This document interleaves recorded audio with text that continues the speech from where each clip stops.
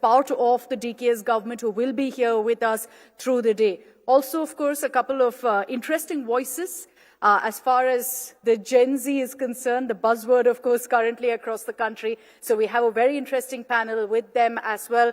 We'll have Mr. D.K. Shivkumar's daughter joining us later today. So a lot of very interesting conversations. I've just given you a few glimpses, essentially. We're just standing by right now for the Honorable Chief Minister of Karnataka to be joining us. He's on his way. So in the next few minutes, he will be entering here for a very, very interesting conversation. So I'll request everyone who's outside of the hall to please enter, take your seats. Due to a security protocol post that, we will have to sanitize the entire area. So I'll request all of you to please be seated, take your places, and then after that, we'll be closing off the hall.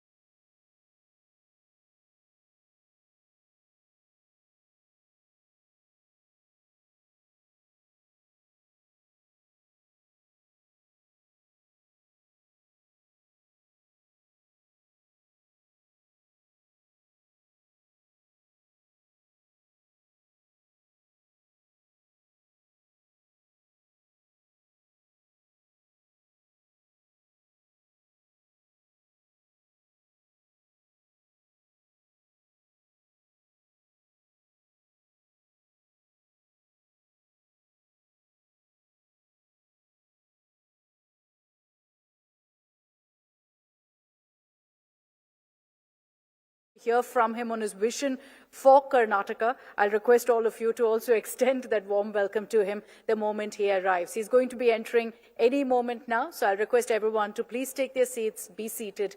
The Chief Minister is currently on his way to the venue.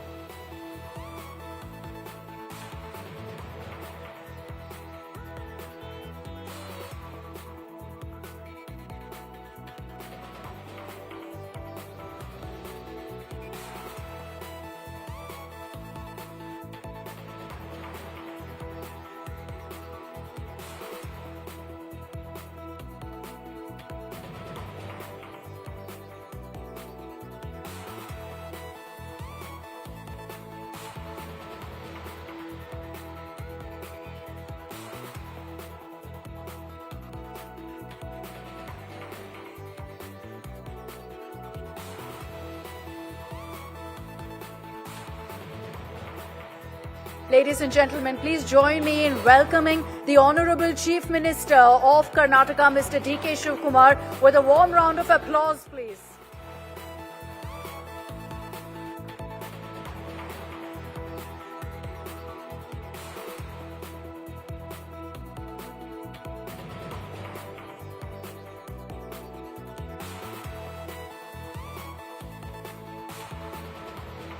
Honourable Chief Minister, welcome, namaskara sir, to the India Today Karnataka Roundtable.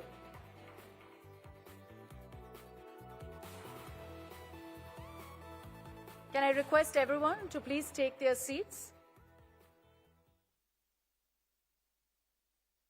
Once again, Honourable Chief Minister, namaskara and welcome to the India Today Roundtable. You've had a very interesting 80 days, sir, at the helm. There's tremendous focus really on your vision for Karnataka, and I'd say the country is watching closely what the Karnataka growth story will look like over the next few years. We're truly honoured, sir, that you have chosen India Today for your first detailed interview since taking charge as Chief Minister, and we look forward, I'm sure all of us here and our viewers look forward to understanding your vision, your priorities and your roadmap for Karnataka. So without further ado, with a round of applause, let's welcome the Honourable Chief Minister of Karnataka, Mr. D.K. Shivkumar, to come up onto the stage, please.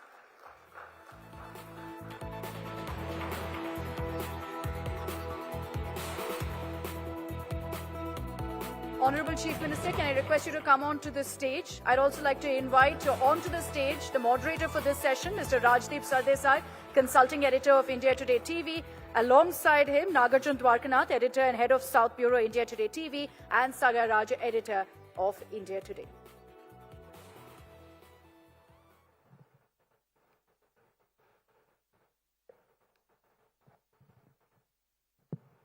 Namaskara, good morning. Happy Onam, happy Eid-e-Milad to each and every one of you. This is a very special occasion, and we are at the Karnataka Roundtable, and it is only appropriate that we start the India Today Karnataka Roundtable with Karnataka's man of the moment, someone who has built a reputation as a formidable politician, not just here in Karnataka, but now at the national level as well.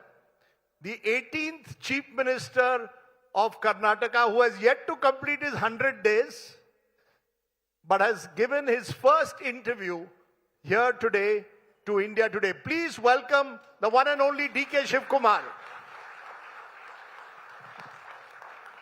Joining me are my colleagues Nagarjun Dwarkanath and Sagai Raj from our Bengaluru Bureau. But welcome, Chief Minister, sir, to the conclave.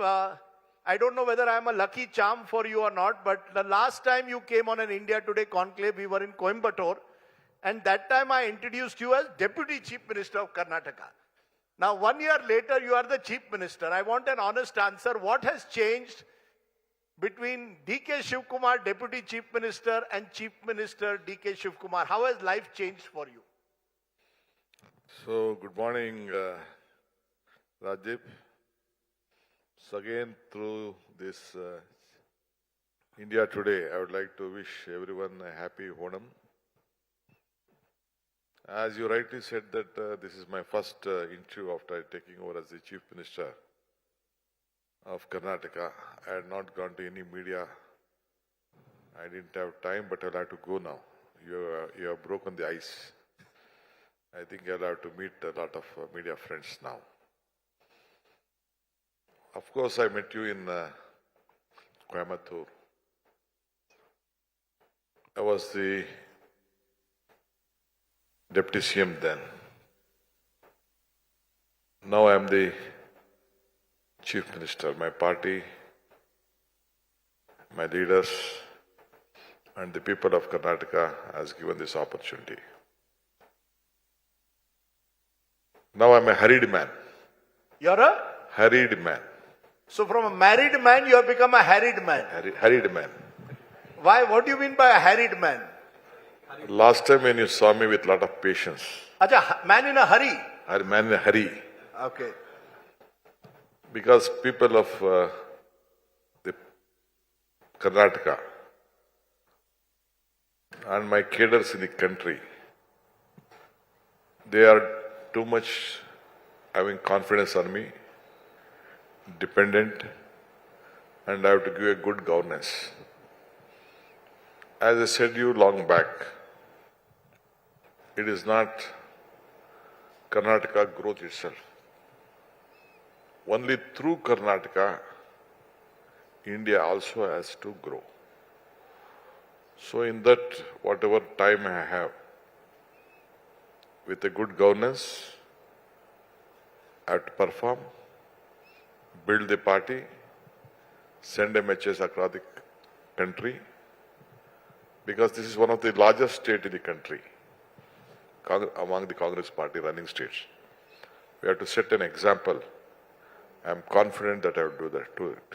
I'm going to come to this Karnataka model that you're talking of in a moment, but I got confused when you said hurry and harried, because I thought you are both.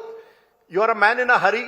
You have always been. You have got 18 months before the next election, so you have limited amount of time to prove yourself. But you're also harried, I felt, because every day we hear news from Karnataka, some MLAs upset not becoming a minister. You have to fly to Delhi to meet the high command for your cabinet. Someone wants to be a chairman of the board. That's why I said, is it very difficult now to become chief minister because you have to take everyone along with you? No, there is no problem in such. Everyone will understand. Everyone has we have about 138, 39 MLAs. We have 40 MLCs. Everyone is capable of becoming a minister, board chairman, everything. I don't have such pressures. And ultimately, my party always takes a call.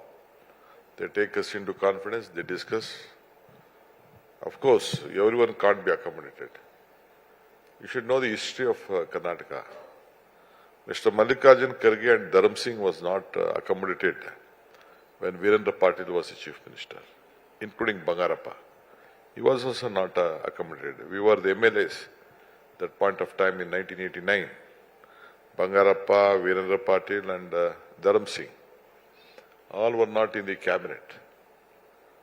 Then even at the time of S.N. Krishna, even at the time of Veerappa Moily, many seniors were being out of the cabinet. Then later, I was myself and Parmeshwar. I am the CM now and Parmeshwar deputy CM. We were not in the cabinet of Dharam Singh, though we were the leaders and we worked with S.M. Krishna cabinet. So last time when Siddaramaiah took over, I was not included in the cabinet initially. After 6 months, I came to the cabinet. So in politics, there will be a lot of adjustment, give opportunities, issues. We'll have to digest all those things. So all my leaders know that aspiring to become is not wrong.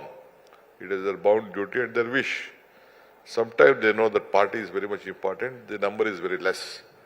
We have to go with whatever the 15% has been the law of this country now.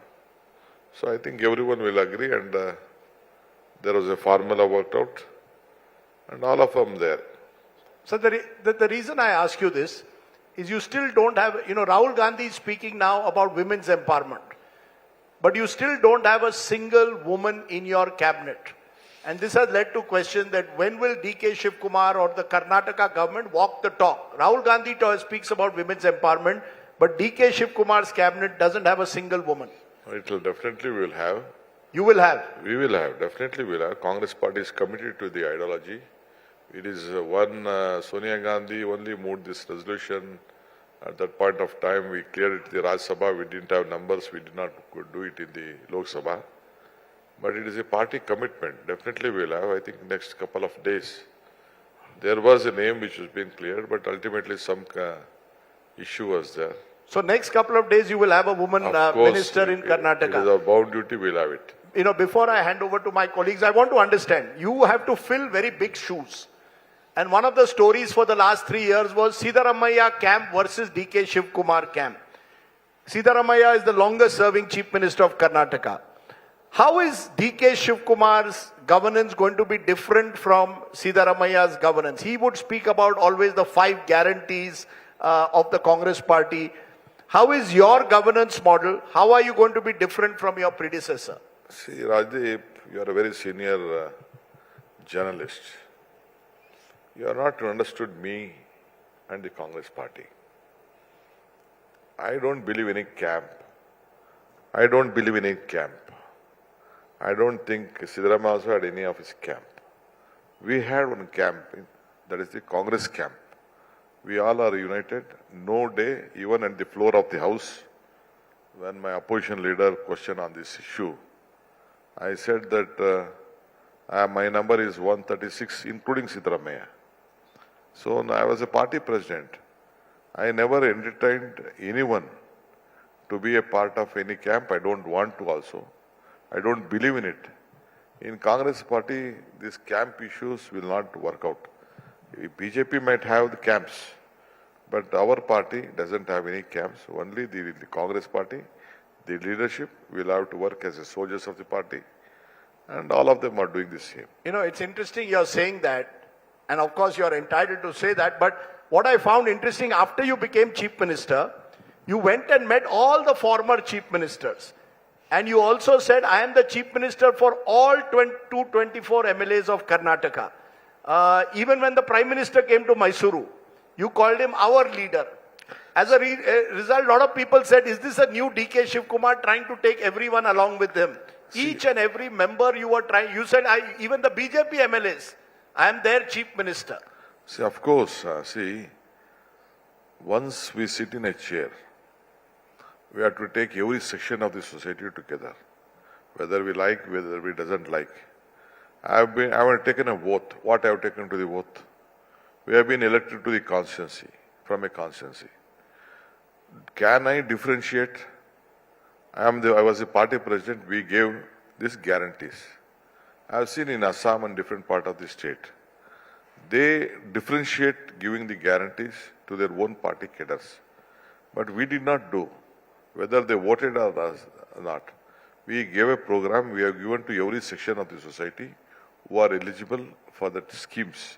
We are spending out 52,000 crore on that scheme. Like that, as a Chief Minister, I have been addressed as a Chief Minister. I am not as a Congress Chief Minister. Maybe representing a Congress party. It is my duty to take every one of the party. That is what I said to the Prime Minister. We went to Mysore. It is the Ramakrishna Ashram. It is Vivekananda's youth center open. I just reminded him the one quote of Swami Vivekananda. Swami Vivekananda said, be bold-hearted when you are defeated. Be large-hearted when you are victorious. That is why I said, Prime Minister, you are victorious now. You should be large-hearted. You should look Karnataka, and India has to grow only through Karnataka and Bangalore. That is what Atal Bihari Vajpayee had said 25 years back. So let us help you. Please help Karnataka. Whatever you had promised, you have to help us. Then only India grows. If India want to grow, the entire country has to look very in a format.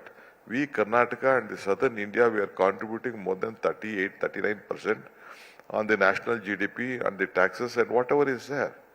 So it is my vision that we will have to take everybody to a section. So no double engine. You believe there can be no double engine, that center should have a different government. Karnataka has an opposition rule. You're saying there can be no discrimination against any government. See, it is a federal structure.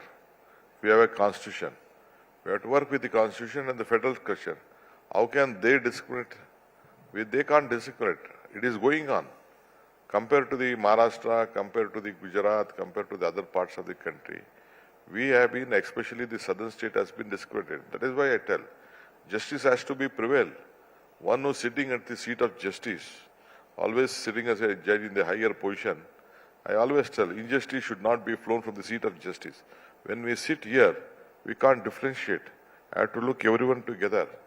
See, our common citizen, we can't tell one Congress fellow will get something, BJP, that is when political decisions are there. But when governance is there, all people who are there in this state should be looked upon equally. No, are you saying that the center is discriminating against the southern states? Of course. Is that because you were at a meeting with Amit Shah ji only the other day of all the South chief ministers in Mahabalipuram. Did you sense any kind of discrimination? No. Or did you raise the issue that South states are being discriminated? If so, how are they being discriminated? Of course, I said that all because we joining together, we serve a very big number in every issues. We have lot of qualities which no other states have. The entire southern state has a great talent pool. So see, for example, we respected the population decision of the central government long back. That is why our numbers are very less compared to the northern India. Now decisions has been taken on the population. Since we respected the population, now our whatever the financial settlement which has to be given, allotment which has been given on the planning commission, that is discriminating us. That is said, we are giving you more money, we are helping you with lot of financial strength, we are solving out lot of employment problem here, and it is a knowledge and a talent hub of South India. So you have to respect that. No, that so you are against delimitation. Did you tell Amit Shah ji that the number of Lok Sabha should be frozen at 543, one-third of them for women, or are you okay with delimitation? Chandrababu Naidu is okay if there is a 50% uniform rise across the seats of South India. I don't agree with that. That is a political strategy what they are trying to raise 50% above, and the North India will be more. What is wrong with we have 5, whatever the existing number is there? So in that reservation only, let they give the whatever the woman reservation is there. Raising that number will definitely create confusion in the minds of South Indians, and South Indians, the voice of South Indians will be choked. Sir, but did you get support from the other chief ministers also on this delimitation issue, be it Mr. Vijay? Because they had moved a resolution in the Tamil Nadu Assembly also saying freeze 543. Did you get consensus from the other chief ministers? Of course, my Tamil Nadu chief minister and the Kerala chief minister all had the same opinion. We all expressed the same thing. We don't want a number to raised. Within whatever the number is there, it has to be shared equally. We have the voices of the South India has to be protected. You're saying voices of South India, Mr. Chief Minister, has to be protected. But the fact is, Karnataka has the second highest FDI in the country today after Maharashtra. The heart of Karnataka is Bengaluru. And before my colleagues take over, let me press you again. You are someone who's grown up in this city, and many believe that Karnataka cannot rise unless Bengaluru becomes a city of the future. You know, it was called the IT city, now people call it the pothole city. And unless you change the image of Bengaluru, how are you going to attract more investment to Karnataka? How are you going to make Bengaluru an engine of growth for Karnataka and South India? See, I think, Rajiv, you have not seen Delhi, you have seen only the main roads of Delhi. I have seen Bombay, Delhi visited. See, there is a house in Delhi which I have. Just within 100, 200 meters, reaching from the main road, I see more than 200 potholes there in my own house. No, but it cannot be because Delhi has potholes, Gurugram has potholes, Mr. Chief Minister, Bengaluru can also have. See, potholes are there a part because we have the population of Bangalore city is 1.4 crores. we have 1.35 crore vehicle. And we are also sorting out lot of problem. Every 3 months, this problems arises. Whenever rain comes, it rains. When a small jerk is happening in a vehicle, definitely 1 or 2 potholes will happen. That is why, to sort out that, we are giving a wide tapping, see that we do cement road, and almost already 60% of the roads in Bangalore city, we have already covered in a cement road. We are planning it. We know that I have already said on your record with you itself that the world is looking at Bangalore. Bangalore. Sir, but If India was to be grown, Bangalore only, through Bangalore only it has to grow. As you rightly said, we are the second highest FDI investment place. More than 2 lakh foreign passports are being here. And almost in the IT capital, as you rightly said, at some point of time, I think I have been disclosed this. This is, California has 1.6, that means 16 lakh IT professionals working there. Whereas Bangalore has 26 lakh IT professional working here. That is the difference between Silicon Valley and Indian Bangalore. So this is the strength of Bangalore. So we know that the foreign direct investment is coming here. We have to grow.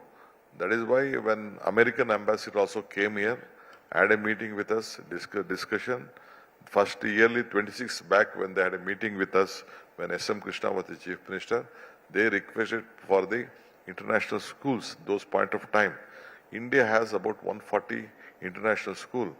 In India, Bangalore has 38 international school. So this is a knowledge hub.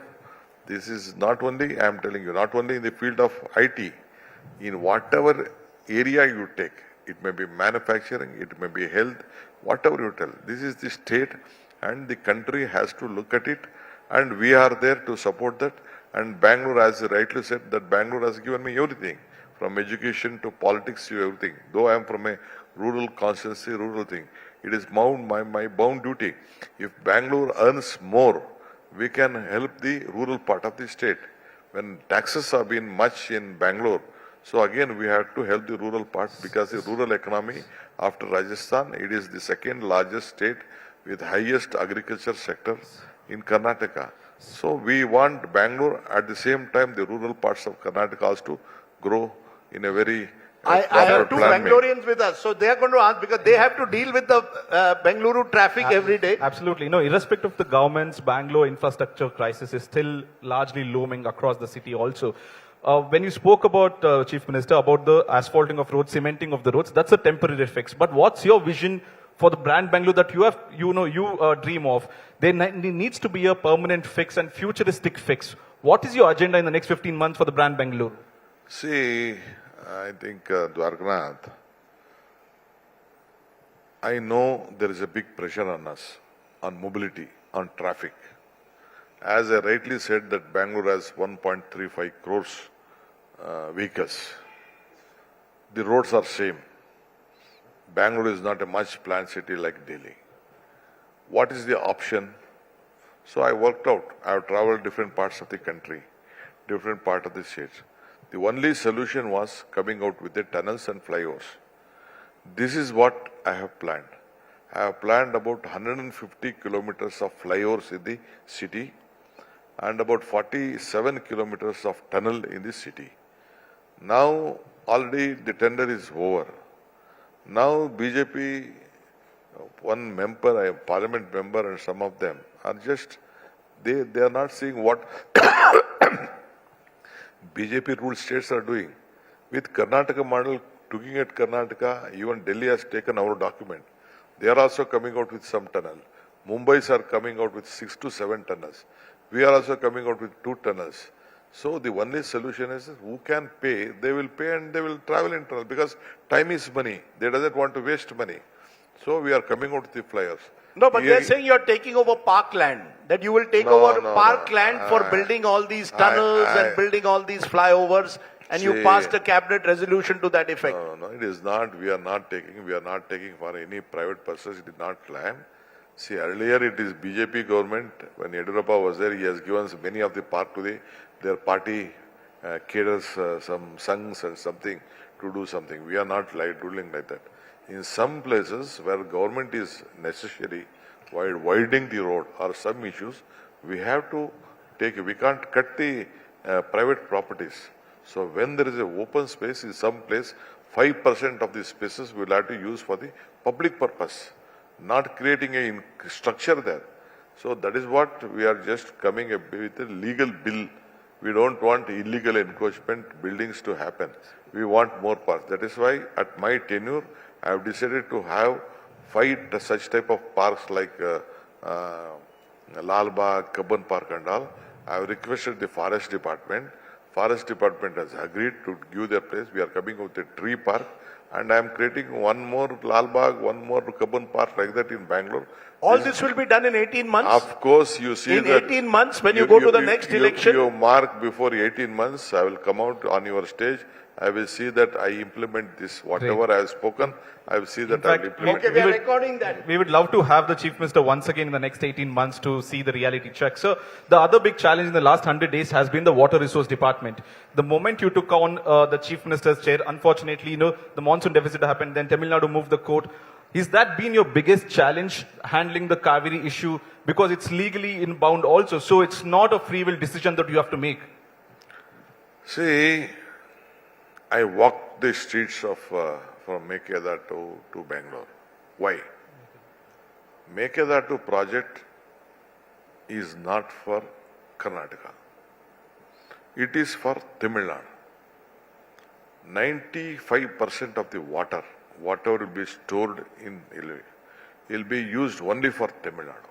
You can't even use a single drop of water from Mekedatu to any part on irrigation. Only whatever 10 TMC of water is being allotted from the Kaveri to Bangalore can be used. This is a life saving for Tamil Nadu, where we want to see that the water which comes out more in an important time will not go to the sea. We have to store there, leave them. We have given an order from the Supreme Court. The court was very kind to see that it is in your land you are doing. It is our bound duty to release 177.25 TMC of water to Tamil Nadu on the proper years, and we are bound to it, and I will honor that commitment, whatever the Supreme Court has directed. So, but in the South Council, when you met Vijay, the Chief Minister... I'm telling you, there also in South Conference, Vijay wanted to come and discuss, but he did not give an agenda. There also I have raised this point. I have said to him very clearly, this dam is only to protect Tamil Nadu interest and the drinking water of Bangalore. Even without giving them, we can draw water, no doubt in it. We are eligible for that. But there is no other place in the nearest point. That is how we are working. See, as you know, as I took over immediately, it is not only Kaveri issue, even on Tungabhadra issue. For the first time, I should thank Mr. C.R. Patil, who came here. Myself, Chandrababu Naidu, Revant Reddy, 3 chief ministers met at Tungabhadra. We decided to solve our internal water problems. We came out with a solution. There also we are losing about 30 TMC of water in Tungabhadra. We all decided that let us not fight each other. We come out with a formula and we asked them to form a committee, and a committee has been there formed. Before Sagai joins us, in fact, that's a classic so example. that is the first meeting among the chief minister where the states were fighting, and we have come to some conclusion. We always have a positive note. Fighting only with the courts will not solve the problem. Sitting across the table, some solutions will come out. So we are worried about, we see that more land will be irrigated, which help the farmer of the state. That is the priority of our state also. Sir, if you notice that you have also highlighted the funds which has not been given for Upper Bhadra project by the central government. It was being sanctioned in the budget. How do you see this? Are you confident that you will get funds? See, I am very sorry to tell this. I don't know. See, the Prime Minister of this country, Nirmala Sitaramji, 4 years back, she had announced in the budget that she will give 5,400 crores to the Upper Bhadra project. That has been voted in the parliament. And whatever has been announced there has been again replicated by Bamma here. Still after 4 years, 5 years, not even a single rupee has been released. This is the differential treatment given from BJP government to the Congress government of Karnataka. Because they did not vote to the BJP, their treatment is such. They wanted to do politics.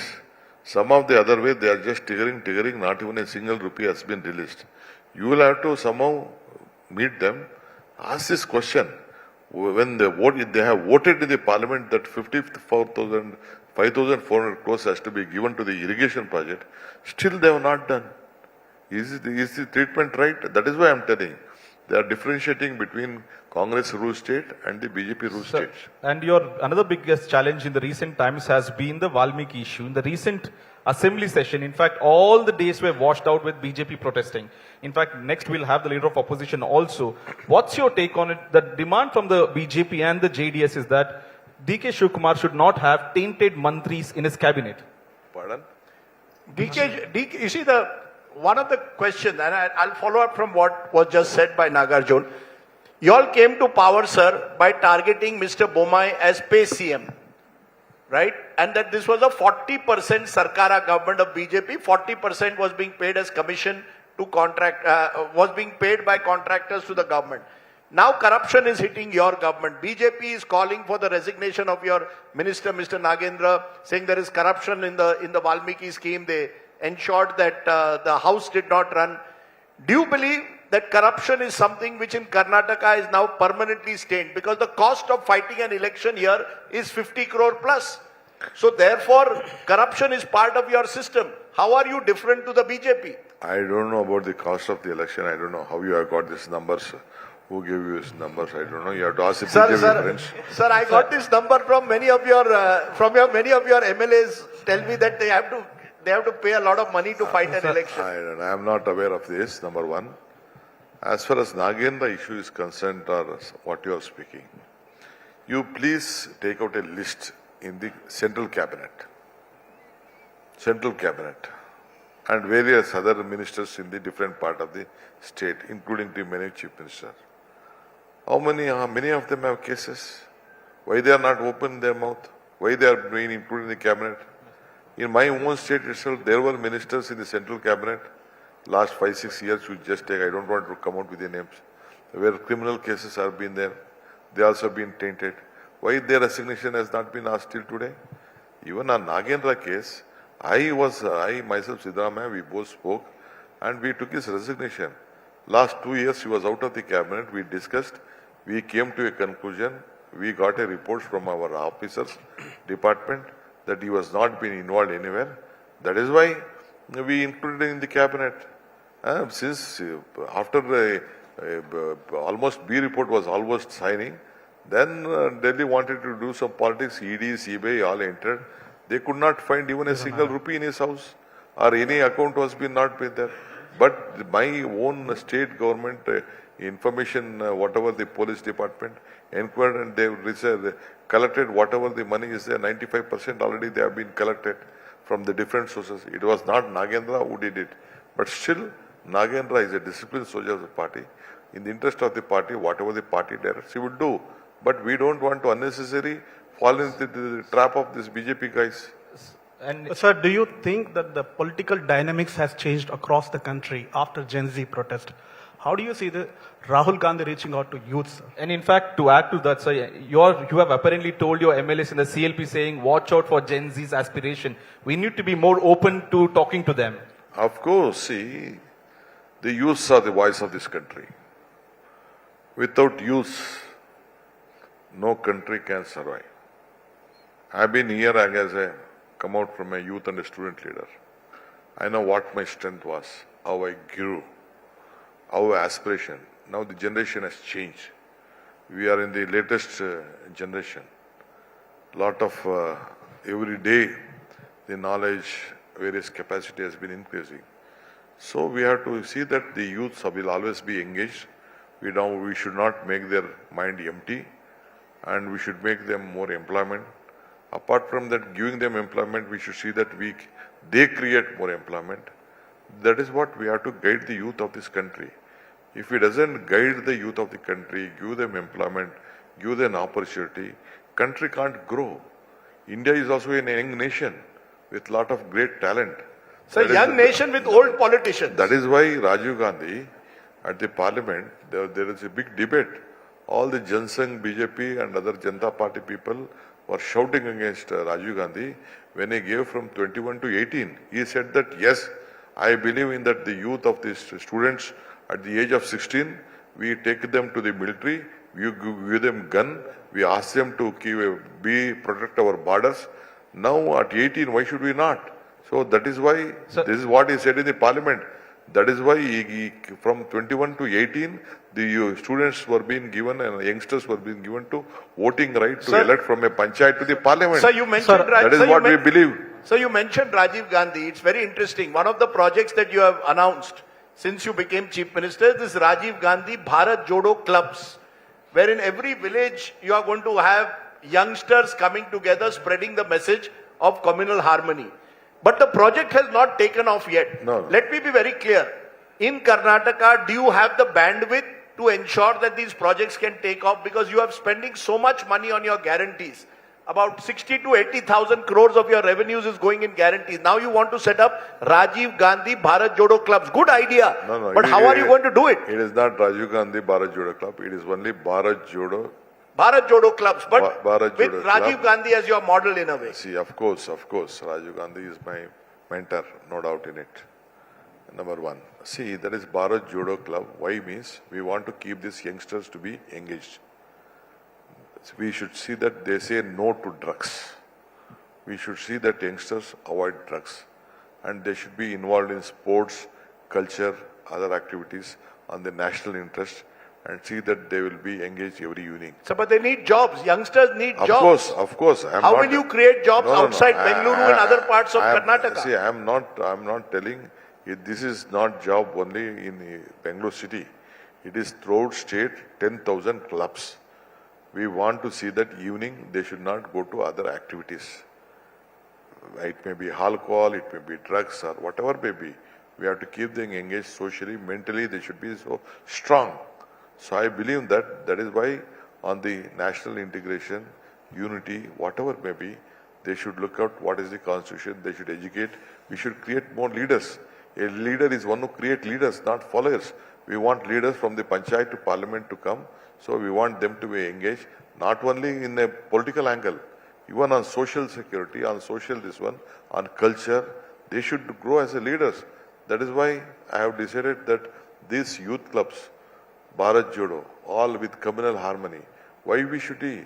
When we are born, no one had an application that which community has to believe, which religion he has to believe. It is the father and the mother who decide, ultimately they become. So let us all be in this like brothers. Why Vivekananda said, went to the different part of the world and said, brothers and sisters. Still we are all brothers and sisters. You may be from different caste, I may be from different religion.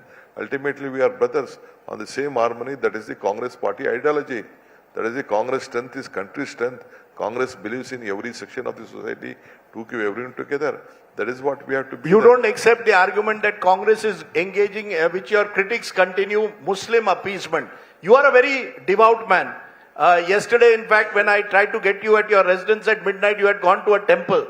But many say that, the Congress party itself is constantly accused of appeasement of a community. Is your politics going to be very different over the next 18 months? See, will you appease Hindus and Muslims in a way?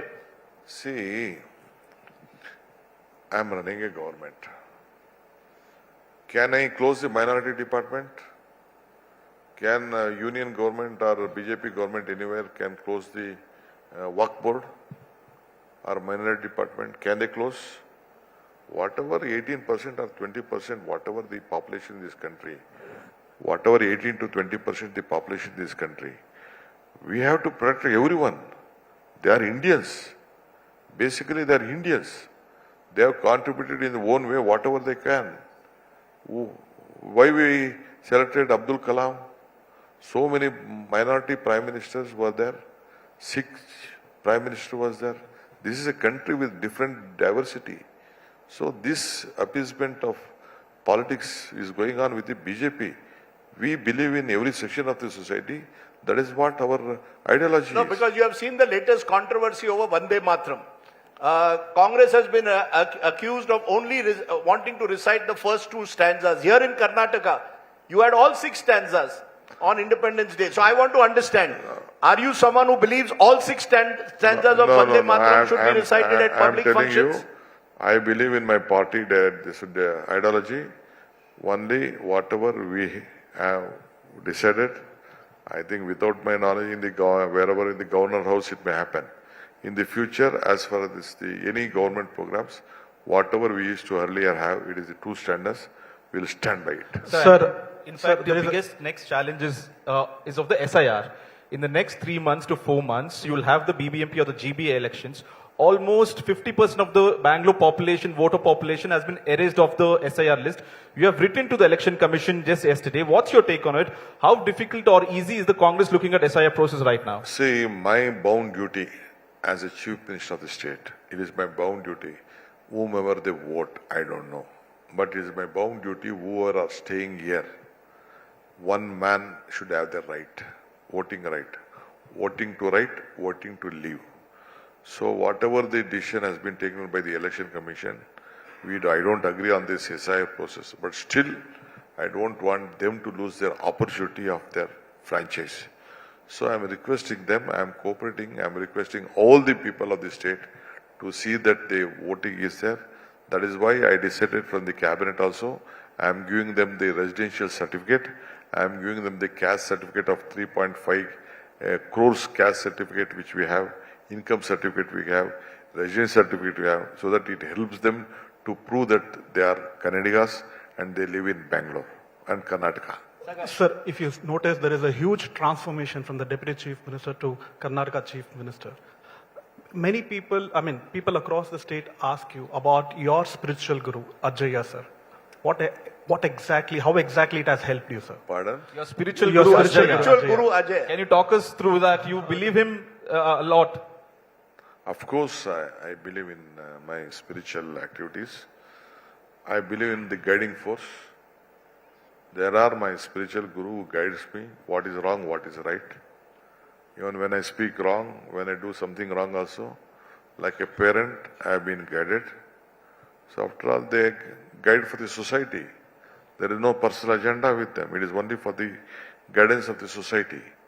So when, as a father, as a guru, when I have been guided, I have to respect their spiritual values. See, India, whether you like it or not, Rajiv Gandhi decided to bring Ramayana and Mahabharata on the TV. Who did it? It is the Congress party. Why? That is the epic of this country. We respect every religion. So that is why, you see... So is there a difference between Hinduism and Hindutva? Given your spiritualism, given that you believe in Ajay, do you believe there's a difference between Hindutva, as the BJP calls it, and being a good Hindu as you claim you are? See, Indira Gandhi. Who gave that name? D.K. Shivakumar, Mallikarjun Kharge. Can we change it? It is not possible. This is a country with different language, different culture, different religion, and we respect everyone. No sun, water, air, you can't change. Everyone has to breathe in the same, including the plants to the animal to the human. Everyone has to speak. Is there any religion in this? Air or plant or water? Nothing is there. The sun also, the sun god is also for everyone, no? So let me ask you in conclusion, no Karnataka Chief Minister in over almost 40 years has been re-elected. No government has got re-elected. It's taken more than 40 years. Are you confident that you can get re-elected in 28, or is it too late? You have only 1.5 years to prove yourself. Are you still confident that you can win this election in Karnataka, or will anti-incumbency strike? Rajdeep, I came only to India today, because you believed me. In Panipat, when Rahul Gandhi was going on a Bharat Jodo Yatra, your anchor asked me one question in Panipat. I said 136. Then you came to Delhi and you interviewed me. What is your intake before the election? I gave with confidence and said you that be bold. You are on record. You can display. My number will be 136. You telecasted it. Am I right? Yes. You telecasted. And you proved right. What I said, you proved right. I am telling you on record, not only to you, to the country, to all my friends across the parties. I will win back with more numbers and I will see that the Congress party government is formed again. As we wrap up, in fact, a lot of people keep asking the Prime Minister, where does he get his energy from? If I can throw the same question, where does DK Shivkumar get the energy from? He doesn't sleep. He wakes up at 6 a.m. At 4 a.m. he's on a call. At 1 a.m. he's outside meeting people. Do you sleep? As your bureaucracy able to catch up with you? See, without hard work, Dwarkanath, without hard work, there will be no pay. Only hard work can only pay. Where there is a will, there is a way. Determination, discipline, dedication should be the main importance. As you also do a lot of dedication, hard work, you will also be benefited. Like that, to come out with a successful story, hard work is needed. Of course, there is a health concern in it. Definitely, people like you, all of them are advising all that. Next, I think even my guru also, yesterday, last night also, he was shouting against me because I have to close within 10 o'clock and I should have a good sleep. I think next week I will start that. In fact, that's my suggestion also. Sleep more, you'll be more productive. By the way, just very quickly, you mentioned you're going to win with an even bigger margin. Congress party in different parts of the country is on the retreat. But here in Karnataka, when the MLC elections took place, you actually got one extra seat for the Congress. And the belief is that you broke the JDS and the BJP. Well, how do you do it? Is there something, I mean, this is what the Congress party needs to, do you believe in Sam Dam Danda Bhed politics? I mean, I once called you the Amit Shah of the Congress. No, I don't. And you were, I don't know how you reacted to that, but you were called the Amit Shah of the Congress. Are you the Amit Shah of the Congress that you know how to break your opponents? No, I don't want to be Amit Shah. You don't want to be Amit Shah of the Congress? I don't want to be Amit Shah. I am just small worker of the party within whatever responsibility has given in Karnataka. And anyway, So how did you get one extra MLC? See, I am telling you, I never broke BJP or Janata Dal. Among the 80 seats, whatever both of them have, 12 MLAs has voted in favor of the Congress party. That means Janata Dal and BJP MLAs, their representative, they believe that the Congress party is the future of Karnataka. What an idealistic answer, sir. Okay, It is not an answer, I say. They have voted. yeah, that is what Amit Shah will also That say. is why they have voted. And then it has been elected. It is a confidential vote. Their conscious vote. So Their conscious vote. So Amit That Shah is will why say the same thing in Delhi. to show their faces, now they are creating some confusion. They are not allowing the assembly to be conducted, making there and bringing out some small issue. Kumar Swamy can't show his face to the party, national level. BJP leaders can't show. So every day they want it to be So you have- news. you- You also giving a space So to you them. mean to say there are Let them do more- whatever they want. you But have friends- ultimately in democracy, what is no? So you have friends It is in- a postal ballot. It is a Secret ballot, secret ballot. Their heart came out. So you have your They friends came out with an inquiry committee. What happened? Then Kumar Swamy tells that I wanted to look whatever was inside this one. So I tried to put up a candidate. So, Okay. so we can expect more surprises like this in future, sir? More surprises like this in the future? Of course, politics in Karnataka will have more surprises, more changes, more strength. And this is the state when the entire national party of the other opposition parties, even in 78, was looking at. This is the state has given a different color. They see always the candle, no, when a light comes out, always it comes from the south. So this Karnataka will bring Karnataka, then Telangana, that the national again in 99, into the 29, again Congress party will come and you take to that Rahul Gandhi will be the Prime Minister 2029. You Sir, take many You are bill- telling me again, once again, that Rahul Gandhi will be the Prime Minister of India in 2029. You have claimed that you will have the highest number of seats the Congress has had, more seats in Karnataka than you had last Of course, time. we will reach 20 seats. You note it from me. 20 seats in Lok Sabha from Karnataka Yes. and more in the assembly than last time. DK Yes. Shiv Kumar, all of this is on record. As we end, I want to leave you with an interesting story about Mr. DK Shiv Kumar. I had gone to see him in his Delhi house a couple of weeks ago after he had become chief minister. And DK Shiv Kumar wanted to have a haircut. Now he wanted to go to his favorite barber who is in the colony. The security guard came and said, "Sir, you are now chief minister. You cannot have a haircut in your colony like this. We will call the barber to the house." He said, "No, I will go and meet him." Did you have a haircut eventually at the barber shop, or do you now have a VVIP haircut in the bungalow? No, VP. For one day, I paid him only 50 rupees for the haircut in Delhi. If DK Shiv Kumar pays 50 rupees for a haircut, sir, at least sometimes make sure that you have a 5-star haircut. Now that you are the chief minister of the state. See, I believe in simple living. But what things come out, lot of friends come, give me Louis Vuitton, give me this one, put, what to do? See, I want a simple life. After all, what is there? How much you can eat, how much you can... It is a very small, it's a basic courtesy, that's all. Okay, I'm going to leave it there. The man who claims to be the simple politician, but has also made a lot of predictions here today. We will hold him to all of this because, of course, we will have another Karnataka Roundtable next year ahead of the elections. But you have a tough task, sir, ahead of you. 18 months to go. You are a man in a hurry. The last Karnataka politician who said he was a man in a hurry or was called a man in a hurry, remember, was Devagowda. And he went on to become the Prime Minister of the country. So it's not bad in life, sir, to be a man in a hurry. But we wish you all the very best, Mr. DK Shiv Kumar.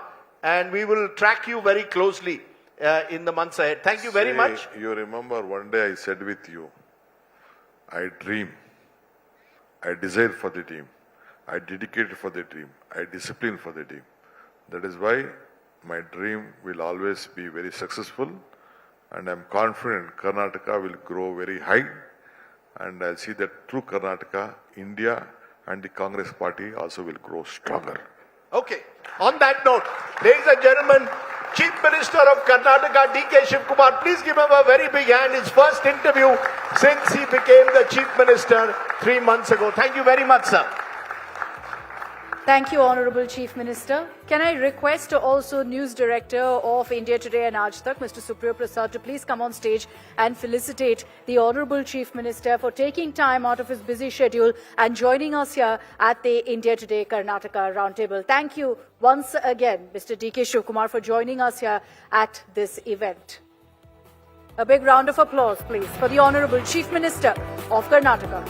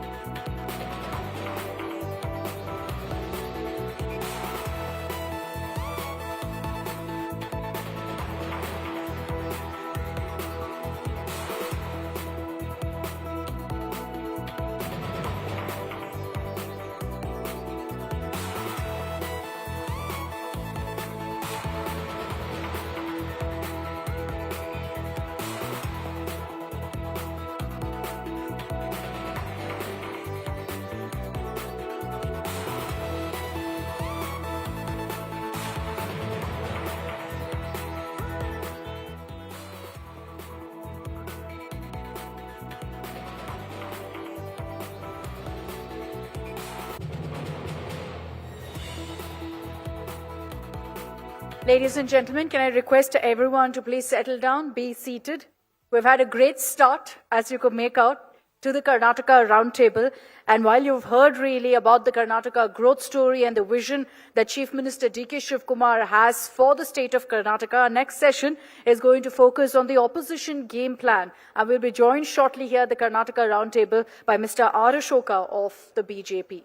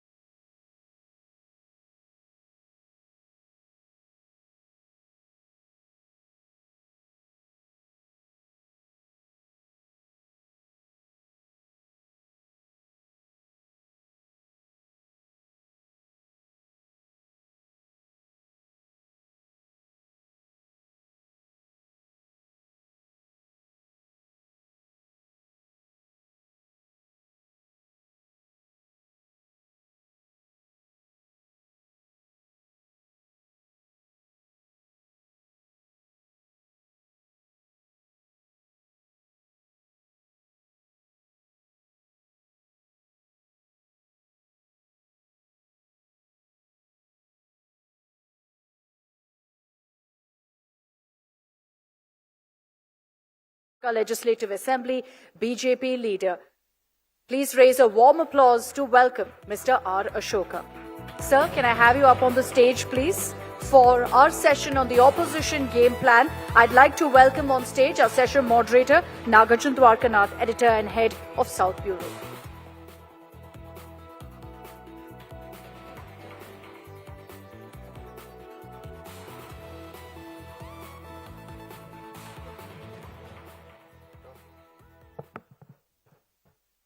Ladies and gentlemen, this is the leader of opposition, Mr. R. Ashok from the BJP, a 7-time MLA from the Bangalore city. He knows Bangalore in and out.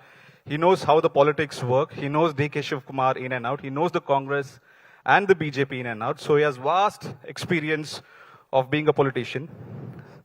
But this conversation will also be in Kannada because we are in the land of Bangalore and in Karnataka. So we'll have this conversation in Kannada also. Sir, ನಿಮಗೆ ಓಕೆನಾ sir ಕನ್ನಡದಲ್ಲಿ ಮಾತಾಡೋದು? Kannada first Kannada. Sir, let's start of the conversation. Last 15 ದಿನದಲ್ಲಿ sir ಸದನ ನಡೆಯಕ್ಕೆ ನೀವು ಬಿಡ್ಲಿಲ್ಲ ಅಂತ ಮುಖ್ಯಮಂತ್ರಿಗಳು ಹೇಳ್ತಿದ್ದಾರೆ.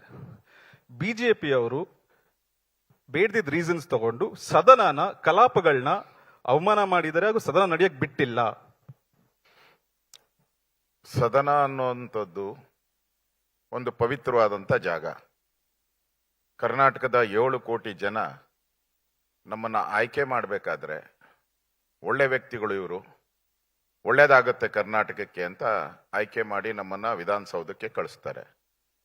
ನೀವು ಕಾಂಗ್ರೆಸ್ ಅವರು ನಾಗೇಂದ್ರ ಮಂತ್ರಿ ಮಾಡಿದ್ದೀರಾ. ಅವರು ಡೈರೆಕ್ಟ್ ಆಗಿ ಕರಪ್ಷನ್ ಅಲ್ಲ, ಡೈರೆಕ್ಟ್ ಆಗಿ ಖಜಾನೆಗೆ ಕೈ ಹಾಕಿ 187 ಕೋಟಿ ಹಣವನ್ನ ಲೂಟಿ ಮಾಡಿ ಅದನ್ನ ಆಂಧ್ರ ಕಳಿಸಿ ಅಲ್ಲಿಂದ ಕಾಂಗ್ರೆಸ್ಸಿನ ಚುನಾವಣೆಗಳಿಗೆ ಖರ್ಚು ಮಾಡಿರೋದು ಈಗಾಗಲೇ ಇಡಿ ಮತ್ತು ಸಿಬಿಐ ಕ್ಲಾರಿಫಿಕೇಶನ್ ಕೊಟ್ಟಿದೆ. ಮತ್ತೆ ಈಗಾಗಲೇ FIR ಕೂಡ ಆಗಿದೆ, ಚಾರ್ಜ್ ಶೀಟು ಕೂಡ ಆಗಿದೆ. ಇಷ್ಟೆಲ್ಲ ಇದ್ರೂ ಕೂಡ ಒಬ್ಬ ನಾಗೇಂದ್ರನ್ಗೋಸ್ಕರ ತಿಂದಿರೋದು ದಲಿತರ ಅಮೌಂಟು. ತಿನ್ನಕ್ ಮುಂಚೆ ನಾಗೇಂದ್ರ ನಾನು ದಲಿತ ಅಂತ ಹೇಳ್ತಾರಲ್ಲ, ಆ ಹಣವನ್ನ ಮುಟ್ಟಕ್ ಮುಂಚೆ ಇದು ದಲಿತರ ಹಣ ಅಂತ ಗೊತ್ತಿರ್ಲಿಲ್ವಾ? ಅಂತವ್ರನ್ನ ಒಬ್ಬರನ್ನ ನೀವು ಸದನದಲ್ಲಿ ಕೂತ್ಕೊಂಡು ಚರ್ಚೆ ಮಾಡು ಅಂತ ಹೇಳಿದ್ರೆ ಕರಪ್ಷನ್ ಬಗ್ಗೆ ಏನು? ಮುಖ್ಯಮಂತ್ರಿ ಹೇಳಿದ್ರು ಡಿ ಕೆ ಶಿವಕುಮಾರ್ ಅವರು, ನಾನು ಕರಪ್ಷನ್ ಯಾರನ್ನ ಇದ್ರೆ ನಾನು ಫೋನ್ ಮಾಡಿ ಅಂತೇಳಿ, ನನ್ನ ಫೋನ್ ಓಪನ್ ಆಗಿರುತ್ತೆ, ಯಾರು ಬೇಕಾದ್ರೂ ಫೋನ್ ಮಾಡಿ ಅಂತೇಳಿ. ಪಕ್ಕದಲ್ಲೇ ಕರಪ್ಷನ್ ಮಾಡಿರೋನ್ನ ಇಟ್ಕೊಂಡು ನೀವು ಫೋನ್ ಹಾಕ್ಬೇಕು ನಿಮ್ಗೆ? ಹಂಗೈ ಉಣ್ಣಿಗೆ ಅದೇನೋ ಕನ್ನಡಿ ಬೇಕಾ ನಿಮ್ಗೆ? ಅದರಿಂದ ಇಂಥ ಒಬ್ಬ ಕರಪ್ಟ್ ಮಂತ್ರಿ ಸದನದಲ್ಲಿ ಕೂತ್ಕೊಳ್ಳುವಂಥದ್ದು ಸರಿ ಇಲ್ಲ. ಅದಕ್ಕೋಸ್ಕರ ನಾವು ಸದನ ನಡೆಯಕ್ಕೆ ಬಿಟ್ಟಿಲ್ಲ. ಮುಖ್ಯಮಂತ್ರಿಗಳು ನೀವು ಕೂತಿರೋ ಚೇರಲ್ಲಿ ಕೂತಿದ್ರು. ಏನ್ ಹೇಳ್ತಾರೆ ಅಂದ್ರೆ ಕೇಂದ್ರ ಮಂತ್ರಿಗಳ ವಿರುದ್ಧನೂ ಇದೇ ತರ ಚಾರ್ಜಸ್ ಇದೆ. ಏನ್ ಕೇಂದ್ರ ಮಂತ್ರಿಗಳು ರಾಜೀನಾಮೆ ಕೊಟ್ಟಿದಾರ? ಪ್ರೂವ್ ಆಗಿದೆಯಾ? ಪ್ರೂವ್ ಆಗೋ ತನಕ ಎಲ್ಲರೂ ನಿರಪರಾಧಿನೇ. ಸೊ ನಾಗೇಂದ್ರ ಕೂಡ ಪ್ರೂವ್ ಆಗೋ ತನಕ ನಿರಪರಾಧಿ. ಕೇಂದ್ರ ಮಂತ್ರಿಗಳು ರಾಜೀನಾಮೆ ಕೊಟ್ರೆ ನಾಗೇಂದ್ರನು ರಾಜೀನಾಮೆ ಕೊಡ್ತಾರೆ. ಹಾಗಾದ್ರೆ ನಾಗೇಂದ್ರನ ಸಿದ್ದರಾಮಯ್ಯನವರು ಇದೇ ಮಂತ್ರಿಮಂಡಲದಲ್ಲಿ ಸಿದ್ದರಾಮಯ್ಯನವರು ನಾಗೇಂದ್ರ ರಾಜೀನಾಮೆ ಯಾಕೆ ತಗೊಂಡ್ರಾಗ್ರೆ? ಸಿದ್ದರಾಮಯ್ಯನವರು ಕಂಟಿನ್ಯೂ ಮಾಡ್ಬೋದಾಯ್ತಲ್ಲ, ನಾಗೇಂದ್ರನ ಕಂಟಿನ್ಯೂ ಮಾಡಿ ಇಟ್ಕೊಬೋದಾಯ್ತಲ್ಲ. ವೈ ಸಿದ್ದರಾಮಯ್ಯ? ಯಾಕೆ ಸಿದ್ದರಾಮಯ್ಯ ನಾಗೇಂದ್ರನ್ನ ಅವತ್ತು ಮಂತ್ರಿಯಿಂದ ವಜಾ ಮಾಡಿದ್ರು? ಡಿ ಕೆ ಶಿವಕುಮಾರ್ ಯಾಕೆ ತಗೊಂಡ್ರು ಅವರು? This is the my question. People asking the question to the CM. ನೀವು ಅವ್ರನ್ನ ತಗೊಂಡಿದ್ದು ಯಾಕೆ? ಕೈ ಬಿಟ್ಟಿದ್ದು ಯಾಕೆ? ಮತ್ತೆ ತಗೊಂಡಿದ್ದು ಯಾಕೆ? ಇಷ್ಟೇ ಪ್ರಶ್ನೆ ನಮ್ದು. ಈ ಪ್ರಶ್ನೆಗೆ ಅವ್ರ ಹತ್ರ ಉತ್ತರ ಇಲ್ಲ. ಕರಪ್ಟ್ ಇದ್ದಾರೆ ಅಂತ ಹೇಳಿದ್ರೆ ಕರಪ್ಟ್ ಇರೋರ್ಗೆ ನಾವು ಪ್ರತಿಭಟನೆ ಮಾಡಿರೋದು. In fact, what Mr. R. Ashok is saying for our audience across the country is that Siddaramaiah in the first cabinet, when he became the chief minister, dropped Nagendra. What is the reason that he was dropped, and now why is he re-inducted? Nagendra, when D.K. Shivkumar became the chief minister, he became one of the cabinet mantris, and that's the reason why the LOP is asking a question. What was the reason to drop him first, and what is the reason to be re-inducted into the cabinet? Sir, ರಾಜೀನಾಮೆ ಕೊಡಲ್ಲ ಅಂತ ಹೇಳ್ತಿದ್ದಾರೆ. ಮುಂದಿನ ನಡೆ ಏನ್ sir? ಕೊಡೋಲ್ಲ ಅಂದ್ರೆ ಬಿಡೋ ಪ್ರಶ್ನೆನೇ ಇಲ್ಲ. The only one agenda corrupt, looted. ದಲಿತರ ಅಮೌಂಟ್ ಅನ್ನ ಲೂಟ್ ಮಾಡಿದ್ದಾರೆ, SC ಹಣನ ಲೂಟ್ ಮಾಡಿದ್ದಾರೆ. We never leave. I am telling. So you will take it to a logical conclusion. India Today debate ಅಲ್ಲಿ I am participating 100%. We never leave. Only after resignation only next assembly also run. Otherwise, there is no assembly. We fight for the justice. return back to the all our SC amount, it return back to the our treasury. That is the agenda. We never leave. We fight. End. In fact, ಈಗ just ಬಂದಿರೋ ಸುದ್ದಿ Nagendra has sent a press statement saying that I will not resign. Whatever rumors that you are hearing about my resignation should not be believed. I will not resign. A message just half an hour before to all the media is issued a statement. We are not leave. We are not leaving. ಪಾದಯಾತ್ರೆ ಮಾಡ್ತಿದ್ದೀರಾ sir? 100%. Padayatra. We are doing the Padayatra. Next, I am planning to CM office, CM residence. ಮುತ್ತಿಗೆ ಹಾಕ್ತೀರಾ? ಮುತ್ತಿಗೆ ಹಾಕುವಂತ ಕಾರ್ಯಕ್ರಮವನ್ನ ನಾವು ಮಾಡ್ತೀರಿ. 100% CM office ಅನ್ನ ಮುತ್ತಿಗೆ ಹಾಕ್ತೀರಿ. ಯಾವುದೇ ಕಾರಣಕ್ಕೂ ಬಿಡಲ್ಲ. No doubt at all. So the LOP is quite confident that Nagendra will resign. He's saying we will do a Padayatra from Raichur to Ballari. If not, we will also try to lay siege on the chief minister's residence. Sir, ನೀವೊಬ್ರು constitutional post ಕುತ್ಕೊಂಡು ನೀವು ಹೇಳ್ತೀರಾ ಮುಖ್ಯಮಂತ್ರಿ ಮನೆಗೆ ನಾವು ಮುತ್ತಿಗೆ ಹಾಕ್ತಿದೀವಿ ಅಂತ. Next ಪ್ರಶ್ನೆನೇ ಇಲ್ಲ. ಮುಖ್ಯಮಂತ್ರಿ ಮನೆಗೆ ನುಗ್ಗುತ್ತೀರಿ, ಮತ್ತೆ ಅಧಿವೇಶನದಲ್ಲಿ ನೆಕ್ಸ್ಟ್ ಅಧಿವೇಶನ ನಡೆಯೋಕ್ಕೂ ಬಿಡಲ್ಲ. ನಾವು ಯಾವುದೇ ಕಾರಣಕ್ಕೆ ಬಿಡಲ್ಲ. ನಾವು ಯಾಕಂದ್ರೆ ಇದನ್ನ ಕಾಂಗ್ರೆಸ್ ಪಾರ್ಟಿ ಫಂಡ್ಗೆ ಹೋಗಿದೆ. ನಾವು ನೆಕ್ಸ್ಟ್ ಬೇಕಾದ್ರೆ ರಾಹುಲ್ ಗಾಂಧಿ ಆಫೀಸ್ಗೂ ಹೋಗಿ ಬೇಕಾದ್ರೆ ಮುತ್ತಿಗೆ ಹಾಕಕ್ಕೆ we are ready. We want a resignation. Corrupt minister cabinet ಅಲ್ಲಿ ಇರಬಾರ್ದು. That is our decision. We take all ನಮ್ಮ ಪಾರ್ಟಿಯಲ್ಲಿರೋರು ಎಲ್ಲರೂ ಕೂಡ we take an a single decision. All our MLAs, our party workers ನಾವು ಡಿಸಿಷನ್ ಮಾಡಿದಿರಿ. Up to end resignation only is the solution for the Congress. Otherwise we are not leave this issue. In fact ನೀವು ಈಗ alliance ಅಲ್ಲಿ ಇದ್ದೀರಾ sir. You are with an alliance in a regional party called JDS. 2028 election hypothetically let's assume ನೀವಿಬ್ರು election ಗೆಲ್ತೀರಾ ಅಂತ. ಮುಖ್ಯಮಂತ್ರಿ ಯಾರಾಗ್ತಾರೆ ಸರ್? Who is the chief minister for this alliance? Is it Kumaraswamy? Is it Ashok? Is it Vijayendra? Is it a third person? ಯಾರಾಗ್ಬೋದು? That will decide in the NDA meeting. So we fight against the Congress. ನಾವು ರೂಲಿಂಗ್ಗೆ ಬರಬೇಕು ಅನ್ನೋದು ಇಂಪಾರ್ಟೆಂಟೇ ಹೊರತು who is become the chief minister that is next. Hour party BJP led government will come the power 2028. Sure, no doubt at all. Because they don't want the corrupt, no development in Karnataka. All, wherever we go in Bangalore, all over the Karnataka, pothole, garbage city. Bangalore become the garbage city now. So, people wants change. But there is also allegation that ಸಮನ್ವಯದ ಕೊರತೆ ಇದೆ ನಿಮ್ಮಿಬ್ಬರ ಮಧ್ಯ. JDS ಹಾಗೂ BJP ಅವ್ರು ಬಿಡದಿ ಪಾದಯಾತ್ರೆ ಮಾಡ್ತಾರೆ, BJP ಇಂದ ಯಾರು ಹೋಗಲ್ಲ. ತಮ್ಮ ಇವಾಗ ಪಾದಯಾತ್ರೆಗೆ ಅವ್ರು ಬರ್ತಾರ ಗೊತ್ತಿಲ್ಲ. So is there some lack of coordination between you and the JDS? No, 100% coordination is there. ನಾನು ಹೋಗಿದ್ದೀನಿ ಬಿಡದಿ ಟೌನ್ಶಿಪ್ ಹೋರಾಟದಲ್ಲಿ. ನಾನು ಹೋಗಿ ಇನಾಗ್ರೇಷನ್ಗೆ ಹೋಗಿ ಬಂದಿದ್ದೀನಿ. ಇನ್ the assembly also every person JDS supported us. ನನಗೆ ಸಪೋರ್ಟ್ ಮಾಡಿದ್ದಾರೆ JDS. ಇನ್ನು ಅವರ ಪಾದಯಾತ್ರ ಆಲ್ಸೋ ನಾವು ಅವ್ರಿಗೆ ಇನ್ವೈಟ್ ಮಾಡಿದ್ದೀನಿ. ನಾನೇ ಕುಮಾರಸ್ವಾಮಿ ಅವರಿಗೆ ಇನ್ವೈಟ್ ಮಾಡಿದ್ದೀನಿ. ನೆಕ್ಸ್ಟ್ ಮುಖ್ಯಮಂತ್ರಿ ಮನೆಗೆ ಮುತ್ತಿಗೆ ಹಾಕೋದಕ್ಕೂ ನಾನು JDS ಅವ್ರನ್ನ ಜೊತೆಲಿ ಕರ್ಕೊಂಡು ಮುತ್ತಿಗೆ ಹಾಕ್ತೀನಿ. ನಾಗೇಂದ್ರ ರಾಜೀನಾಮೆ ಕೊಡಲೇಬೇಕು. There is no alternative for the Congress. That is my word. This is my word. I've never seen Mr. R. Ashok being so confident and speaking with conviction. This is the first time that he's saying, no matter what, we will take the resignation of the minister. Idu yaar ಗೆಲುವಾಗುತ್ತೆ? JDS ಗೆಲುವಾಗುತ್ತೆ, ನಿಮ್ ಗೆಲುವಾಗುತ್ತಾ? NDA ಗೆಲುವು. Say NDA. It is NDA. Kumaraswamy supported us. ನಾನು ಅವ್ರ ಜೊತೆ telephone ಅಲ್ಲಿ ಮಾತಾಡಿದ್ದೀನಿ. Entire in the assembly Kumaraswamy ಅವರು ಪೂರ್ತಿ ಅಶೋಕ್ ಏನ್ ಹೇಳ್ತಾರೆ ಆ ತರ ಮಾಡಿ ಅಂತ ಹೇಳಿ ಕುಮಾರಸ್ವಾಮಿ ಅವರು ಅವ್ರ ಪಾರ್ಟಿಯವ್ರಿಗೆಲ್ಲ ಹೇಳಿದ್ದಾರೆ. ಸೊ ನಾವು ಅವರು ಹೋರಾಟ ಮಾಡಿದ್ದೀರಿ. First time in the history. ನೀವು ಯೋಚನೆ ಮಾಡಿ, first time in the history ಒಂದೇ ಇಶ್ಯೂ ಮೇಲೆ resignation of Nagendra continuously fight ಮಾಡಿರೋದು ಆಫ್ಟರ್ ಲಾಂಗ್ 50 years ಹಿಸ್ಟ್ರಿಯಲ್ಲಿ ಯಾವತ್ತೂ ಇಲ್ಲ. It's the first time record history created by BJP. R. Ashok is saying that he's also spoken to the Union Minister Kumaraswamy, saying that we are in coordination with it. And if at all the minister resigns, it's going to be a joint victory of both JDS and the BJP here. Sir, but allegations are also about BJP being a broken house. When we speak to the CM, when we speak to other Congress MLAs, they're very happy that opposition is weak, according to them. Idu satyana, nimma mane kuda odide. Leadership unity ಇಲ್ಲ, state unit is not cohesively working together. ಅದ್ರ ಬಗ್ಗೆ ಏನ್ ಹೇಳ್ತೀರಾ sir? No, that is wrong.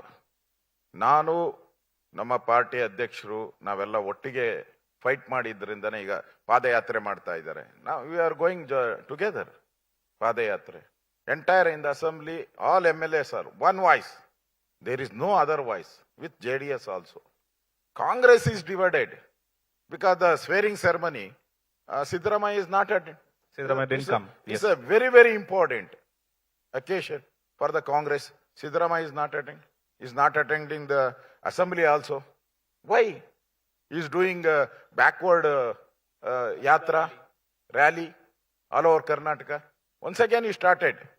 When ಅವರೆಂದು JDS ಬಿಟ್ಟಾಗ ಯಾವ ರೀತಿ ಮಾಡಿದ್ರು, ಈಗ ಕಾಂಗ್ರೆಸ್ಗೂ ಅದೇ ರೀತಿ ಪನಿಷ್ಮೆಂಟ್ ಅನ್ನ ಕೊಡ್ತಾರೆ ಮುಂದಿನ ದಿನದಲ್ಲಿ. Seems like you have more information about Congress than the Congress own people. ಏನ್ ಫ್ರೆಂಡ್ಸ್ ಇದಾರ ಸರ್ ನಿಮ್ ಕಾಂಗ್ರೆಸ್ ಪಾರ್ಟಿ ಒಳಗಡೆ? ಯಾಕಂದ್ರೆ ಮುಖ್ಯಮಂತ್ರಿಗಳು ಹೇಳ್ತಾರೆ ಬಿಜೆಪಿ ಏನ್ ನಡೀತಿದೆ ನಂಗೆ ಗೊತ್ತಿದೆ ಅಂತ. ಕಾಂಗ್ರೆಸ್ ಅಲ್ಲಿ ಏನ್ ನಡೆಯುತ್ತೆ ಅವ್ರಿಗಿಂತ ಜಾಸ್ತಿ ನನಗೆ ಫಸ್ಟ್ ಗೊತ್ತಾಗೋದು. ಯಾಕಂದ್ರೆ ಈಗಾಗಲೇ ಅಪ್ಲಿಕೇಶನ್ ಹಾಕಿದ್ದಾರೆ ಬಹಳಷ್ಟು ಕಾಂಗ್ರೆಸ್ ಅವರು ಬಿಜೆಪಿಗೆ ಬರಕ್ಕೆ ಅಪ್ಲಿಕೇಶನ್ ಹಾಕಿದ್ದಾರೆ. Sir, all That's said why every message will come. No, all said and done is fine. But in the recently MLC election, 11 ಜನ NDA ಇಂದ ಕ್ರಾಸ್ ವೋಟ್ ಮಾಡಿದ್ದಾರೆ ಕಾಂಗ್ರೆಸ್ಗೆ. You are saying Congress wants to come join BJP, but 11 of your MLAs together, we don't know who it is, but 11 people have voted for the Congress. How do you see this? Election ಅಲ್ಲಿ ಆ ತರ ಆಗಿದೆ. ನಾನು accept ಮಾಡ್ತೀನಿ ಅದನ್ನ. There is no, ಅದಕ್ಕೆ alternative ನಾನು ಏನು ಹೇಳಕ್ ಹೋಗಲ್ಲ, ಅಕ್ಸೆಪ್ಟ್ ಮಾಡ್ತೀನಿ ನಾನು. ಆಗಿದೆ ಕ್ರಾಸ್ ವೋಟಿಂಗ್. ನಮ್ಮ ಹೈಕಮಾಂಡ್ ಹೇಳಿದ್ದಾರೆ we will take care about that. ನೀವು ಫೈಟ್ ಮಾಡಿ ಅಸೆಂಬ್ಲಿಯಲ್ಲಿ, ಅದರ ವಿಚಾರನ ನಾವು ಫೈಟ್ ತಗೊಂತೀರಿ. ಯಾರು ಕಲ್ಪ್ರಿಟ್ ಇದ್ದಾರೆ ಈಗಾಗಲೇ ಐಡೆಂಟಿಫೈ ಮಾಡಿದಿರಿ. We will take action. ಯಾವಾಗ ತಗೊಬೇಕು ಅನ್ನೋದು ಡಿಸೈಡ್ ಮಾಡ್ತೀರಿ ಅಂತ ಅವ್ರು ಹೇಳಿದ್ದಾರೆ. ದಟ್ಸ್ ವೈ ನಾವು ಬಿಟ್ಟಿದ್ದೀರಿ ಅದನ್ನ. ನಮ್ಮ ಅಜೆಂಡಾ ಇರೋದು ಪಬ್ಲಿಕ್ಗೆ ಪರವಾಗಿ ನಿಲ್ಲುವಂಥದ್ದು. ಇಡೀ ಕರ್ನಾಟಕದಲ್ಲಿ ಪಬ್ಲಿಕ್ ಇಶ್ಯೂಸ್ ಏನಿದೆ ಆ ಇಶ್ಯೂನ ತಗೊಂಡು, ಈಗ ನಾಗೇಂದ್ರ ಇಶ್ಯೂನ ತಗೊಂಡಿದ್ರಿ ನಾವು. ಕೆಲವರೆಲ್ಲ ಮಾತಾಡ್ತಾರೆ ಬೇರೆ ಬೇರೆ ಇಶ್ಯೂ ತಗೊಬೇಕಾಗಿತ್ತು. ಒಂದು 10-12 ಇಶ್ಯೂಸ್ ಇದೆ. ಬಿಡದಿ ಇಶ್ಯೂ ಇದೆ, ರೇಷನ್ ಕಾರ್ಡ್ ಇಶ್ಯೂ ಇದೆ, ನೈಸ್ ಇಶ್ಯೂ ಇದೆ. ಸೊ ನಾವು ಟಚ್ ಮಾಡಿ ಮಾಡಿ ಮಾಡಿ ಹೋಗ್ತಾ ಇದ್ರೆ ಸೊ ಎಂಡ್ ಆಗಲ್ಲ, ಯಾವುದು ಎಂಡ್ ಆಗಲ್ಲ. ಲಾಸ್ಟ್ ಒಂದು 10 ಅಸೆಂಬ್ಲಿಯಲ್ಲಿ ನಾವೆಲ್ಲಾನು ಟಚ್ ಮಾಡಿದಿರಿ, ಯಾವುದಕ್ಕೂ ಒಂದು ತಾರ್ಕಿಕ ಅಂತ್ಯಕ್ಕೆ ಬರಲ್ಲ. This time we taken A one decision, Nagendra must go. Corrupt, ಅದು ದಲಿತರ ಅಮೌಂಟ್ ತಿಂದಿದ್ದಾರೆ, 187 crores. Siddaramaiah accepted in the assembly, not 187, it is 87. He is also accepted. So we taken an issue, ಅದನ್ನ ಎಂಡ್ ಮಾಡೇ ಮಾಡ್ತೀರಿ. ನನಗೆ ಕಾನ್ಫಿಡೆನ್ಸ್ ಇದೆ, ನಾವು ಯಾವುದೇ ಕಾರಣಕ್ಕೂ ಈ ಕಾಂಗ್ರೆಸ್ ಸರ್ಕಾರ ನಾಗೇಂದ್ರನ್ನ ಇಟ್ಕೊಂಡು ಸರ್ಕಾರ ಮಾಡಕ್ಕೆ ನಾವು ಬಿಡಲ್ಲ. ನೆವರ್, ನಾವು ಬಿಡಲ್ಲ.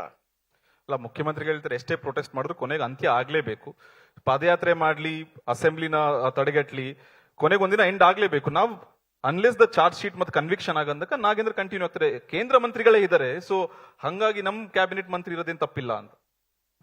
ನೋಡಿ, ಕಾಂಗ್ರೆಸ್ ಅವ್ರಿಗೆ ಅವ್ರ ಕರಪ್ಷನ್ ಬಗ್ಗೆ ನಾವೇನು ಮಾತಾಡಕ್ಕಾಗಲ್ಲ. ಯಾಕಂದ್ರೆ ಅವ್ರ ಕರಪ್ಷನ್ ಇಂದಾನೆ ಬಂದಿರೋದು. ನಾವು ತೀರ್ಮಾನ ಮಾಡಿದಿರಿ ಈ ಸರ್ಕಾರ ಕರಪ್ಟ್ ಅಂತ ಪಬ್ಲಿಕ್ಗೆ ನಾವು ತೋರಿಸಬೇಕಾಗಿದೆ. ನಮ್ಮ ಇಂಟೆನ್ಷನ್. ಅಪೋಸಿಷನ್ ಅಂದ್ರೆ ಏನು? We are not signing authority. ನಾವು ಪಬ್ಲಿಕ್ಗೆ ಈ ಸರ್ಕಾರ ಕರಪ್ಟ್ ಸರ್ಕಾರ, useless government, there is no development, ಇದನ್ನ ನಾವು ಜನಗಳಿಗೆ ಹೇಳ್ಬೇಕಾಗಿದೆ. ಆ ಅವೇರ್ನೆಸ್ ಅನ್ನ ನಾವು ಕ್ರಿಯೇಟ್ ಮಾಡ್ತಾ ಇದ್ದೀರಿ. ಸೊ ಅವೇರ್ನೆಸ್ ಈಗ ರೀಚ್ ಔಟ್ ಇದೆ. ನಾಗೇಂದ್ರ ವಿಚಾರವಾಗಿ ಹಳ್ಳಿಗಳಲ್ಲಿ ಮಾತಾಡ್ತಾರೆ. DK ಶಿವಕುಮಾರ್ ಯಾಕೆ ಅವನ್ನ ಜೊತೆಲಿ ಇಟ್ಕೊಂಡಿದ್ದಾರೆ, ಕಾಂಗ್ರೆಸ್ ಅವರು ಯಾಕೆ ಸಪೋರ್ಟ್ ಮಾಡ್ತಾ ಇದ್ದಾರೆ? ದಟ್ 187 crores ಮನಿ ಏನು ಎಲೆಕ್ಷನ್ಗೆ ಹೋಯ್ತು, ಪಾರ್ಲಿಮೆಂಟ್ ಎಲೆಕ್ಷನ್ಗೆ, ಇವರೆಲ್ಲ ಡಿಸ್ಟ್ರಿಬ್ಯೂಟ್ ಮಾಡ್ಕೊಂಡಿದ್ದಾರೆ. ಎಲ್ಲ ಮಂತ್ರಿಗಳು, ಕಾಂಗ್ರೆಸ್ ಲೀಡರ್ಸ್ ಡಿಸ್ಟ್ರಿಬ್ಯೂಟ್ ಮಾಡ್ಕೊಂಡಿರೋದ್ರಿಂದ ಸೇಫ್ ಗಾರ್ಡ್ ಮಾಡ್ತಾ ಇದ್ದಾರೆ ಅಂತೇಳಿ ಪಬ್ಲಿಕ್ಗೆ ಇಶ್ಯೂ ಹೊರಟೋಗಿದೆ. ಅದಕ್ಕೋಸ್ಕರ ಕಾಂಗ್ರೆಸ್ ಅವ್ರಿಗೆ ಫಿಯರ್ ಇದೆ. ಅವ್ರಿಗೆ ಫಿಯರ್ ಇದೆ. ಮುಖ್ಯಮಂತ್ರಿದು ನಾನು ನೋಡಿದೆ, ನಿಮ್ಮ ಆಚೆ ನಾನು ಡಿಬೇಟ್ ನೋಡ್ತಾ ಇದ್ದೆ. ನಾನು ಅವ್ರ ಫೇಸಲ್ಲಿ ಆ ತರ ಕಳೆ ಇಲ್ಲ, ಚಾರ್ಮ್ ಇಲ್ಲ. ಸೊ ಅವ್ರು ಹೇಳಿ ಇವತ್ತುನು ಐ ಚಾಲೆಂಜ್, ನಾನು ನಾಗೇಂದ್ರನ್ ಬಿಡಲ್ಲ ಇನ್ನ 1.5 ವರ್ಷ ಅಂತ ಹೇಳಿ ನೋಡೋಣ. ಐ ಗಿವನ್, ನಾನು ಹೇಳ್ತಾ ಇದ್ದೀನಲ್ಲ ನಿಮ್ಗೆ, ಚಾಲೆಂಜ್ ಕೊಡ್ತಾ ಇದ್ದೀನಿ ನಾನು. ಚಾಲೆಂಜ್ ಮಿಸ್ಟರ್ DK ಶಿವಕುಮಾರ್, 1.5 ವರ್ಷ ನಾನು ಬಿಡಲ್ಲ ಅವನ್ನ ಅಂತ ಹೇಳಿ ನೋಡೋಣ. Come on tell. ಆ ಧೈರ್ಯ ಇಲ್ಲ ನಿಮ್ಮ ಹತ್ರ. ಯಾಕಂದ್ರೆ already high command, Congress high command reach ಆಗ್ತಾ ಇದೆ. ಯಾಕಂದ್ರೆ ನಾವು ಟಾರ್ಗೆಟ್ ಮಾಡ್ತಾ ಇರೋದು Congress high command. That money ATM ಮುಖಾಂತರ ಕಾಂಗ್ರೆಸ್ ಹೈಕಮಾಂಡ್ಗೆ ಹೋಗಿದೆ ಅಂತ ನಾವು ಹೇಳಿದಿರಿ. Congress high command is alert now. 100% ಅವ್ರನ್ನ ಆಚೆ ಹಾಕಿ ಹಾಕ್ತಾರೆ. ಸರ್, ಮುಖ್ಯಮಂತ್ರಿಗಳು ಚಾರ್ಜ್ ತಗೊಂಡು it's been almost 18 to 90 days, ಇನ್ನ 3 months ಆಗಿಲ್ಲ. How do U C is administration? ಮುಖ್ಯಮಂತ್ರಿಗಳು ಸಿದ್ದರಾಮಯ್ಯ ಇದ್ದಾಗ ಈಗ ಇರೋ ಮುಖ್ಯಮಂತ್ರಿಗೆ ಆಡಳಿತ ಹೆಂಗಿದೆ? ನಿಮ್ಮ ಸ್ಟ್ರಾಟಜಿ ಏನಾದ್ರು ಚೇಂಜ್ ಆಗಿದೆ ಆಪೋಸಿಷನ್ ಇಂದ? ಪಬ್ಲಿಕ್ ಏನ್ ಇಮೇಜ್ ಇತ್ತು ಅಂತಂದ್ರೆ, ಸಿದ್ದರಾಮಯ್ಯ ಹೋಗಿ DK ಶಿವಕುಮಾರ್ ಬಂದ್ರೆ ಏನೋ ಬೂಸ್ಟ್ ಆಗೋತತೆ, ಕರ್ನಾಟಕ ಎಲ್ಲ ಬೂಸ್ಟ್ ಆಗೋಗ್ತತೆ, ಎಲ್ಲ ಕಡೆ ಈ ಫ್ಲವರ್ಸ್ ಬರ್ತತಲ್ಲ, ಮಾರ್ಚ್ ಅಲ್ಲಿ ಫ್ಲವರ್ಸ್ ಬರ್ತತಲ್ಲ, ಆ ತರ ಒಂದು ಇಮೇಜ್ ಬರ್ತತೆ, ಡೆವಲಪ್ಮೆಂಟ್ ಆಗ್ತೈತೆ, ಹೆಲ್ಪ್ ಆಗ್ತೈತೆ ಅಂತ. ನಥಿಂಗ್. ಸಿದ್ದರಾಮಯ್ಯನೇ ಬೆಟ್ರು ಅನ್ನೋ ಸ್ಥಿತಿಗೆ Congress party workers is saying DK ಗಿಂತ ಸಿದ್ದರಾಮಯ್ಯ ಇಸ್ ಬೆಟರ್ ಅನ್ನೋ ಸ್ಟೇಜ್ಗಿದೆ. Where is the development? Say ಅಲ್ಲ, ಯಾವ ರೀತಿ ಇವಾಗ ಬಂದಿದ ತಕ್ಷಣ ಪ್ರಜಾಸೇವಾ ಡಿಪಾರ್ಟ್ಮೆಂಟ್ ಓಪನ್ ಮಾಡ್ತೀನಿ ಅಂತಿದ್ದಾರೆ, ಭೂ ಗ್ಯಾರಂಟಿ ಅಂತಿದ್ದಾರೆ, ಭಾರತ್ ಜೋಡು ಕ್ಲಬ್ಸ್ 10 ಲಕ್ಷ ಕೊಡ್ತೀನಿ ಗ್ರಾಮ ಪಂಚಾಯತಿ ಅಂತಿದ್ದಾರೆ, ಕಾವೇರಿ ಇದು ನಾನು ಹ್ಯಾಂಡಲ್ ಮಾಡ್ತೀನಿ, ಮೇಕೆದಾಟು ಕಟ್ತಿದ್ದೀನಿ ಅಂತಾರೆ. So he wants to change perception. But ನೀವ್ ಹೇಳೋದು ನೋಡಿದ್ರೆ ಸಿದ್ದರಾಮಯ್ಯ ವಾಸಿ ಅನಿಸ್ತಿದೆ ಅಂತಿದ್ದೀರಾ ನೀವು. Last 3 months DK Shivakumar achievement ಏನು? What is the achievement? All failure in Kaveri issue. ಈ ಫೇಲ್ ಇನ್ ಮೇಕೆದಾಟು, ಈ ಫೇಲ್. ನೀವು ಬೆಂಗಳೂರಲ್ಲಿ ಎಲ್ಲ ನಾವು ಹೋಗಿ pothole, where we go pothole. Adani BJP agent in Delhi, in Karnataka, is a friend of Congress. What is this? Sir, What is the achievement? We as the government. Priyank ಖರ್ಗೆನು ಕೇಳಿದ್ವಿ, ಅದಾನಿನ ಮುಖ್ಯಮಂತ್ರಿಗಳು ಭೇಟಿ ಮಾಡಿದ್ರ ಅಂತ ಹೇಳಿದಾಗ he's naturally L1. So L1 ಆದವ್ರು ಮೀಟ್ ಮಾಡ್ಬೋದಲ್ಲ, ಜೆನ್ಯೂನ್ ಆಗಿ ಈಸ್ ಬಿಕಮ್ ಫಸ್ಟ್ ಬಿಡ್ಡರ್ ಅಂತ. ಅವರು ದೇಶದಲ್ಲೆಲ್ಲ L1, ರಾಜಸ್ಥಾನದಲ್ಲೂ L1, ಡೆಲ್ಲಿಯಲ್ಲೂ L1 ಕೊಟ್ಟಿದ್ದಾರೆ. ಓಕೆ, ಯಾಕೆ ನೀವು ಅವರು BJP ಏಜೆಂಟ್ ಅಂತೀರಾ? ಈಗ ನಾವ್ ಹೇಳ್ತಾ ಇದ್ದೀರಿ Congress agent. Adani is Congress agent in Karnataka. Accept it. ಅಲ್ಲಿ ಹೇಳ್ಬೇಕಾದ್ರೆ ನೀವು ಅಕ್ಸೆಪ್ಟ್ ಮಾಡ್ತೀರಾ? ಇಲ್ಲೂ ಅಕ್ಸೆಪ್ಟ್ ಮಾಡಿ. ಅವ್ರು ರೆಡ್ ಕಾರ್ಪೆಟ್ ಹಾಕಿ ಮನೆಗೆ ಯಾಕೆ ಕರ್ಸ್ಕೊಡ್ತೀರಾ? ಹಂಗಾರೆ okay, I will ask your one question for you. ಹಾಗಾದ್ರೆ ಎಲ್ಲಾ ಕಾಂಟ್ರಾಕ್ಟರ್ನು ನೀವು ಮನೆಗೆ ಕರ್ಸಿದ್ದೀರಾ? Tell me the name. ಅಲ್ಲ, ದೊಡ್ಡ ಮೊತ್ತ 50,000 ಕೋಟಿ ಇದೆ ಅಂತ. Tell me the name. Small or big, that is not the issue. Why Adani only came to your house for the breakfast? ಬೇರೆ ಯಾರು ಕಾಂಟ್ರಾಕ್ಟರ್ ಇಲ್ವಾ? ಅವರೆಲ್ಲ ಕರೀರಿ. Small or big, what is there? When you want development, you are saying the development Karnataka. Adani only doing the development in Karnataka? No, you want a commission in the tunnel road. That's why you invited in your breakfast. That is the direct charge on DK Shivakumar. In fact, that will be answered by the government and Mr. Shivkumar himself. In the next 3 months, the biggest challenge for the BJP will also be the GBA election, sir. Heng prepare ಆಗ್ತಿದ್ರೆ GBA election? SIR ಆಗ್ಲೇ almost 50% of the Bangalore voters ನ erase ಮಾಡಿದೆ. ತಮಗೂ ಇದು shocking data ಆಯ್ತಾ? ನಿಮ್ constituency ಎಷ್ಟು ಜನ ಹೋಗಿದ್ರೆ ಆ ಡೇಟಾ ನೀವು ಫಾಲೋ ಅಪ್ ಮಾಡ್ತಿದ್ರ? Almost 50% of Bangalore population is not eligible to vote. So Bengaluru is different.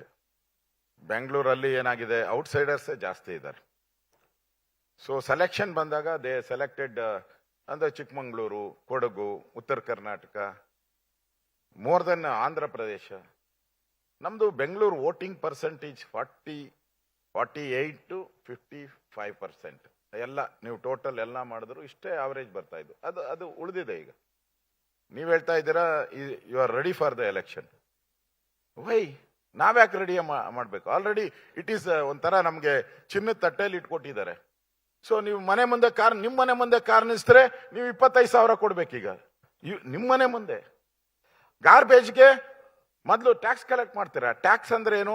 ಎಲ್ಲ ಸೇರಿಸಿ ಕಲೆಕ್ಟ್ ಮಾಡೋದು ನೀವು. ಗಾರ್ಬೇಜ್ ಇರ್ಬೋದು, ಮನೆ, ಎವ್ರಿಥಿಂಗ್, ಹೆಲ್ತ್ ಎಲ್ಲ ಸೇರಿ. ಈಗ ಗಾರ್ಬೇಜ್ಗೆ ನೀವು ಎಕ್ಸ್ಟ್ರಾ ಟ್ಯಾಕ್ಸ್ ಆಗ್ತಾ ಇದ್ದೀರಾ. ನೀವು ಮನೆ ಟ್ಯಾಕ್ಸ್ ಜಾಸ್ತಿ ಮಾಡಿದ್ದೀರಾ. ಖಾಲಿ ಸೈಟ್ ಇದ್ರೆ ಅದಕ್ಕೆ ನೀವು 60,000-70,000 rupees ಚಾರ್ಜ್ ಮಾಡ್ತಾ ಇದ್ದೀರಾ. ಟ್ಯಾಕ್ಸು ತಗೊಂತಾ ಇದ್ದೀರಾ. ಟ್ಯಾಕ್ಸ್ ತಗೊಂಡ್ಮೇಲೆ ಹೌ ಕ್ಯಾನ್ ಯು ಚಾರ್ಜ್? ಮತ್ತೆ ಮಿಸ್ಟರ್ ಹೊಸ ಅರ್ಬನ್ ಡೆವಲಪ್ಮೆಂಟ್ ಮಿನಿಸ್ಟರ್ ಅಲ್ಲ, ಕೃಷ್ಣ ಬೈರೇಗೌಡ. ಕೃಷ್ಣ ಬೈರೇಗೌಡ ಇಲ್ಲೇ ಇದಾರೆ ಸರ್, ನೆಕ್ಸ್ಟ್ ಅವರೇ ಇರೋದು ಸೆಷನ್.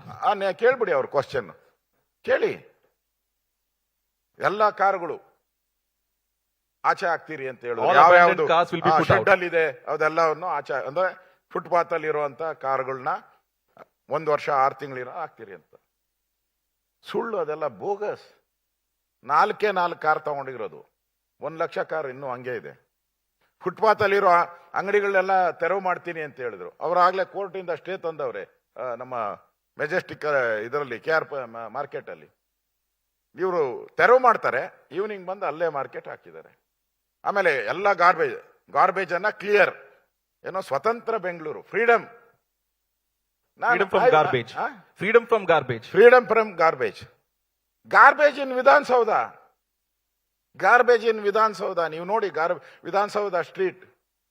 ನಾನು ಹೇಳ್ತಾ ಇದ್ದೀನಲ್ಲ, any one street in Bangalore, any one street in Bangalore garbage ಇಲ್ಲ ಅಂತ ಹೇಳಿ ಕೃಷ್ಣ ಬೈರೇಗೌಡ ಚಾಲೆಂಜ್ ಮಾಡಲಿ.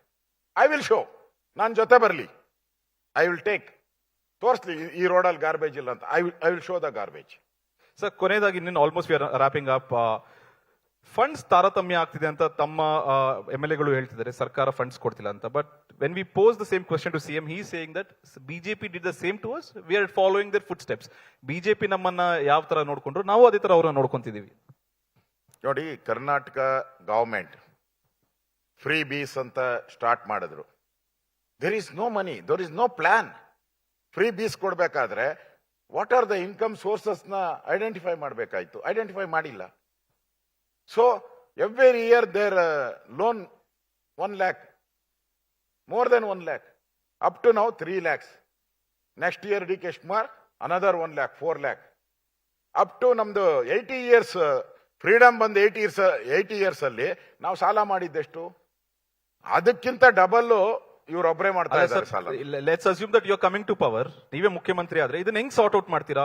ನೀವು ಗ್ಯಾರಂಟಿನೂ ನಿಲ್ಸಕ್ ಆಗಲ್ಲ, ಲೋನ್ ತಗೊಂಡಲ್ಲಿ ಇರೋಕ್ಕೂ ಆಗಲ್ಲ, ಯು ವಿಲ್ ಹ್ಯಾವ್ ಟು ಬಾರೋ ದ ಮೋರ್ ಮನಿ ಆಲ್ಸೋ. ನೀವ್ ಹೆಂಗ್ ನಿಲ್ಲಿಸ್ತೀರಾ? ಆಡಳಿತ ಹೆಂಗ್ ಮಾಡಕ್ಕಾಗತ್ತೆ? ನೋಡಿ, ನಾವು ಸೋರ್ಸಸ್ ಹೇಗನ್ನ ಇನ್ಕಮ್ ಯಾವ ರೀತಿ ಬರುತ್ತೆ ಅನ್ನೋದ್ರ ಫಸ್ಟ್ ಐಡೆಂಟಿಫೈ ಮಾಡಬೇಕು. ಎಕ್ಸ್ಪೆಂಡಿಚರ್ ಆಮೇಲೆ, ಫಸ್ಟ್ ಇನ್ಕಮ್ ಹೆಂಗ್ ಬರಬೇಕು ಅನ್ನೋದನ್ನ ನಾವು ಐಡೆಂಟಿಫೈ ಮಾಡಬೇಕು. ನೀವೆಲ್ಲ ತೆರಿಗೆಗಳನ್ನೆಲ್ಲ ರೈಸ್ ಮಾಡಿ ಬೆಂಗಳೂರು ಜನನ, ಇಡೀ ಕರ್ನಾಟಕ ಜನನ ಒಂಥರ ಸಾಯಿಸೋ ರೀತಿ ಮಾಡಿಬಿಟ್ಟಿದ್ದೀರ ನಿಮ್ಮ ಓಟ್ಗೋಸ್ಕರ. Freebies means what? ಓಟ್ಗೋಸ್ಕರ ತಗೊಂಡಿದ್ದು. ನೀವು ಎಂದಾದ್ರೂ ಕರ್ನಾಟಕದ ಬಗ್ಗೆ ಯೋಚನೆ ಮಾಡಿದ್ದೀರಾ? ಯೋಚನೆ ಮಾಡಿಲ್ಲ. ನಾನು ಫ್ರೀ ಬೀಸ್ ವಿರೋಧಿ ಅಲ್ಲ ನಾನು, ಆದ್ರೆ ಫ್ರೀ ಬೀಸ್ನ ಯಾಕೆ ಕೊಡಬೇಕು, ಯಾರಿಗೆ ಕೊಡಬೇಕು? ನೀವು ಸ್ಟೂಡೆಂಟ್ಗೆ ಫ್ರೀ ಮಾಡಿದ್ದೀರಾ? ಬಡವರಿಗೆ ಫ್ರೀ ಮಾಡಿದ್ದೀರಾ? ಓಲ್ಡ್ ಏಜ್ ಪೆನ್ಷನ್ ಕೊಟ್ಟಿಲ್ಲ 5 months ಇಂದ. 5 months ಇಂದ ನೋಡಿ ಓಲ್ಡ್ ಏಜ್ ಪೆನ್ಷನ್ ಕೊಡ್ತಿಲ್ಲ. So this is the failure. Government ಅಲ್ಲಿ ಹಣ ಇದ್ದಿದ್ರೆ ರೆಗ್ಯುಲರ್ ಪ್ರೋಸೆಸ್ ಏನೇನಿದೆ, ಸ್ಯಾಲರೀಸು, ಪೆನ್ಷನ್ನು, ಇವೆಲ್ಲ ರೆಗ್ಯುಲರ್ ಪ್ರೋಸೆಸ್ ಕೊಡಬೇಕು. ಅದನ್ನ ಕೊಡ್ತಾ ಇಲ್ಲ ನೀವು. Because there is no money in Karnataka. Karnataka government become the ಪಾಪರ್ ಗವರ್ಮೆಂಟ್. ಎಲೆಕ್ಷನ್ ಹತ್ರ ಬಂದಾಗ ನಿಮ್ಮ ಬಾಡಿ ಲ್ಯಾಂಗ್ವೇಜ್ ಚೇಂಜ್ ಆಗ್ತಿದೆ sir. You being more energetic, more confident. ಏನಿದ್ ರಹಸ್ಯ ಸರ್? Because of India Today given opportunity to me. ಅಲ್ಲ, ಏನಾದ್ರೂ ನಿಮಗೆ ಪಾಸಿಟಿವ್ ಚೇಂಜಸ್ ಕಾಣಿಸ್ತಿದೆ, ಮುಖ್ಯಮಂತ್ರಿ ಚೇರಲ್ಲ ನಾನು ಕೂರ್ಬೋದು ಅನಿಸ್ತಿದೆ, ಅದಕ್ಕೆ ಎನರ್ಜಿನ, ಈ ಬಾಡಿ ಲ್ಯಾಂಗ್ವೇಜ್ ತಮಗೆ? ನೋಡಿ, ಪಾಲಿಟಿಕ್ಸ್ ಅದೊಂದು ರೀತಿ ಎನರ್ಜಿ ಕೊಡೋದೆ ಪಾಲಿಟಿಕ್ಸ್, ಅಧಿಕಾರ ಅನ್ನೋದು. ಕರ್ನಾಟಕದ ಹಿಸ್ಟ್ರಿಯಲ್ಲಿ 30 years ಇಂದ ಯಾರು ರಿಪೀಟೇ ಆಗಿಲ್ಲ. ನ್ಯಾಚುರಲ್ ಆಗಿ ಚೇಂಜ್ ಆಗ್ತಾನೆ ಇರ್ತದೆ. ಬಟ್ ಈಗ ಗವರ್ಮೆಂಟ್ CM ಚೇಂಜ್ ಆಯ್ತಲ್ಲ, ಸ್ಟೆಬಿಲಿಟಿ ಇಲ್ಲ. ಗವರ್ಮೆಂಟ್ ಅಲ್ಲಿ ಸ್ಟೆಬಿಲಿಟಿ ಇಲ್ಲ. CM ಚೇಂಜ್ ಆಯ್ತು, ಮಂತ್ರಿಗಳು ಚೇಂಜ್ ಆಯ್ತು. ಈಗ ಮಂತ್ರಿಗಳು ಮತ್ತೆ ಇವತ್ತು ನ್ಯೂಸ್ ಅಲ್ಲಿ ನೋಡಿದೆ, ಮತ್ತೆ ರೀಶಫಲ್ ಅಂತ ಹೇಳಿದ್ರು. ಅಂದ್ರೆ means government is not stable. So public ಏನ್ ನೋಡ್ತಾರೆ? ಸ್ಟೇಬಲ್ ಗವರ್ಮೆಂಟ್ ನೋಡ್ತಾರೆ. There is no stable government, there is no vote, there is no development, there is no vote. That is the people thinking ಏನಿದೆಯಲ್ಲ, ಅವರ thinking ಆ ತರ ಇರುತ್ತೆ. So I think 100%, no doubt at all. In fact, 2028 NDA will come on BJP ನೇತೃತ್ವದ NDA ಬರ್ತದೆ. In fact, that's the last crucial line, that BJP ನೇತೃತ್ವದ NDA, which means he wants to have a BJP CM. We'll be watching you closely, sir, in the 2028 elections. doubt at all. And ladies and gentlemen, a round of applause for the leader of opposition of Karnataka, the shadow chief minister, Mr. R. Ashok. Thank you so much, sir, for speaking to India Today at this roundtable. Thank you. Thank you so much. Thank you, sir, for joining us here at the India Today Roundtable. Can I request Nagarjun to hand over a token of our appreciation to Mr. R. Ashoka for taking the time out and joining us here at the India Today Karnataka Roundtable.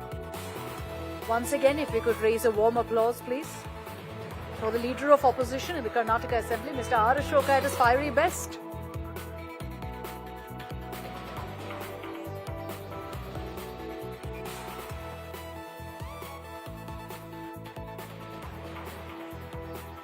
All right, ladies and gentlemen, give us a moment. We're just going to set up for our next session where the focus, the spotlight is going to be on the city of Bengaluru and what the city needs.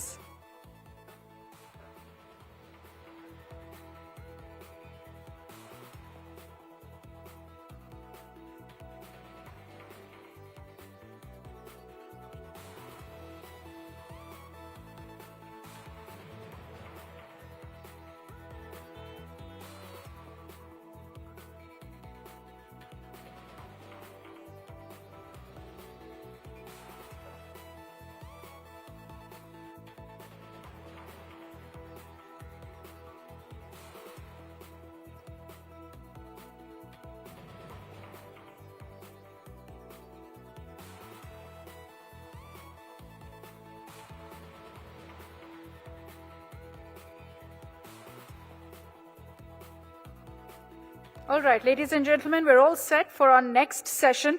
Can I invite on stage Mr. Krishna Bairegowda, Minister for Greater Bengaluru Development, the Government of Karnataka. On the stage, please. My colleague Nagarjun Dwarkanath, Editor and Head of South Bureau, India Today, will be moderating this session along with me.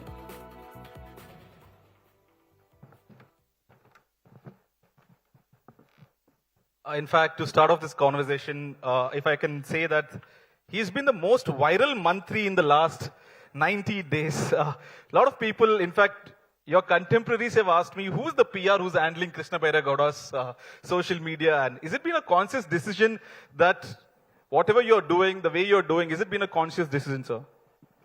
People are handling my PR, not me. So you're not posting those reels, no? I post some things, but it's mostly the content is made by people, posted by the people, it's for the people. So yes, I am yet to formally engage a PR agency. I'm in the process, I'll be honest. But anyway, so your question was? In fact, people are no surprised that all your videos go viral. And how are you doing that? And it's been a conscious decision to take these videos to the people directly. You yourself record videos on Instagram and Twitter also. Communicating with people is very important, especially in a challenging urban space like Bengaluru. We need to, because the opportunities for misunderstanding are very high. Subjects are complex. Oftentimes, the decisions we take seem very tough.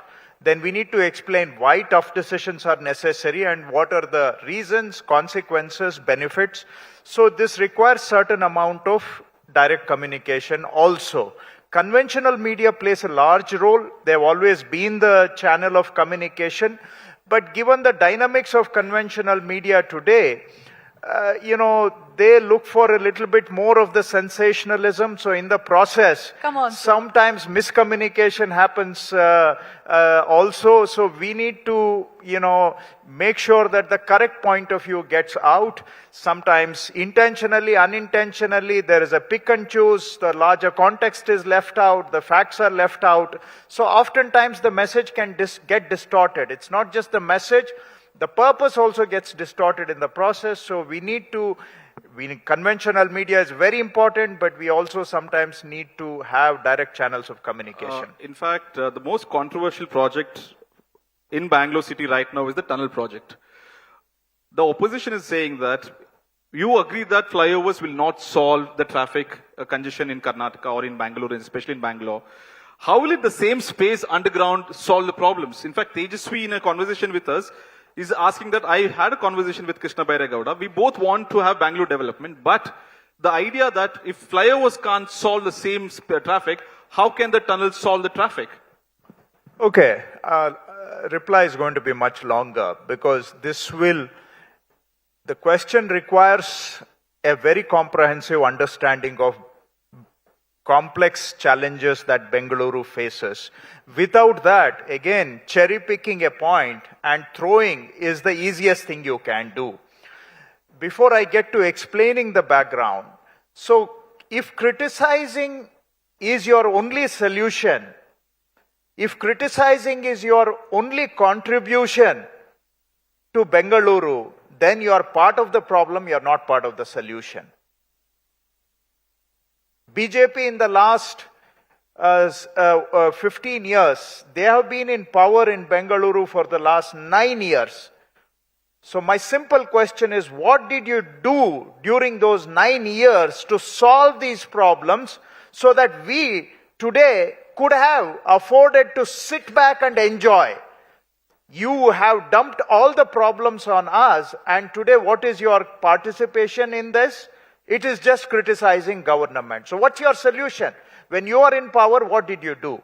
Now coming to your question, why are tunnels required? Bengaluru has grown in last 25 years by about 260% in terms of continuous urban growth. The population growth in Bengaluru has been the highest, not in India, but around the world, barring Chinese cities, all around the world, there is only one other city which has grown faster than Bengaluru, that is Ho Chi Minh City. So in the world, Bengaluru has grown the second fastest outside of China, in the whole world, not in India. Bengaluru has about 1.5 crore vehicles. Vehicle to human ratio in Bengaluru is 1:1. In fact, sir, just to add to it, I've got data from the TomTom 2025. 74% congestion in Bangalore, second worst in the world. 168 hours lost annually in the rush hour traffic. Average speed during the rush hour traffic is just 13 kilometers, and a 10-kilometer journey takes 40 to 45 minutes. I'm coming to that as well. Population growth in Bengaluru is 3.2% in the last 20 years. Bombay is 0.95%. So we have grown 3.3 times faster than Bombay. Delhi is 2.1, Hyderabad is 1.5, Kolkata is 0.8, Chennai is 1.5, Bengaluru is 3.2. So we are in a league of our own. Let's understand the problem thoroughly. Built up area, Madras has grown 2.4, Kolkata has grown 1.3, Hyderabad has grown 1.9, Delhi has grown 1.5, Bombay has grown 1%, Bengaluru has grown 2.5%, the highest, right? And vehicle growth, Calcutta is 2.2, Hyderabad is 6.3, Delhi is 6.4, Bombay is 7.2, Bangalore is 9.6, right? So, world I've already told you. Now coming to office space, I will tell you, because lot of doomsayers here. And oftentimes the national media revels in picking Bangalore apart. For some, it's a favorite pastime as no, well. Sir, there's a reason for some. I You understand, always sir. have your say, let me have my say. Sure, okay. Right? You are free. When you do it, I don't question. Now let me have my say. I have data with me. Sure, go ahead. Right? Consumption of office space, which you can say is a fairly reliable barometer of economic dynamism and economic growth. I hope you agree with me. Yes. Consumption of office space. Bangalore consumes 36% of the office space of the entire country. 36%, right? Next is probably Hyderabad, which is 23%, a good 13% behind Bengaluru. Bombay consumes 12%, Delhi consumes 11%, Pune 9%, Madras 7%, Kolkata 2%. We consume 36% of the new office space created in the country. I can also share you for the apartments space consumed. So this is the, and I'll come to the vehicles, which was where the question was about. Vehicle to person ratio in Delhi is 0.5, meaning for every human there is, for 2 people there is 1 vehicle. In Bombay, for every 3 people there is 1 vehicle. In Bangalore, for every 1 person there is 1 vehicle. 1:1. Now you then look at the roads available. The roads available, which goes to the last 25 years of the tragic saga of Bengaluru growth. Last 25 years, the localities that got formed before 25 years have adequate road infrastructure. But over the last 25 years, all governments, including the BJP that keeps, throwing stones at us, during their time, unregulated growth was allowed in Bengaluru. So most of the illegal layouts have come up. As a result, the road density in Bengaluru is very low. Very low. What do you mean by very low, you will ask, because that's a very qualitative statement. I will give you quantity.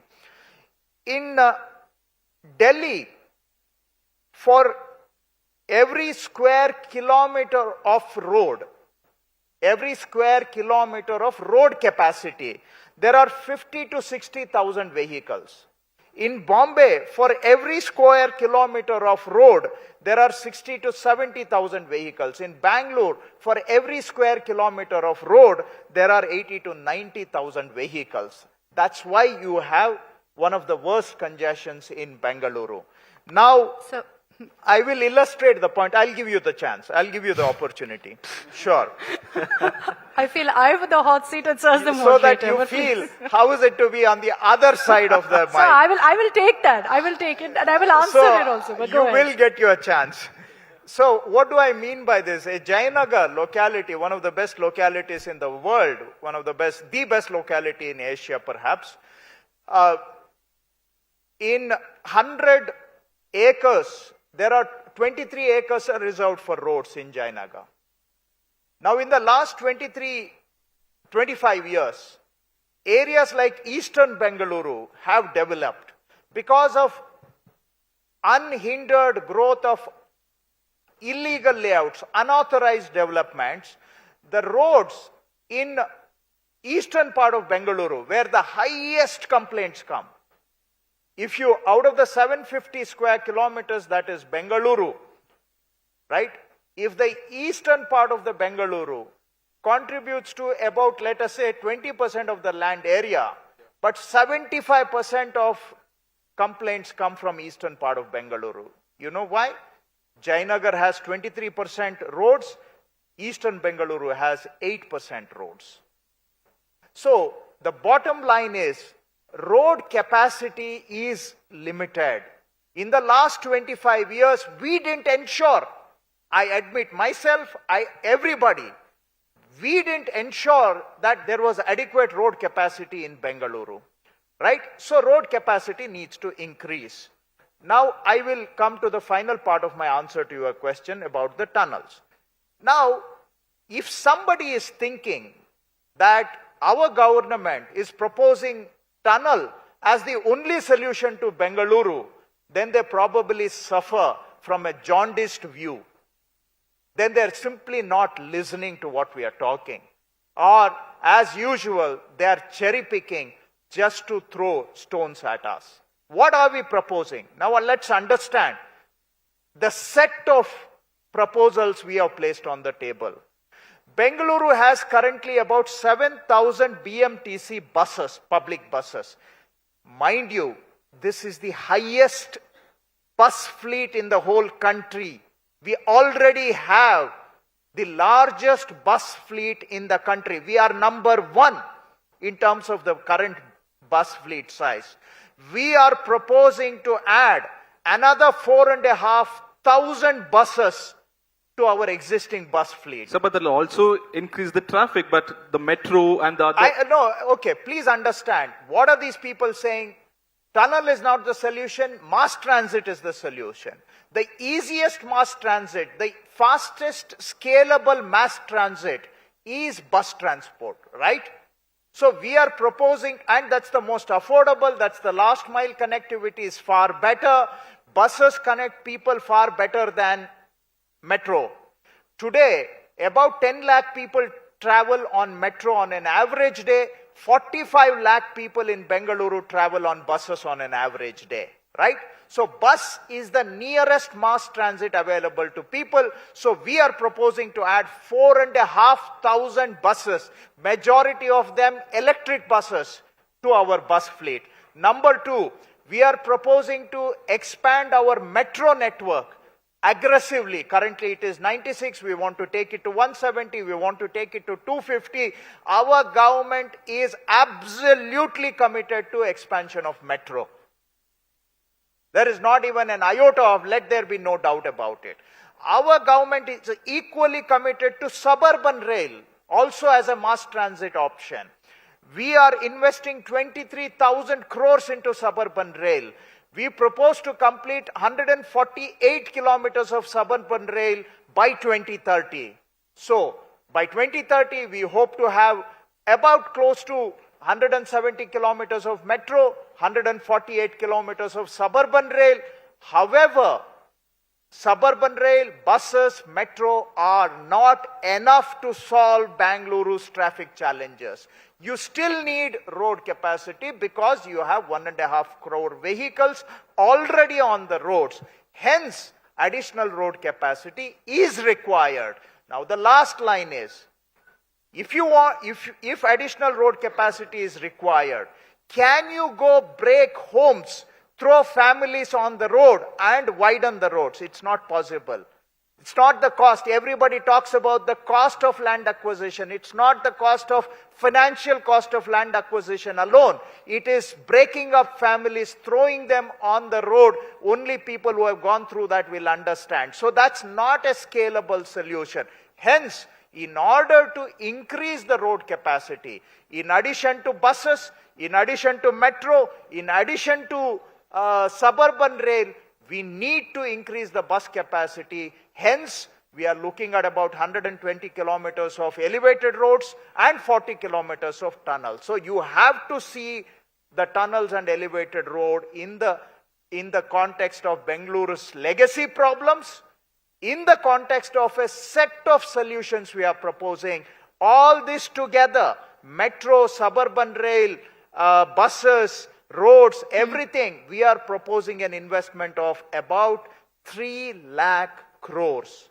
So you're taking a holistic view really to fix it. Yes, that's my point. Yes. Okay, so you put me on the hot seat earlier, so let me answer that now. The national media, you say we vilify the image of Bengaluru. I will say, sir, that it's refreshing to see you speak of the data, and yes, we understand that Bengaluru has a problem where it's expanding much beyond its means.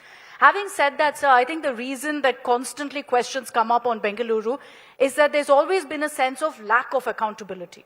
There's always been a sense of nothing's changing. That yes, Bengaluru is growing. It didn't happen overnight. It's been happening for the last many decades, but nothing was done about it.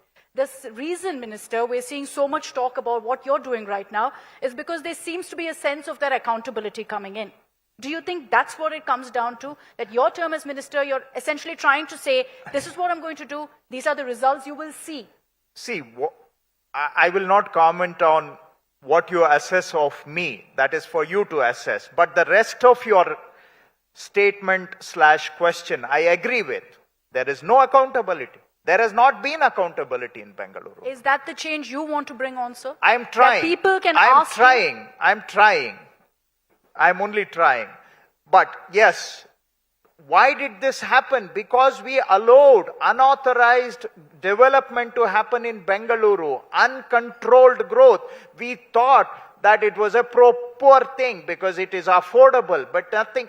When you look at it at the end of the day, it is not really affordable because what you're delivering to them is not a decent quality of life. You're condemning their life to a perpetuity of substandard quality of life, living in an area with less than the desired levels of infrastructure. So it's really not affordable when you look at it holistically. True. But we had a myopic view, we all allowed it. But I was in the revenue department previously and I put an absolute stop to this unauthorized growth way back in 2024.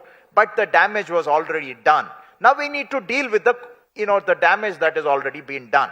Now coming to your other part of the question, what are we trying to do? My chief minister, my government is absolutely committed to do our best to fix some of the problems in Bengaluru. I'm being modest because I know the challenge, but I know the limits of human capacity, I know the limits of institutional capacity, but within all those limits, my government, my chief minister, and under their guidance, I am also equally committed to do our best to solve at least a few of the problems. And this requires accountability. This requires accountability on me and also the administration as well. That's what we are trying to bring. What's priority number one, sir, for you? Look, You've taken up a number of drives. See, What's priority if you number one? ask the people, number one challenge is traffic in 100%. Bengaluru, right? So that cannot be solved in a matter of 6 months, 1 year, 2 years. There are a 2-year solution. There is a 2-year solution. There is a 5-year solution. There is a 10-year solution. By 2037, Bengaluru is going to be 500 years old by 2037, right? And before that, in net present value, today's money terms, we want to invest at least 3 lakh crores into Bengaluru's infrastructure. And by 2037, I'm sure this 3 lakh crores would mean actually 6 lakh crores, but I'm calculating it in today's money terms. A lot of this money will go towards infrastructure, which is primarily traffic management, ease of commuting. Second challenge, which is a very short-term challenge. If you ask people, what's the second what's the second most troublesome issue in Bengaluru? They will say it's garbage and cleanliness. That is something we are going to apply ourselves to in the next few days, and hopefully in 6 months we will have a significant improvement in that. Third challenge, because you asked what's number one. Number one is traffic, but the solutions are going to be fairly long term. Garbage is short term, and hopefully in 6 months we can show some results. Number three, the flooding in Bengaluru. We are investing 2,000 crores into remodeling the stormwater drains in Bengaluru. Hopefully in a 1 to 2 year time, we cannot prevent flooding because, as you know, flooding happens in every city, but the media tends to think that flooding happens only in Bengaluru, all over the world, no other city, as if the climate change is not a reality, 2 days ago as we were if the covering climate change is not impacting any major center in the world. Somehow it seems to impact only Bengaluru. Okay, fair enough. But we are investing 2,000 crores into flood mitigation measures. Hopefully it's not going to solve it, but hopefully it will mitigate to some extent.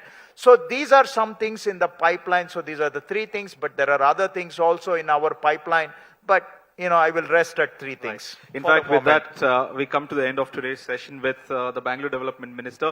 He's given us a comprehensive idea as to what Bangalore needs in the next 25 years and what Bangalore needs in the next 6 months. In fact, more strength to you and more politicians hopefully communicate with people directly, sir. And thank you so much for making your time to be a part of the India Today Roundtable here in Bengaluru. Sir, can I just add? Upset derailing your schedule even further.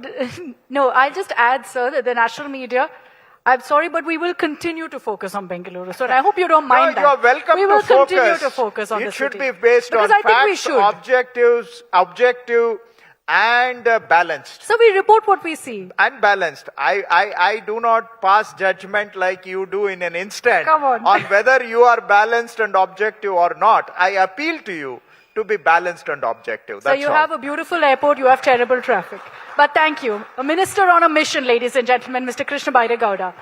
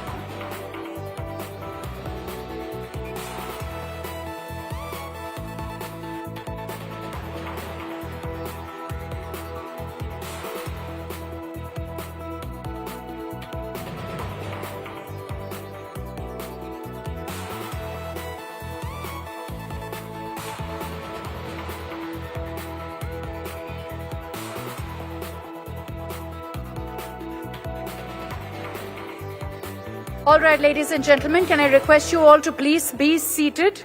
We're all set for our next session, again focused on Bengaluru. You've heard from the Honorable Minister on what he plans to change in the city. But let's get the people of Bengaluru to also speak on what they want here. So our next session is Bengaluru Speaks. I'd like to call on stage the session moderator, Nagarjun Dwarkanath, editor and head of South Bureau, India Today. In the session, we have Mr. N.A. Harris, MLA and chairman of the Bengaluru Development Authority. We have Mr. Harish Bijur, brand expert, and Revati Ashok, CEO of the Bengaluru Political Action Committee, BPAC, as you know. Mr. Srinivas Alavilli, fellow of WRI India, is also with us. Give us a moment, we're just getting everyone onto the stage. Can I request Revati Ashok to please come onto the stage, please, for the session?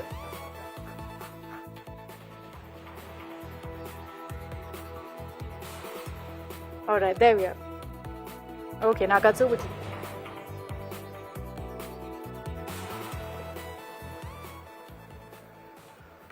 In fact, we've got the who's and who of Bengaluru. We have Mr. Harris, who's been a legislator from the Bangalore city. He knows the problems, and right now he's been in the decision-making chair of the BDA chairman. So he knows the problems also. Sir, let me start off this conversation with you.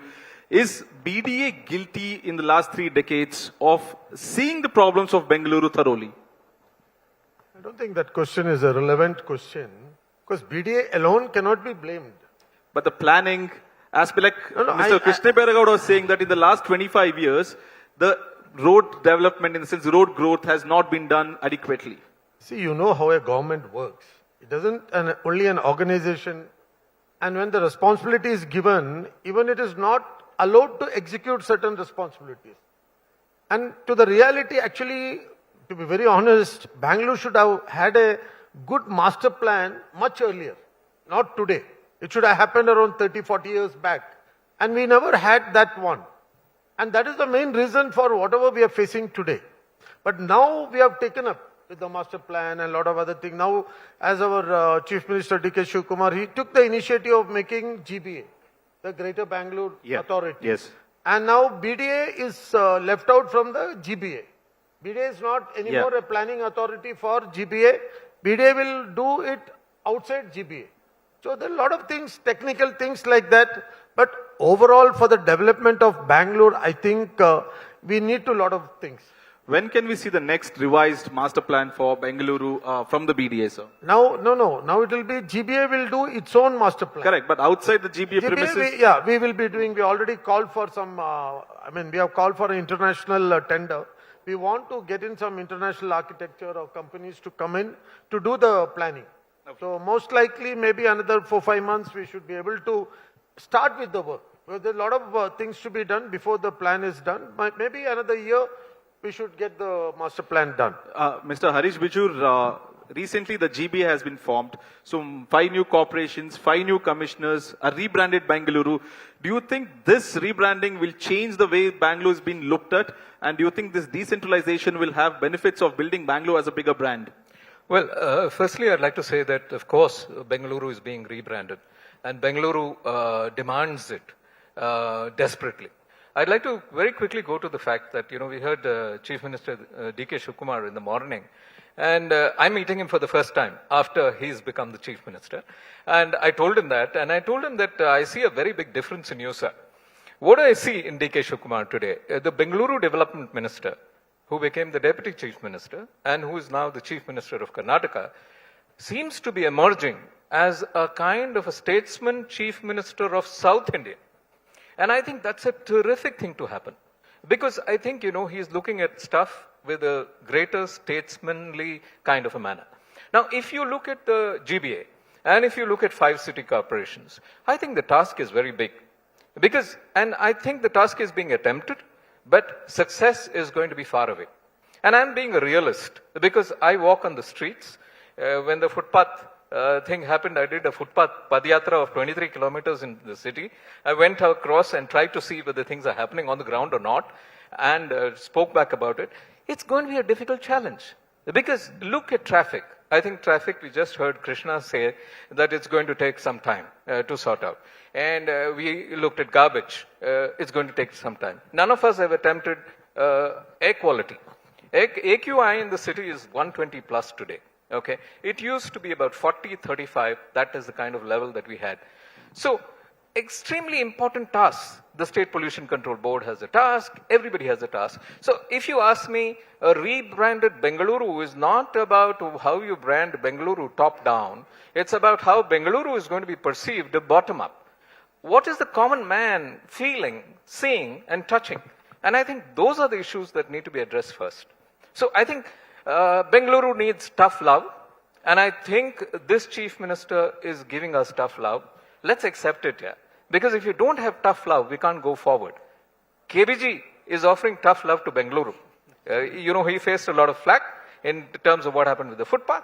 He is facing flack in terms of N numbers of things. The CM is facing flack on car parking and, the kind of a fee. Of course, we must have a fee. Of course, people must pay 25,000 rupees if they park a big car on a public street. Because you're congesting the city at free of cost. And at the same time, you're criticizing governance. So I think Bengaluru needs tough love, Nagarjun. And I hope and I see tough love being given to the city by the CM and KBG, over a period of time. In fact, let me take this question also to Srinivas. Are you happy with the way, in the last 3 months at least, CM and Mr. KBG are talking extensively about brand Bengaluru? Do you see anything, the ball moving in the right direction in government and Bangalore today? I think the last 3 months have seen more action than the last maybe 2 years.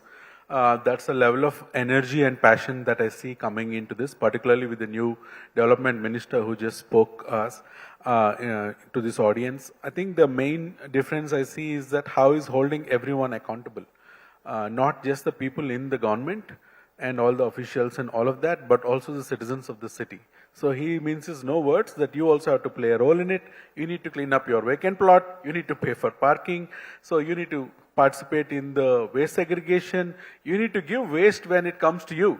Don't expect that 24/7 they'll come and pick you up. So these are pretty, like Harish said, it's tough love, but much needed, right? This is the kind of thing that we haven't seen.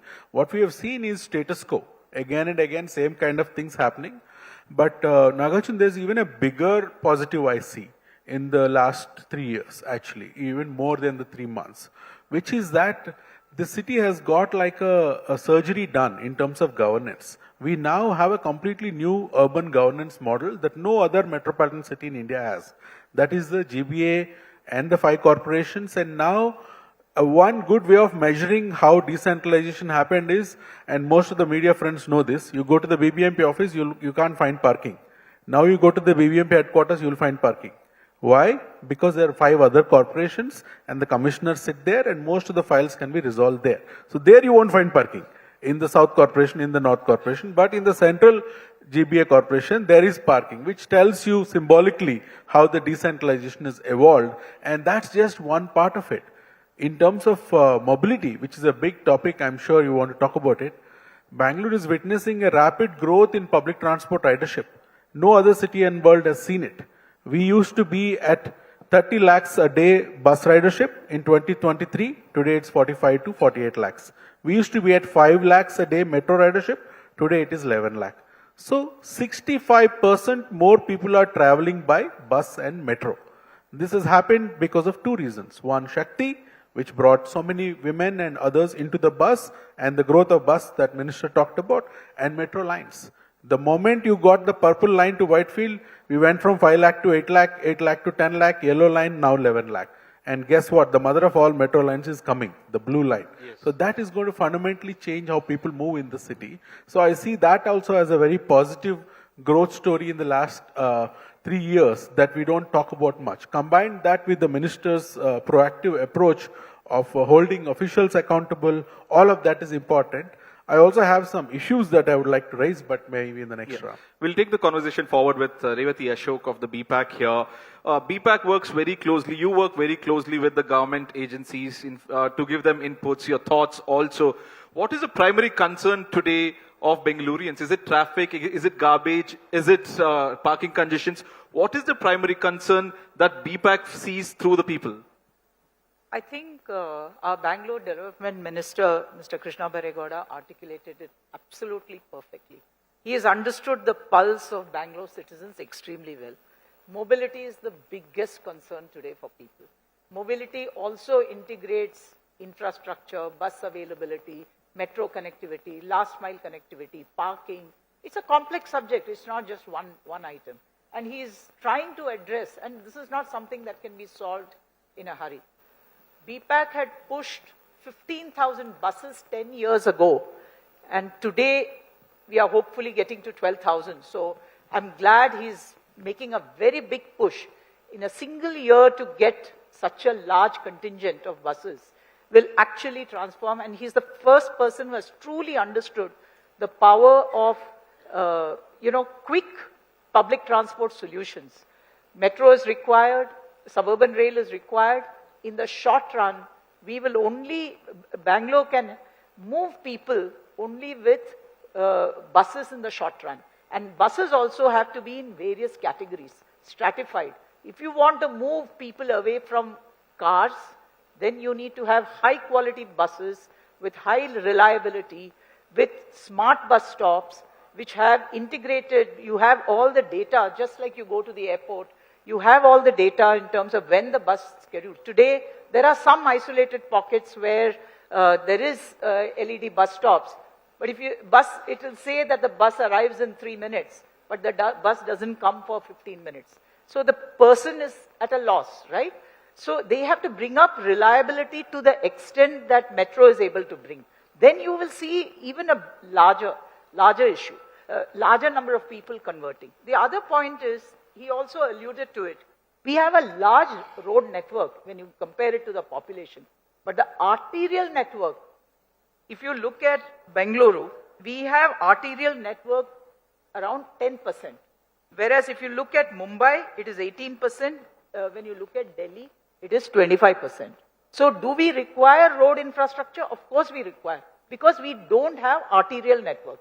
If you need to create arterial network, you cannot do it in the city because it's already built up. So you'll have to either go underneath in specific pockets where it is very crowded, and you have to do proper origin destination studies, and these are the things that we are pushing. So if you have bus, the metro connectivity, and all of this, the other statistic I want to give you, Mumbai has 46% walking population. If you look at Bangalore, our walking population is just 22%. That is the difference which is made up by two-wheelers.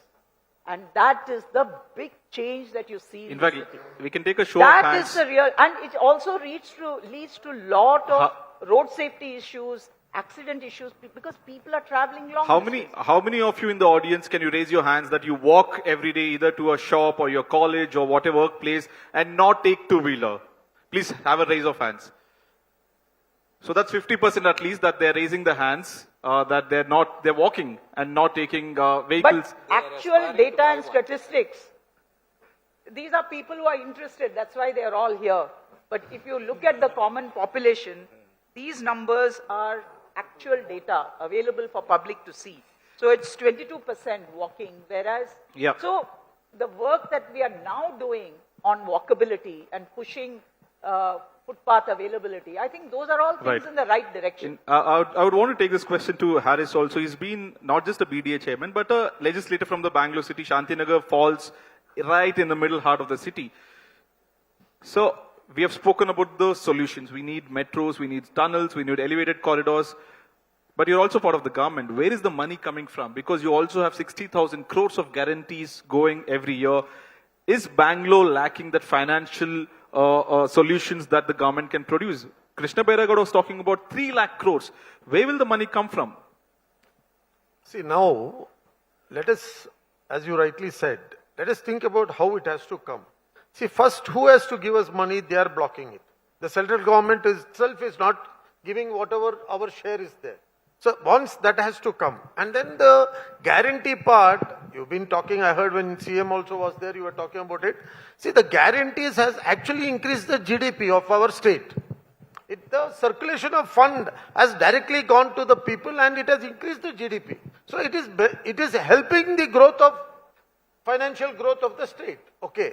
Now, as far as concerned with the infrastructure, well, nothing can happen without money and the government has to plan. Now in BDA, we have taken up the BBC, that is Bangalore Business Corridor, PRR 1 and PRR 2 also we are going to take up.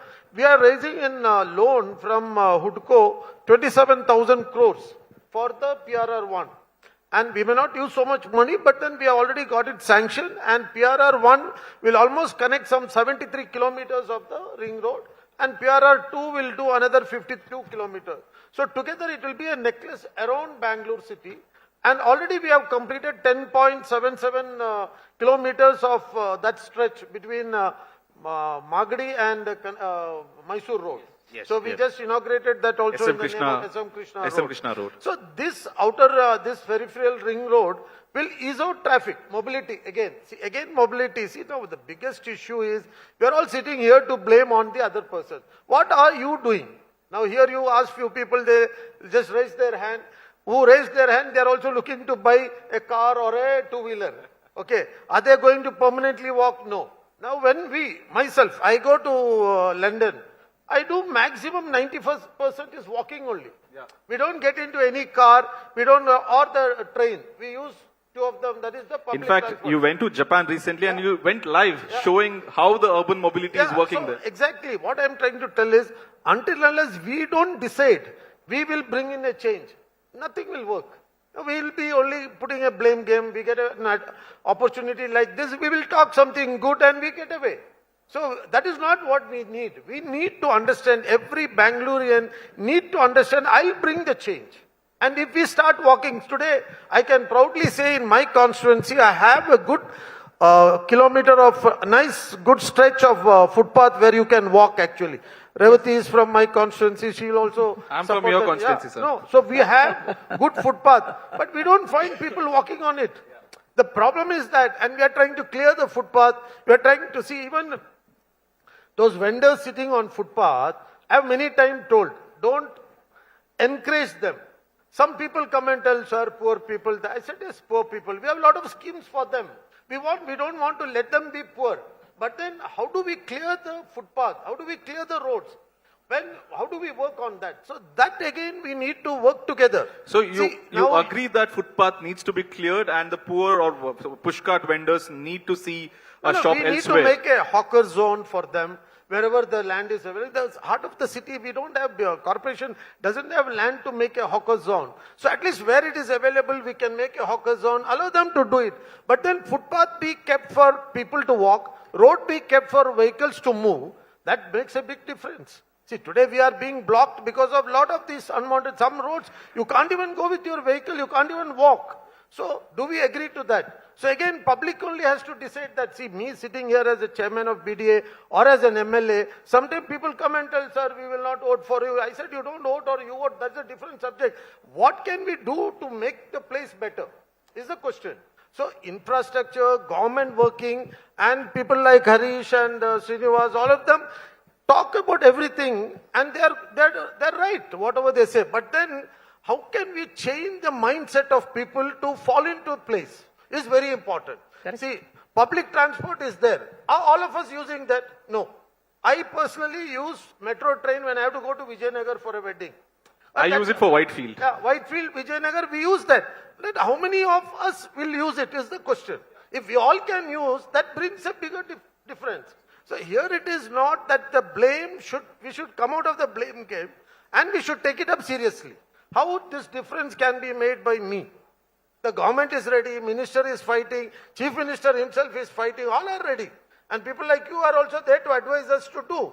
But then how many % of this 1.4 crores people are ready to do it is the big But the question. blame game will continue. When Bommai was in government, in fact, your party itself went to the streets, sat in a boat when the roads got flooded. No, exactly. That is why, because they didn't solve the problem.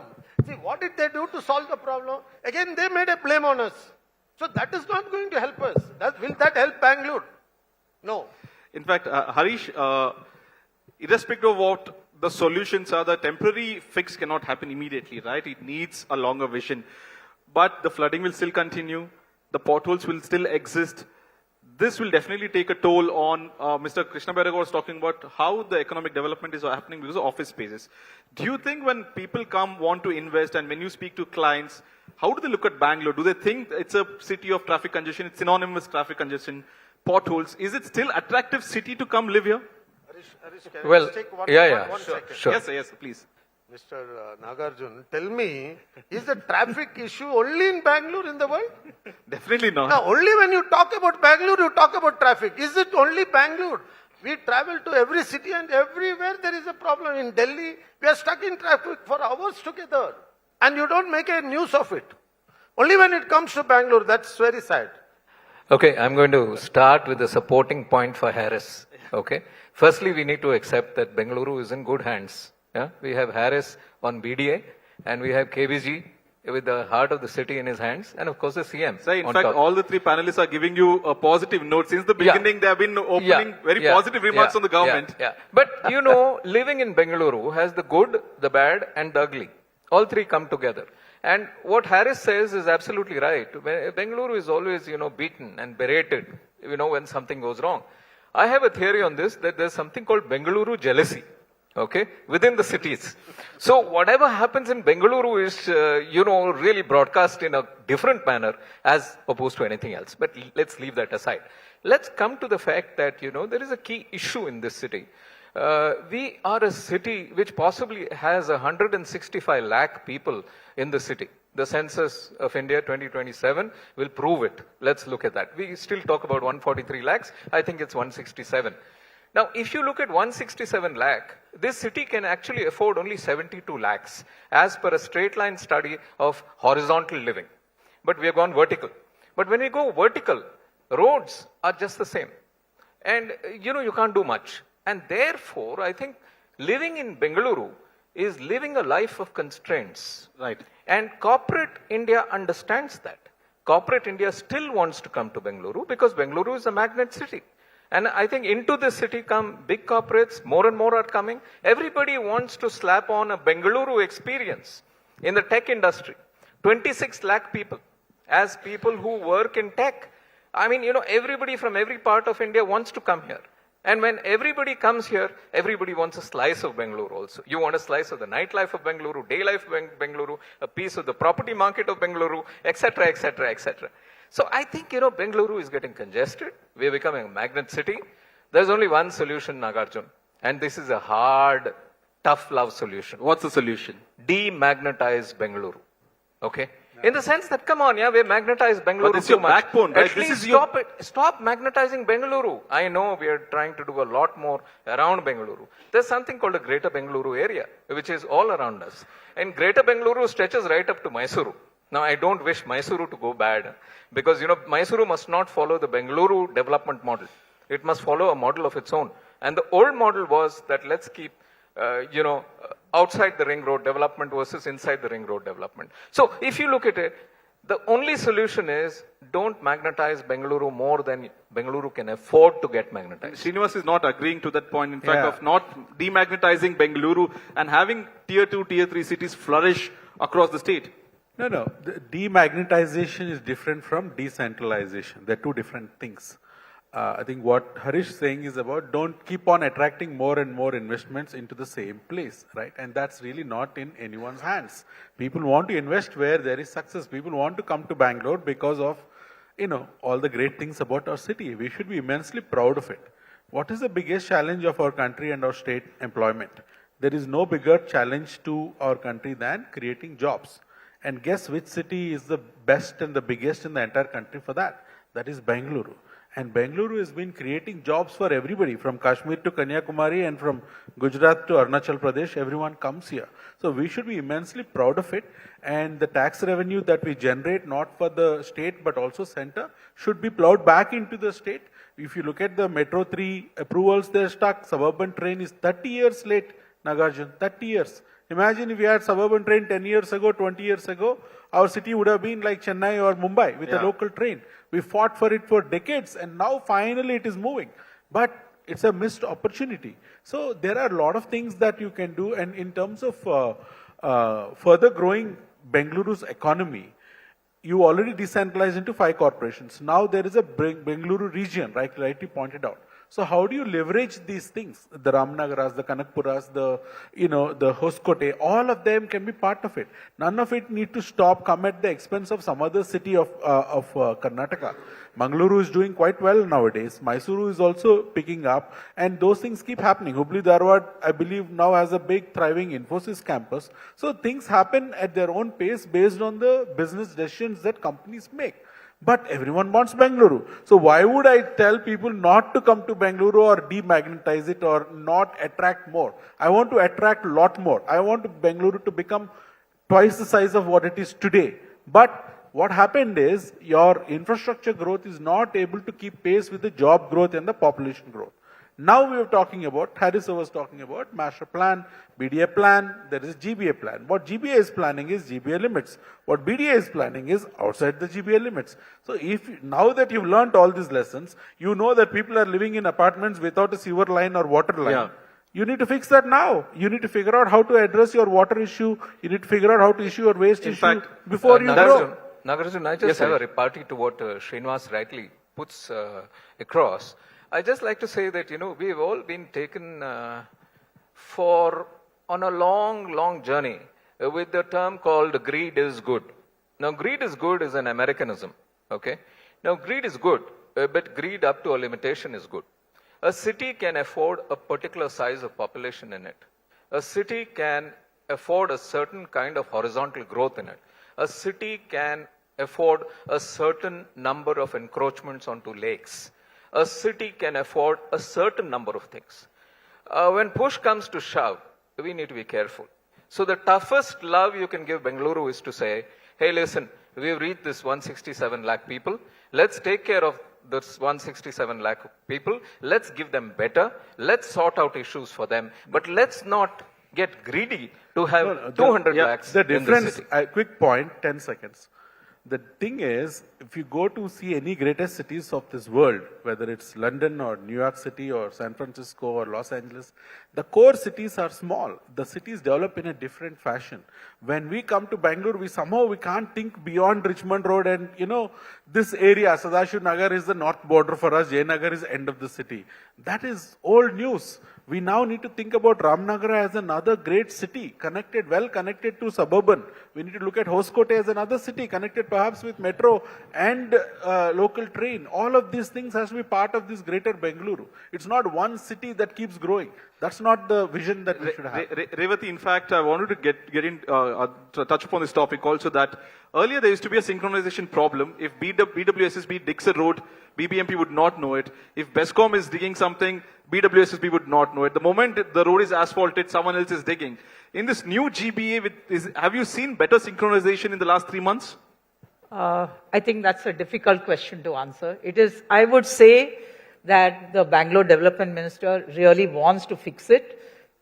But I think I should honestly admit, from my own personal experience, it's still work in progress, but they are listening. There's a lot of things happening, but I think technology can play a very big role, and there are things in the way to ensure that it is technology driven, so that people are aware that this work is going to be scheduled so other departments can check it out. So that's one thing. The other thing I wanted to make was, we are talking a lot about Mumbai, Delhi, etc. We have 4% rapid transport, which is suburban rail plus metro. We don't have any suburban rail. 4% in Bangalore. Whereas, if you look at Mumbai, it is 23%. That is the distinction. Common person can live in Bayandar or far away, Nalasipara, and travel every day. Even the maids can travel from there. It becomes affordable. If we don't have that kind of high-speed connectivity from distant corners, it's also an economic imperative. You cannot always look at, oh, metro is very expensive. This is too expensive. Metro regenerates money because there's a payback over time, whereas just roads will not give you that payback. So we have to look at many, many economic opportunities that will open up when you connect distant parts of the city, which Mumbai has done very well, and that's why they are at 23%. We are at 4% today. That's a big mountain that we have to climb to bring about economic equality, where people can stay in distant parts of Bengaluru, affordable parts of Bengaluru, and they can hope to work in the center of city at high-paying jobs, which is happening in Mumbai. In fact, we have, in the final leg of this session also, last couple of minutes, I would want to take a quick comment of all the four panelists here. What does Bengaluru want? What does Harris want out of Bengaluru? No, with all this, Bangalore is the best livable city in our country. Absolutely, I agree. 2020 index. 2020 index, Bangalore is the best livable city in our country. Delhi is the 13th best city. With all this. So, Bangalore has its own resources, its own space as the best city, okay. Now, we have to become the best people. Then, both together, it will do its own advantage to Bangalore city. See, I would personally request, let's forget about talking that government, this department, that let's do something and bring in a change. And we always have opposition sitting here to oppose anything the government brings it. And government is sitting there, we will not do what opposition says. So this attitude has to go. We all have to work for this country, this state. And only when we all work together, it's a system. Democracy is a system where somebody is sitting in opposition, somebody is sitting in ruling. We both have to work together. Then only we can bring in a major change. And I'm sure, I have my young friend sitting in front of me. So with good thoughts, and for the thought for the city and the state, we can make a difference. Right. Mr. Harish, what does Bengaluru want? Well, Bengaluru wants a lot. It won't get all of it, for sure. But suffice to say that, Bengaluru is a lovely city for sure. I echo what Harris is saying. Because if it wasn't, we all have a choice to be or not to be. You want to be in Bangalore? Don't want to be in Bangalore. All of us in Bangalore, all of us love to be in Bangalore. Everybody wants to come to Bangalore, which means Bengaluru is a great city. So let's not underplay it. But if you ask me, I have one wish for Bengaluru. And that one wish for Bengaluru is that I want the city, till now we have talked about governance. Let's talk about us citizens. I think we citizens must own the city. I think Bengaluru is fast becoming a rented city. People who live in Bengaluru are renting the city. And when you rent a city, you don't take care of, when you rent a home, you don't take care of your home as well as when you own it. So please own the city, and everybody who owns the city will actually become demanding, and that's the only time when a true blue city will grow with governance. Srinivas, final comments. What does Bengaluru, what Bengaluru wants? Bengaluru actually wants more equitable growth. It cannot become a city that is truly, it's elitist. You cannot find a house. Unless you make a lakh a month, you cannot live here. We have a risk of becoming that city. So we need to be very careful with that and think about how to change that. In terms of more practically speaking, at WRI India, we work with different government departments and all of that. And one painful thing, Nagarjun, that no one talks about is how limited our capacities of our departments are. Do you know the number of traffic police we need is less than 1/3 of what we actually need? The number of engineers we have is less than half of what we need. We have all these outsourced people, so not growing the government. And I'm using this occasion, Harris sir, to bring it to your notice. Government recruitment needs to happen. We cannot run government of Bengaluru or Karnataka with a limited staff. How can the population go so much? How can the economy go so much? Real estate, land prices go so much, but the number of engineers don't grow. That just doesn't make sense. So this is a state capacity issue. Valid and then point. once they come in, how do they get trained? One last point. A very positive story that we have wanted to use this forum to bring everyone's notice is what role can corporates play in terms of traffic congestion, right? As you know, Nagarjun, the reason why we have a traffic congestion is we have a lot of vehicles. Where do the vehicles come? The vehicles are coming from everyday commutes. Traffic is not created from Nagarjun going from Vedant Sauda to CM House. It is created by lakhs of people going to Outer Ring Road or Global Tech Village or Whitefield. This is called the daily commute. 8 hours the car sits there. So companies are doing a lot of inadvertent damage by giving that. So instead, if they nudge the employees to use public transport, Biocon has done that. Right. 8% of their employees are now using that. I request all other companies to do the same. Revati, final comments as we wrap up this session. What does Bengaluru want? What Bengaluru needs right now? I think what Bengaluru wants has been articulated by everybody. I just want to comment on a couple of things. One point here, Harish mentioned was it's a rented city. Yes, we are in danger of being a rented city where people don't care. But increasingly, of late, we as a community organization, I get so many calls, inward calls from many startups, people who are giving up their corporate jobs and saying, I want to do this for the city. Can you help us work with the government to do these kinds of things? And by the way, they are from Madhya Pradesh, they are from Indore, Right. they are from other parts of the city and they are of the country. Right. That gives me some hope. The other thing is, Srini spoke about capacity. 15 years ago, we had one urban planner for the full city. And we kept complaining about it and complaining. Today, we have 20. Each corporation, I don't know how many of you are aware of this, it has one urban planner, each of the corporations, one urban planner, one urban designer, one transport engineer. And the central GBA also has this. So if we have 18 people, we have to learn to use them effectively to understand. The engineers are very adept at doing their own infrastructure, but we have to work with them to bring out good solutions which will be accepted by citizens. It is work in progress, but I think we have made some great progress on this. On that optimistic note, I will. With that, we wrap up this session on what Bengaluru wants. And apologies, ladies and gentlemen, that we delayed the session. Truly apologetic. And thank you so much for... Apology should not be there anywhere. If we can do that, everything will change.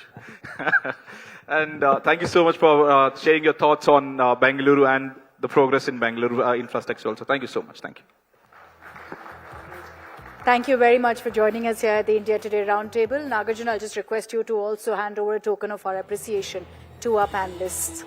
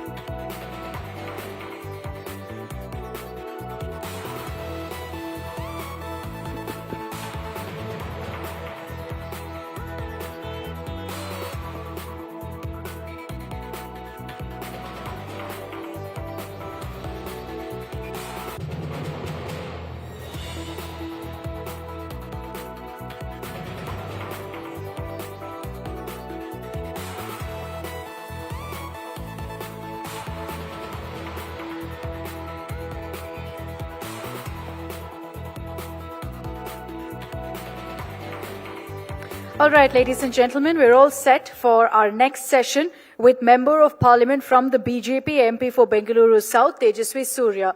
Tejasvi, can I request you to please come up on the stage? Let's welcome him with a warm round of applause.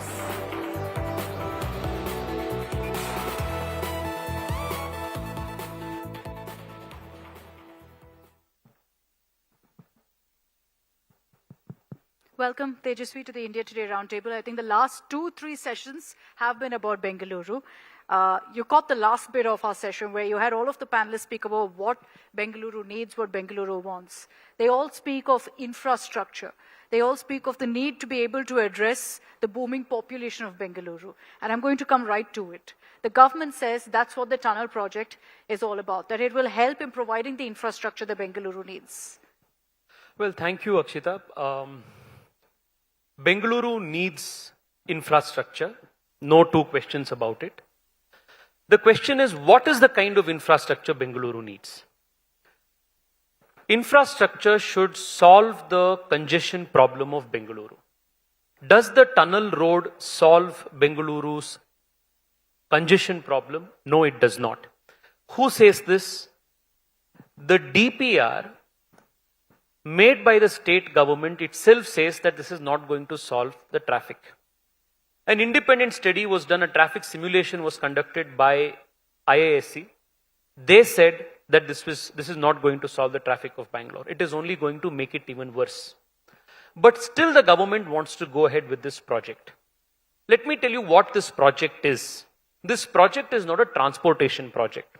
This is an out and out real estate project. The Chief Minister and his government want to acquire 6 acres of land in Lalbagh, the last remaining lung space in the city, and permit the concessionaire, the contractor, to build commercial and parking complexes in Lalbagh. They also want to build this 18-kilometer tunnel road from the north of the city to the south of the city, based on a faulty DPR, a cut and paste DPR, which quotes traffic numbers not from Bengaluru, not even from Karnataka, but from Malegaon in Maharashtra.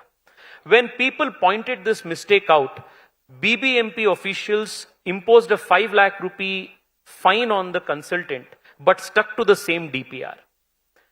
Now, they want to impose a 600 rupee toll for a two-way to and fro on this tunnel for people of the city. So here is a project which is going to make 1 kilometer, the 1 kilometer proposed cost is somewhere around 1,400 crores, which will make Bengaluru's tunnel road the costliest per kilometer road in the world. If not for any other achievement, the government can pat itself on the back for actually this, coming up with a proposal of this kind. The costliest road in the world, which is going to make traffic worse because it is only going to incentivize people to buy more private vehicles. And mind you, if you are a public transport user, if you are going to use our buses, if you are going to use our three-wheelers or auto rickshaws, you are not allowed inside. So it is also an economic untouchability in action, because those who use two-wheelers, those who use public transport, buses and three-wheelers, you are not allowed. A car-only tunnel from Sadashivnagar to Silk Board, made by the Chief Minister for his millionaire friends, which is going to help his millionaire friends. This is not a project that is going to help Bengaluru. It is only going to take away 6 acres of land from the city. I just have come before I came here, Akshita, we had gone to meet the Honorable Governor. We have given him a memorandum because the state government passed a law 2 days ago, amending the Karnataka Parks Preservation Act and permitting the state government to take away 5%, divert 5% of park land for so-called infrastructure project. 5% of Lalbagh means 12 acres. 5% of Lalbagh Cubbon Park means close to 16 acres. This is Garden City of India. And the government has launched a war against the gardens and parks of the city. But the government also in court says, Lalbagh, we won't touch the heritage. No, you are wrong. I am fighting the case in the court myself. The state government has put an affidavit, filed an affidavit where they have officially said that they will permanently acquire 5 acres of land in Lal Bagh. It is in black and white before the government. The chief minister had come to Lal Bagh. People questioned him. He said, no, I am not going to take even 1 inch of Lal Bagh land. But the chief minister has gone back on what he has said.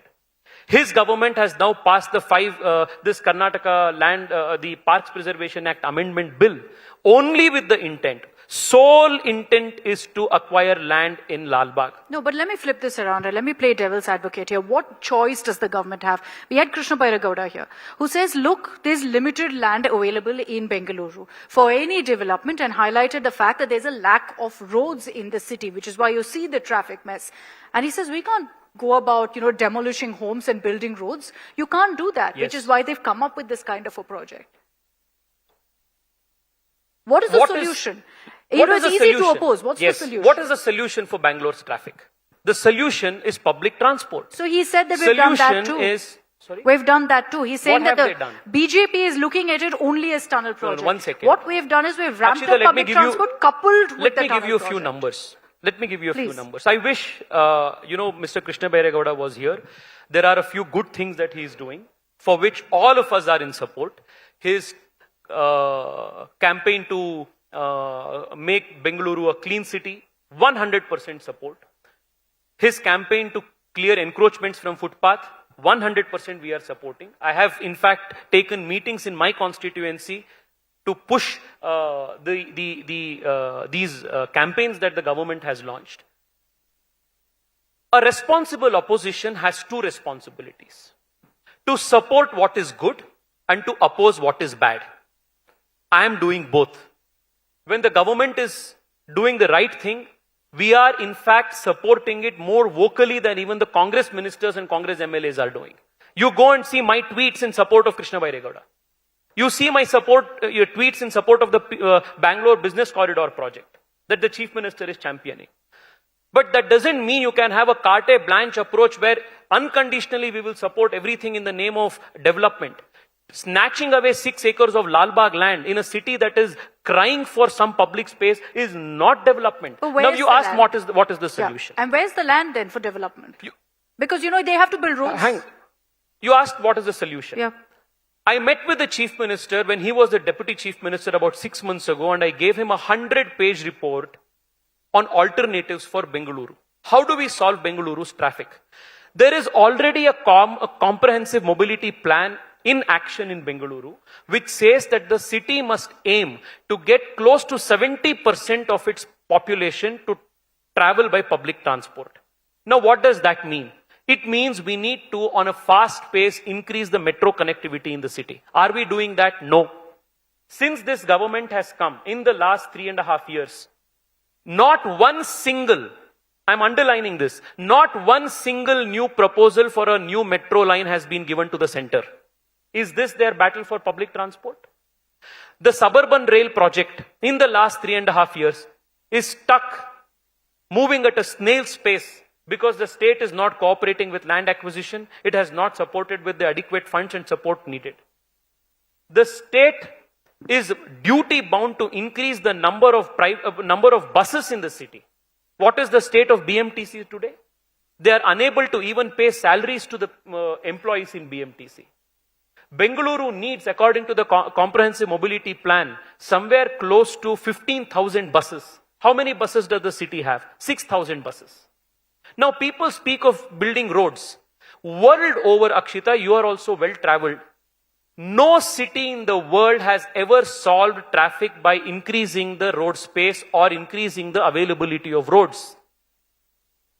Increasing the availability of roads with an intent to reduce traffic is like an obese man trying to lose weight by increasing the size of his belt. That is not how it is done. I was in Bangkok a few days ago. Bangkok has 12-lane highways inside the city. But I thanked heavens because Bengaluru's traffic is much better than Bangkok's. They have expressways with tolled expressways within city. Has it solved the traffic? No. What is the situation in San Francisco? No. We have models in countries like Tokyo, in cities like Tokyo. 70%, 80% of the population taking public transport. So we are not against tunnel road in the sense of opposing an infrastructure project. We are opposing it because it does not solve the problem. IISc has given a simulation report. They have said the per hour, per direction traffic, if you invest the same amount of money and make a tunnel metro instead, you will be transporting 60,000 people per hour, per direction. Here you will be transporting 600 cars. Should you be building infrastructure to transport 600 cars, or should you be building infrastructure to transport 60,000 people per hour, per direction in traffic? It's common sense. But let me tell you why the government wants to push this. This is going to be the costliest road in the world. Costliest road in the world. 18 kilometers. The project cost is somewhere around 39,000-40,000 crore rupees. It is a project made to loot money. It is a project to finance the 2028 Vidhan Sabha elections. I am not saying this. Just now, one of the most respected environmentalists of the state, Yellappa Reddy sir, whose name is synonymous with protecting Lal Bagh, protecting the biopark in Bengaluru, after we met with the governor, he said to the media, let us ask the chief minister, let us ask this government, what is the kickback the contractor has assured you? Please let us know. We will crowdsource the money, but spare us our Lal Bagh, spare us our Kaban Park. If making money out of an infrastructure project is your sole agenda, please tell us that we are expected to get 5,000 crores as a kickback from this tunnel road project. We will go to people of the city and say, please give 6,000 crores. Let us give it to the chief minister and the government. Let us ask them to spare Lal Bagh and Kaban Park. No, so, the point that the government keeps putting forth is that this is opposition for the sake of opposition. That's what they constantly say. You've detailed why you're opposing it. But Bengaluru has this mess and this struggle right now because nobody's done anything to fix the city. And so, if you ask the Congress, they say, what did the BJP do for Bengaluru? Akshita, this is a situation created by decades of misgovernance, mismanagement. Absolutely, I agree with you. So the BJP also did nothing? 100%. Every government has done something. Every government has also not done something. If I'm going to speak here just as a BJP person, the person who is watching me on TV will lose respect and credibility. Because he is suffering on the street because successively governments have not done as much as was needed to make the city better. Last 6.5 years, Bengaluru does not have a municipal corporation. 2 officers are running Bengaluru. We were also in power. Congress was also in power. JDS was also in power. All 3 political parties, we could have conducted elections. We did not. Now, if I am, as a young person, if I will come here and start defending everything, then I will also have to take blame for everything. I am not in that position. I have very clearly told you, there are certain good things that the state government is doing. I am in support of that. There are some unpardonable things the state government is doing. I am going to ensure that it will not happen.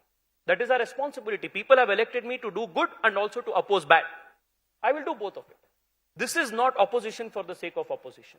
In the last 3.5 years, Akshita, I want to again bring back this, repeat this point. The state government had an opportunity to expand the metro network in the city. Why have they not done it? After this government came, after the 3rd term of the Modi government came, I had made a commitment to our people that within the first 100 days of the government, we will get approval for the Orange Line Metro. It starts in Vega City Mall, goes through Ring Road. 85-90% of the metro passes through my constituency. Within the first 100 days, I got permission for that. Within first 100 days of the Modi government, we got permission for that. It's been 2.5-3 years now. The civil tenders have not been called. Why? Bengaluru's metro is the costliest metro in the whole country. Why? Because all of these years, the state government was offering shadow cash support to subsidize the tickets. Now the state government, because of bankruptcy, has taken back its shadow cash support. As a result of that, the metro fare has risen to 90 rupees, highest in the whole country. Ridership has decreased. So, let the government fix the basics first before giving us exotic tunnel roads. Let them first give us pothole-free roads where people can, especially those who travel in two-wheelers, can travel without a fear of their back getting broken. Let them do that. These are the basics. You've raised some pertinent questions really on how Bengaluru should change or what the government should do. I want to switch briefly because we have last 5 minutes to politics, Tejasvi. The last couple of days we've seen a revamp in the BJP and that also meant that you're seeing a new BJP Yuva Morcha chief. Amid that, there have been a lot of questions about what next for Tejasvi Surya. Is he going to become a union minister as one of the young faces of the BJP? Will you focus more on Karnataka with the elections coming up?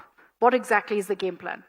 Akshita, BJP is a democratic party where people have certain responsibilities and roles that they have to fulfill for certain periods. It is not like the Congress party where you can be a youth wing leader even if you are in your 50s and 60s, right? There is a 35-year age limit. I turned 35 is why a new president has come. A very young and dynamic member of parliament from Gujarat, Mr. Hemang Joshi, he has taken over and he will do a phenomenal job. Now, the party assigns all of us different responsibilities. It has already given me an opportunity to represent a city and a constituency as prominent as Bengaluru in the country's parliament. I will continue to do justice to this. The party will, in its wisdom, give whatever role is required to be done, and we will honestly do that. There's been a lot of focus on, of course, Gen Z. It's the buzzword right now everywhere. Your party's also been attempting to kind of reach out to the Gen Z voters. And as a young leader yourself, you've kind of also been leading the charge on that. But there are a lot of questions of whether the Bharatiya Janata Party has really been able to reach out to young voters, whether they remain a party that largely older voters choose and the Gen Z is anti-BJP. How do you bridge that gap? Akshita, I work with young people and interact with them every day. That's also because it's part of my job, and also I'm kind of closer to that generation also. Each passing generation, Akshita, you would have seen yourself, is much more smarter, much more well-informed, much more idealistic, and much more committed towards larger causes than the previous generation. I can tell you with certainty that the generation that you refer to as Gen Z is perhaps the most digitally savvy, most information aware generation in the last so many decades. Naturally, they have an option to understand and also compare the regimes that have governed the country before Modi and what has happened in the country in the last 10 years. They remember, they recollect and they read about the humongous corruption that was that was everyday business in the country before Modi ji came. They remember the policy paralysis in every aspect of governance that the country faced before Modi came as Prime Minister. They also know that there are many challenges the country needs to face. This is a country, your logo is, this I Love Bengaluru logo is on a building that is still under construction. That's your logo. Everyone knows that the country, the city, it's a project under construction. Not everything is right in the city, but who will fix it? Good leaders will fix it. Leaders who have a proven track record of having delivered will fix it. No, but and the Gen Z knows that the government and the leader that has a proven track record of delivery, governance, corruption-free leadership is Narendra Modi. So there may be certain issues on which they may express disagreement. It is a part of a healthy democracy.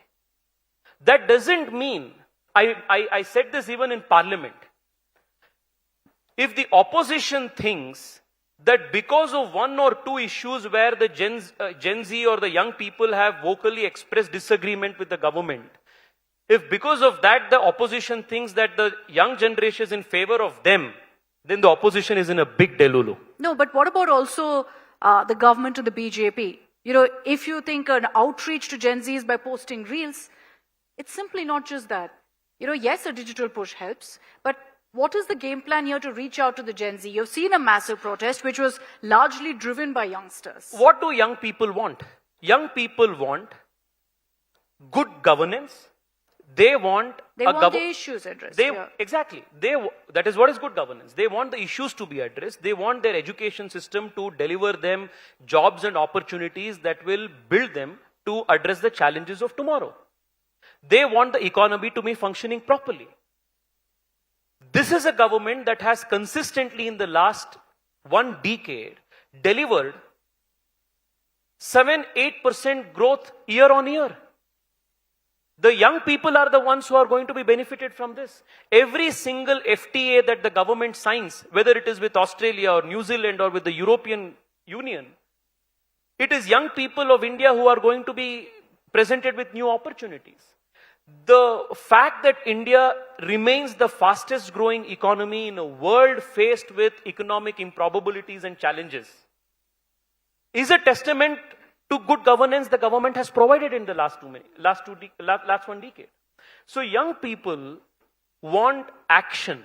Young people want credible governance. Young people want economy to be functioning. Young people want systems to be sensitive and supportive of their aspirations. That is what this government is doing. Time's up, but I have one final question. What do you think of the CJP, of the Cockroach Janata Party? The Cockroach Janata Party raised, or rather gave voice to certain issues at a point in time. It also served as an umbrella where a lot of people who had many other issues that they had with governance, whether it is at the state level, at the center level, they came across and put their views across. Most of the people who came to the protest also said, we may not be in support of the CJP, but we are here because of a particular issue.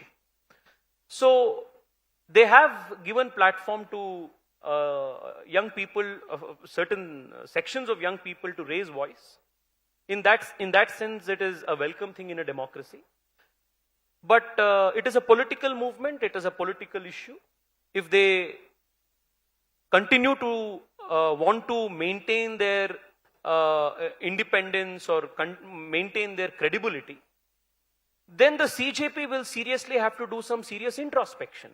By that I mean, if you are asking questions on the quality of schools in Maharashtra, then you must also ask questions on the quality of schools in Punjab and in Karnataka and in Tamil Nadu and in other states also.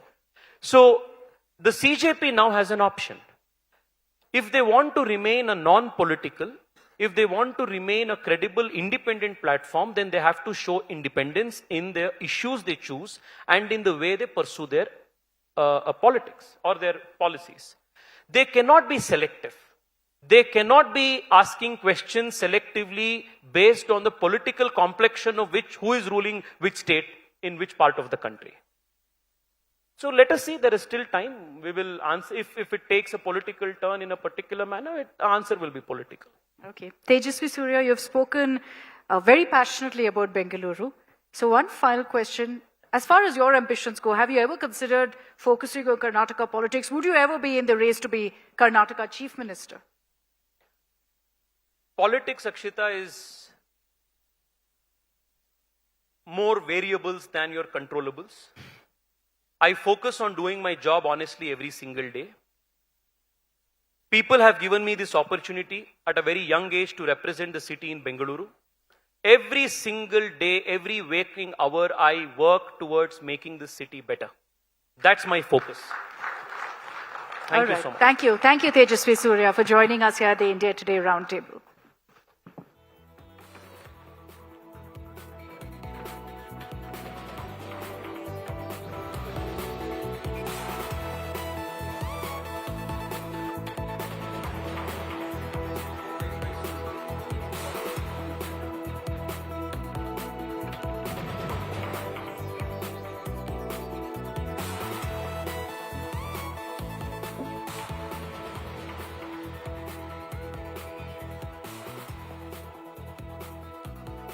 All right, ladies and gentlemen, can I request all of you to please be seated, to please settle down. We're set for our next session, which is the regional player.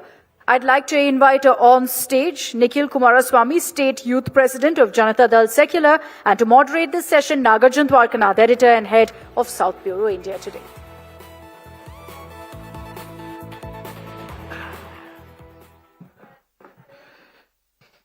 Now I have a special guest, Nikhil Kumaraswamy. I don't know if I have to introduce him as the JDS leader, the face of the JDS, or as my classmate. We studied together back a decade and more back, so we were classmates in our PU college days, so we go long back, and I'm here interviewing him. So it feels good, in fact, Nikhil, that we both have come a long way from college days.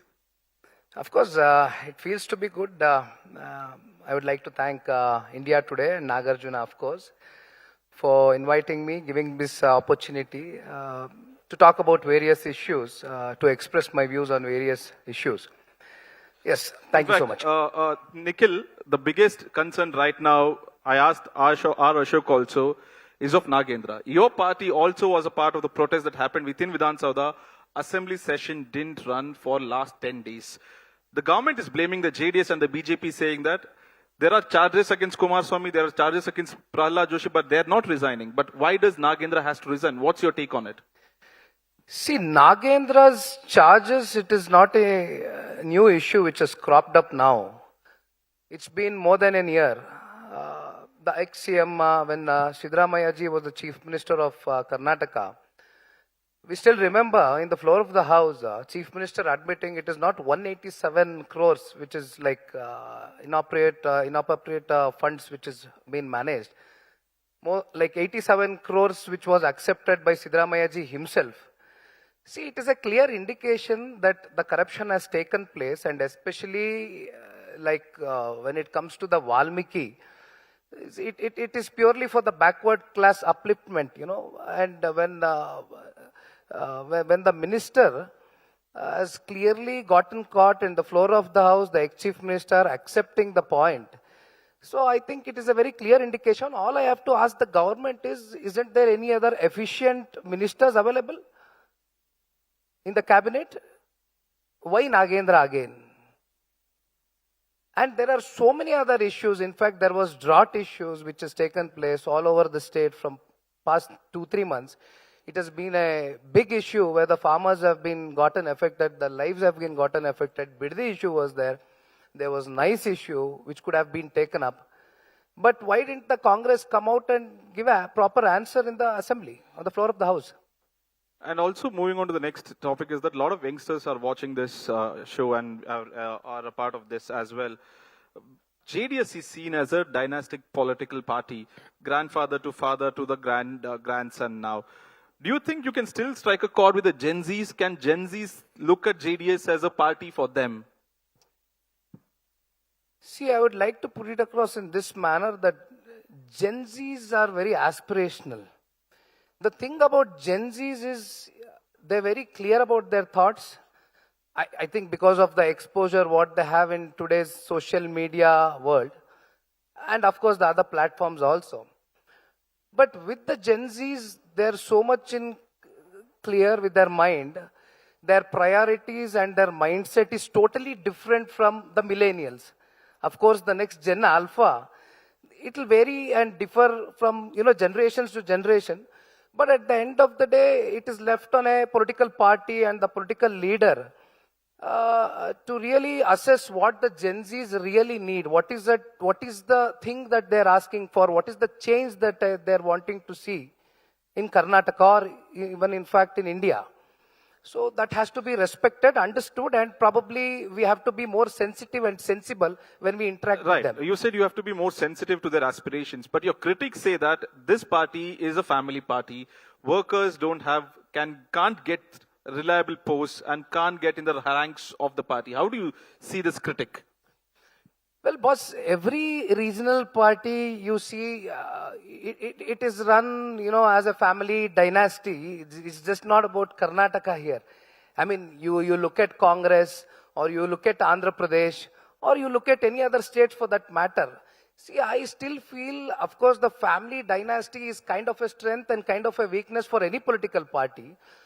But, Janata Dal has always given opportunities, especially JDS Supremo, Sri Devegowda ji, has built this party in a broad-based mindset to give chances to the Karyakartas, wherein, if you want me to specifically say, more than 54 people whose political career was launched from JDS, and they've left JDS so that their positionings are much better in other national parties. They were not Kinankit or family of Sri Devegowda ji or Kumar Swamy ji. They were given one of the best positions. They were made ministers. They were given all due respect. In fact, in the run-up to the next state elections 2028, what is the main agenda for JDS? Is it going to be, let's fight DK Shivkumar? Because he's from the same community. We have to ensure that Vukaligas are consolidated behind us. Or do you look at administration of the Congress government? What is the main agenda that the JDS is planking upon? See, firstly, I would like to send out my wishes. I would like to convey to the newly appointed Chief Minister DK Shivkumar ji. Nagarjuna, historically, we have seen or we have heard in the past that the governments kind of have protected mafias. But here the mafia itself is like a state government. The mafia is run by a state government here. No, that's a big word that you're using, term mafia. See, looking at how things have been shaping up in this Congress government, looking at their own decisions which have been made, somewhere down the corner I have started feeling, and of course many of them might accept on my point, that Shri DK Shivkumar ji, as a CM, is he for the interest of the people? Or for me, or probably many other people might accept this, for me he looks like a CEO of a real estate firm. You spoke of a CEO of real estate. Biddi is a big issue. Your party is now saying that Biddi issue is because of real estate interests of the government and the chief minister. But on the contrary, it was your father, who's the union minister now, back then the chief minister, who brought this whole Biddi township issue. But why is it the JDS backtracking on it? The Congress government is now saying this is the child of Kumaraswamy.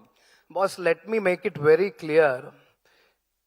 During Kumaraswamy's tenure in 2007, when not just the Biddi issue, but they were wanting to do the integrated townships in many parts.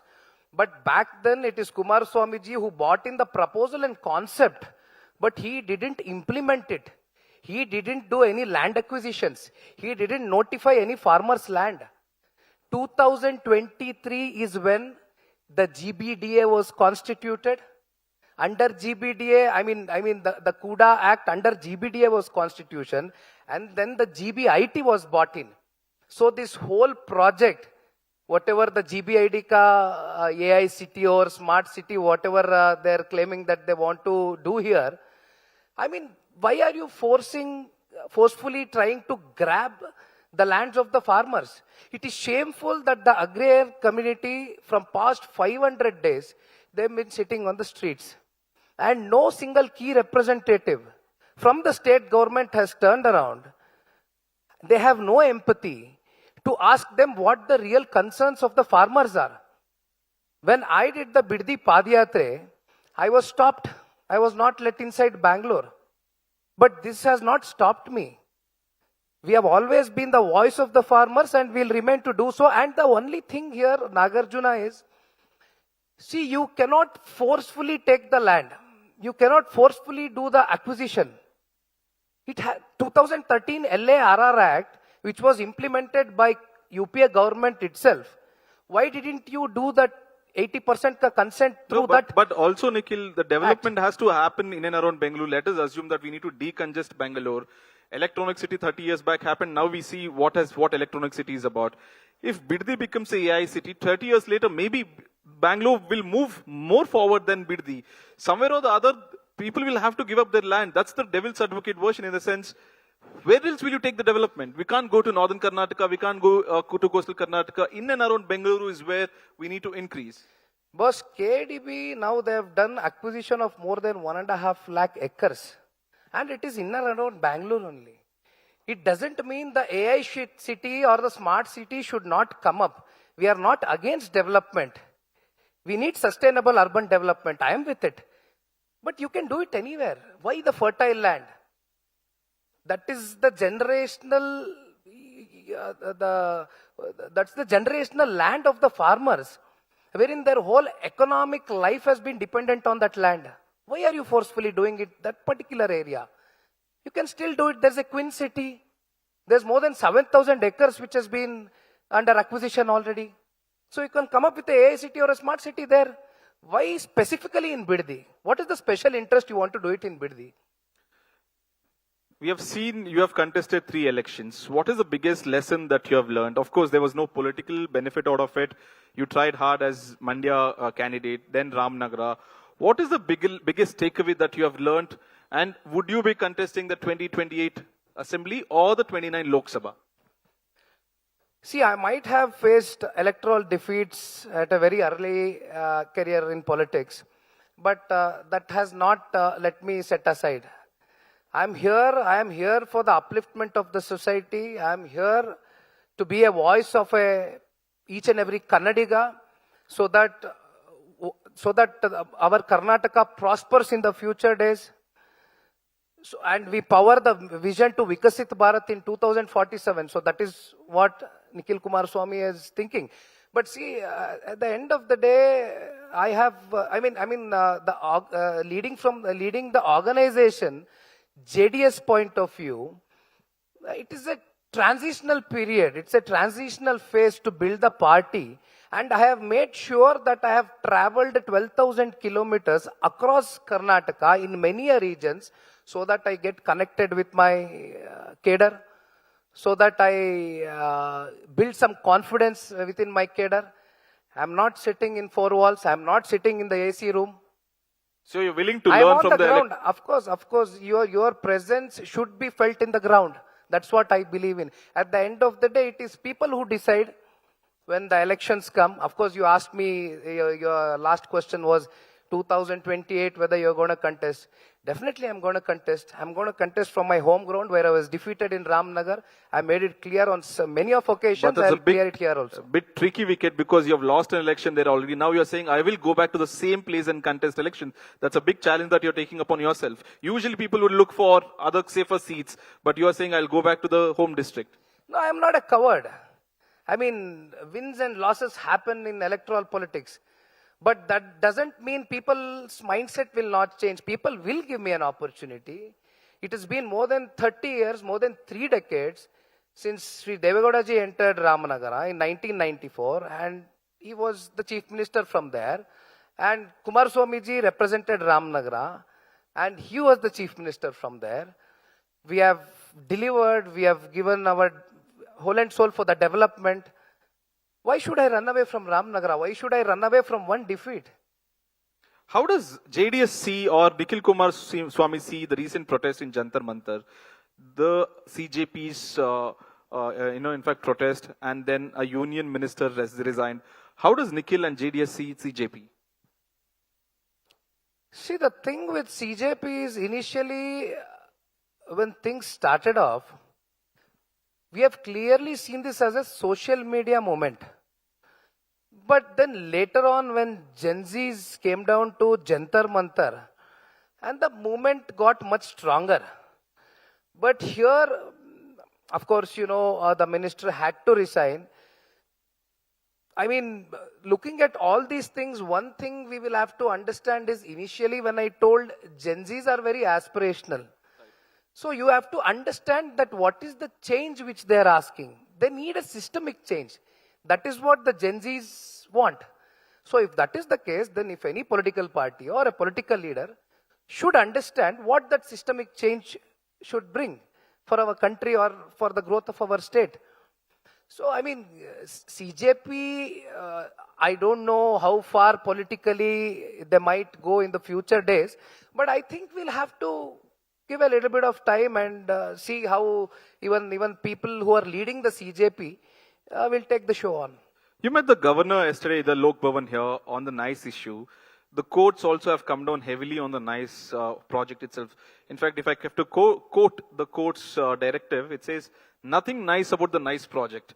Your father, the union minister, has said, people of Bangalore who are using the NICE road don't pay any toll, and that's creating a lot of confusion. What's your take on it? Well, the double bench High Court, I think it was June or July 29 specifically, the High Court has stated that nothing nice about NICE, as you clearly mentioned. See, it has been more than 20 to 25 years. The project was initially signed as an MOU from Devegowda ji, but that MOU was clearly mentioned, his visions were cut and clear. He said the 6-lane of Bengaluru to Mysore highway, what we can see today, it was his vision, it was his dream back then, but that was not implemented. And the framework agreement was done in 1997. The late J.H. Patel ji, when he was the chief minister back then in Karnataka, the framework agreement, complete violation has happened. 111 kilometers of Bangalore to Mysore expressway was not done. 5 integrated townships, they claimed, that was not done. There was no peripheral road. There was no link road. So looking at all these aspects, what the High Court said was, here the real losers are the landlords, who are farmers. From past 20-25 years, NICE company had to award them. See, KDB did the acquisition. It was like a nodal agency which acquired the land. It gave the land so that NICE could do all these developments, what was mentioned in the FWA. But nearly 67% of the farmers have not gotten the awards. They have not gotten the compensation. And 20,000 acres have been taken from the NICE. And more excess land has been taken from the NICE. So here the government has clearly said that the government should step in and take over NICE. Why is the government not taking any necessary action? Why have they been very selective on their implementation? In the recent days, we saw, I still give it to Sri Krishna Bhairagowda ji. I mean, he's having a good thought process and he seems to be a visionary minister. But when he claimed that the pedestrian should be able to walk and there were a lot of accidents and there were a lot of incidents which has taken place and the Supreme Court orders were there, here also there is a High Court order. Why aren't you implementing it? Why is this selective implementation game on here? I'm asking the government. Right. In fact, that's a valid question that the government will have to answer about the NICE development and the project. Nikhil, JDS is looked at as a very male-dominant party. We have got Devegowda, Kumaraswamy, Nikhil, Revanna, others are all a part of this whole male-dominated political system. Is there scope for women in JDS? Is there any strategic decision-making of women in the party, in the core committee? Because you spoke about Gen Z and youth aspirations. Youth also wants equality. So how does JDS see women there?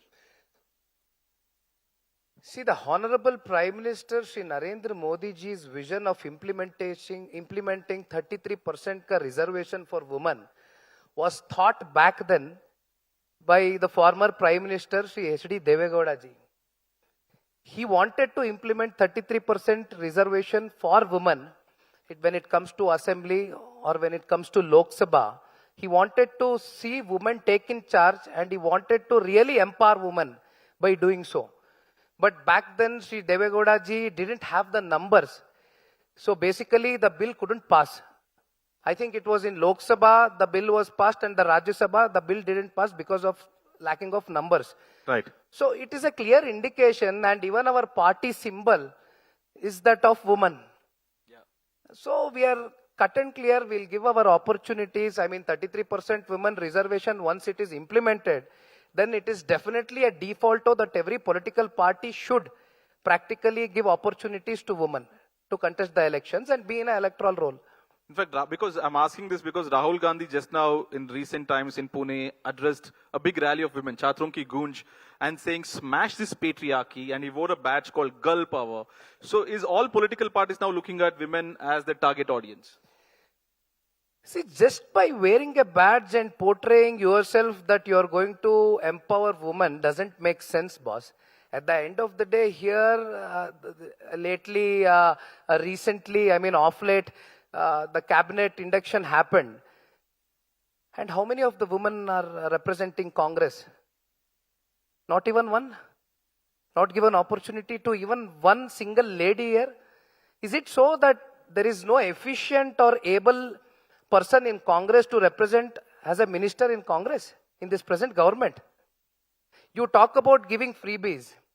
You talk about empowering women by giving 2,000 rupees ka Gruhalakshmi scheme. And you don't give them role to play, I mean for the development. As a minister, you don't give an opportunity. No, that's a valid question. In fact, we posed the same question to the Chief Minister also. He said that there would be definitely a woman in the cabinet very soon. Before we wrap up this session, Nikhil, you come from a very politically strong family. Grandfather, Prime Minister of India, father, Chief Minister of Karnataka. Is there too much burden on your shoulder also? When you feel low, do you go back to your grandfather, take some lessons from him on politics or maybe any other issue? What's your rapport like with your grandfather on politics? Well, as the whole world has seen, he's been a fighter the whole of his life.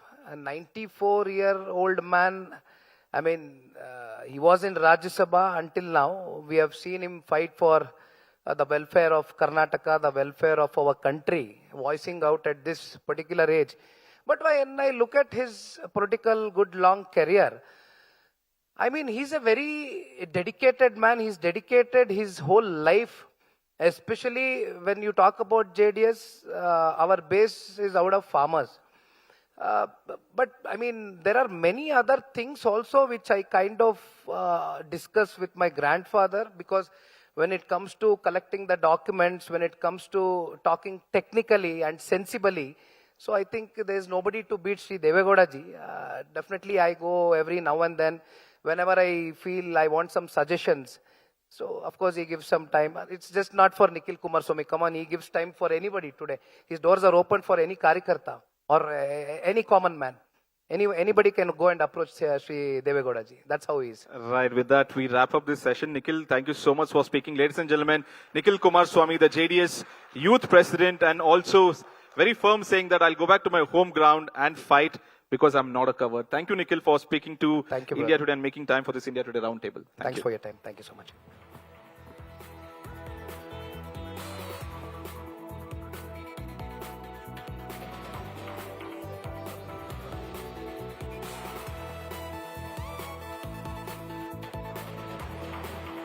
With that, we'll take a break now and answer for lunch.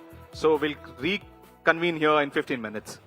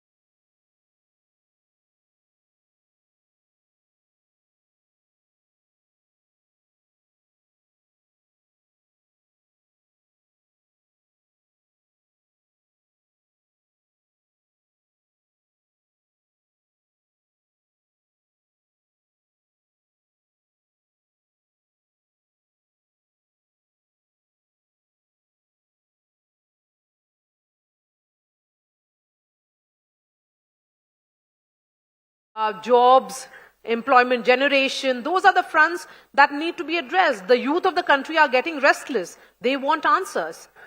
See, the decision was taken last year. It is not a new decision been taken.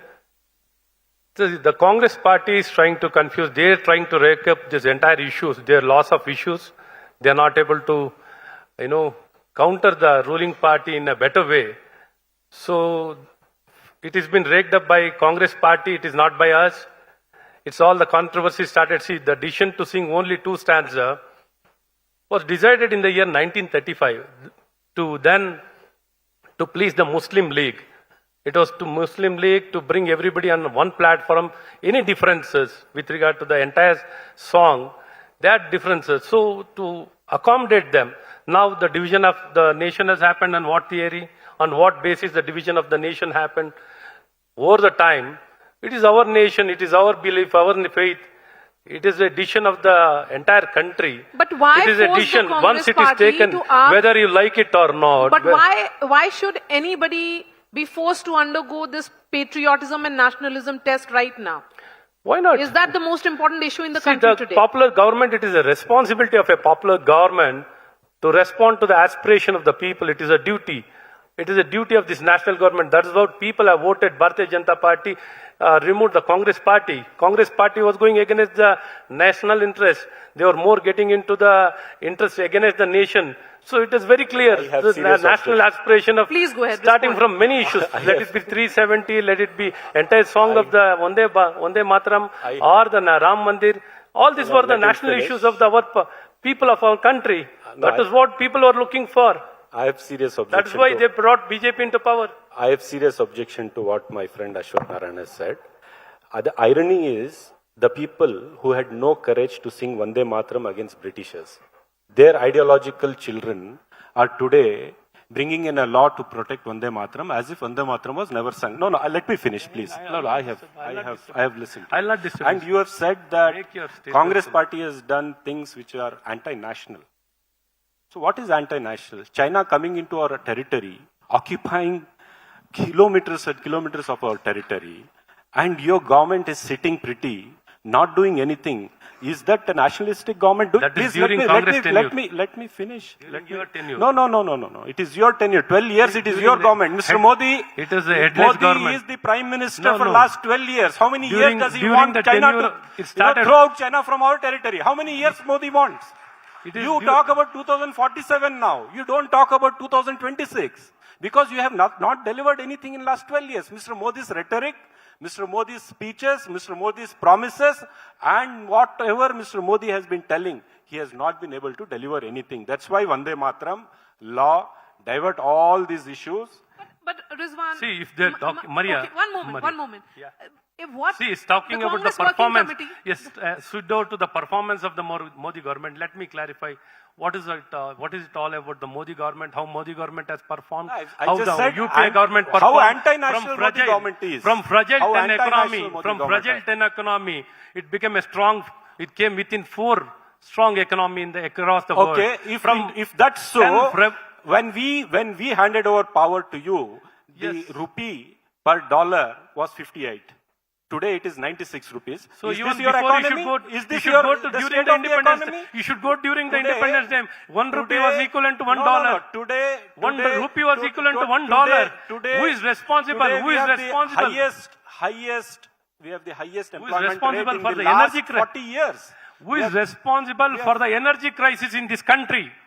Who is responsible? You have created the energy Who has crisis. created this energy crisis? You have created the energy crisis. Energy crisis has been created by Congress because of the division. Otherwise, we would One have... moment to both of you. One moment to both of you.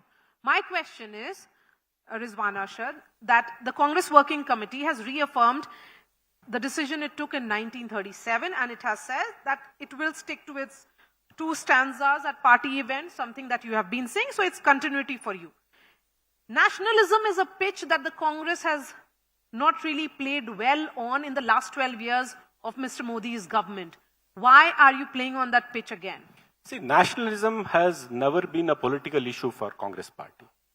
Nationalism is something which is fundamental, inherent in every individual in this country. We have never casted doubts on one community or the other. We have never tried to divide the society on the basis of nationalism, because that is the biggest disservice we do to the nation by dividing the people. That is the forte of the BJP. And that is the intention with which they have brought in. Because 2 stanzas, all the communities agreed, everybody were singing, everybody were happy for 80 years and before independence against the Britishers. And that was the Congress party. And that was every community singing national anthem with courage against the Britishers. These people who had no courage to sing national anthem against Britishers are bringing in a law. That is the irony. That's what Okay, Ashwin Narayan, one view is, and as Congress party and others are saying, that you do not have answer to your own Hindutva vote bank, which is now asking you questions with regards to what happened in Ayodhya, the Chanda Chori episode. And hence you have brought in this legislation because you feel that if they are all united under one umbrella, it's convenient for you. See, with regard to Chanda Chori, the people who are involved in the employees, it is not any office bearer or any person holding a responsible position is involved. Now the inquiry has been conducted, very strong investigation is going on, and the people, whoever has been involved in this entire scandal or the Chanda Chori, a strong action has been taken and they've been arrested, and a serious investigation is going on. That doesn't prevent, we caring for our nation, our faith, belief in what is the identity of our nation. Nationalism, we build in the part more than our party or government. We believe in the nation building. So very clearly, the Bharatiya Janata Party is for the nation building. For us, the nation is first. For Congress party, it is the Gandhi family. It is only Rahul Gandhi. It is only Priyanka or Sonia Gandhi are the people. For them, it is first the family. The first family of the Congress is important, and for not the nation. Appeasement politics. Congress is known for appeasement politics. Congress is known for divisive politics. Congress is known for vote bank politics. That is how the Congress has been, it has become a regional party. I'll tell you, it has become a regional party. It doesn't have any national presence. It can be in future days, it can become... We are sitting in a city and a state where the Congress is in power. Yeah, they have come to power. We accept the decision of the people in democracy. Yes, they have come to the power. But how long? Let me respond. For how long? How long? DK Shiv Kumar has said, while speaking to Rajdeep Sardesai here just a few hours ago, that they are coming to power with an overwhelming majority. Let us see. You and I, I'll tell you very clearly. I'll tell you today, you mark my statement, our NDA alliance will be winning not less than 170 seats. You mark my words. Bharatiya Janata Party on its own will win 130. You mark my words. Again will come. You call that is the same. The then Chief Minister, and from that is my the side. same claim that he has made. No. He'll make. What else do you expect from him? He has to, make a strong pitching. He's making a strong pitching. That is his duty. He's a very smart politician with a long experience. You acknowledge that he's a smart politician. He's smart, no doubt. He has got a long experience. Okay. He's come a long way. He's climbed in his own party to become a chief minister. In his own party to become a chief minister, it was not so easy. Nobody expected him to become. So he has become on his own strength. Let's leave it for the wisdom of the people of Karnataka to decide who is coming back to power. But here, he's distanced himself to the Ram Mandir Chanda Chori very conveniently. The Prime Minister himself goes to inaugurate the temple. The Prime Minister's office constitutes the committee to run the temple. That committee swindles hundreds and thousands of crores. Please, you're in too hurry. You're not ready to listen to me. Democracy demands that you listen to your friends. You're a big party. You are in power in the national level. You said we are a small party. Please listen to small people. How many temples? Listen to small people. How many temples? How many mosques? How many churches? No. How many temples, mosques, churches? Let's have There equal is a distribution mis-handling of of money. How many temples? How many temples? No temple is inaugurated by the Prime Minister. No temple. There is a campaign to build a temple by a political party. No. That was a political project to you. How many incidents are there? Let him finish. Why he only Ram Let me Mandir? finish. No, Let why? me finish. No, Yes. no, please. Go ahead. I'll tell you why it is only Ram There Mandir. are people employed person who People, can't when they have You have to be fear, patient. when they have Yes. fear to get exposed, they do like this. No. Why is the fear? I mean, then I should we be not, allowed we to don't have any respond to your fear. thing. We are, You're very, under very fear. transparent. We are very transparent. Then and we are have handling large heart to listen for to you. me. You are short of Let all him the speak issues. for 30 seconds and I'm coming to you. One moment. Yes, please, go ahead. No, he spoke for 2 minutes. I was waiting Okay, for my you'll chance get to 1.5. respond. Go ahead. See, Ram Mandir was a political movement for BJP. Even during those political movement, when they were having a movement to build the temple, there were allegations of chanda chori. And it was very evident and very clear. Then they surpassed that. The mandir was built. Prime Minister himself goes to inaugurate. Prime Minister constitutes a committee to run the temple. Then officially that committee swindles thousands of crores in the name of Lord Ram. And now they have no face. With what face are they defending this even? They should be ashamed. I mean, they should please, they should be ashamed If you of are this. making the allegation. You can't just distance yourself. You form the committee. The Prime Minister goes to inaugurate. If you are making allegation, you should have proof. It's just like that. He can't make. It is he is just making statement that you made money out of Ram Temple. It's a plain and simple. To divert that, only you talking Congress about. party To divert that, stoop to all those to divert that, you're talking about Vande Mataram. You see, all these are diversionary tactics. I told Vande Mataram was a diversionary tactics of the BJP. Maria, today I came here, so we'll be discussing about Bangalore, how Congress has performed, what is the issue. If that was your priority, you would have not brought in Vande Mataram kind of things in the country. Because everybody were singing It is a Vande national Mataram with aspiration. respect. The people of Bharat want You are creating this. entire song of the so that Vande people Mataram don't to be question you on sung. Ram Temple. Congress party doesn't don't want question it. you on employment. Congress party, don't question you on inflation. Congress party, don't question you on bad economy.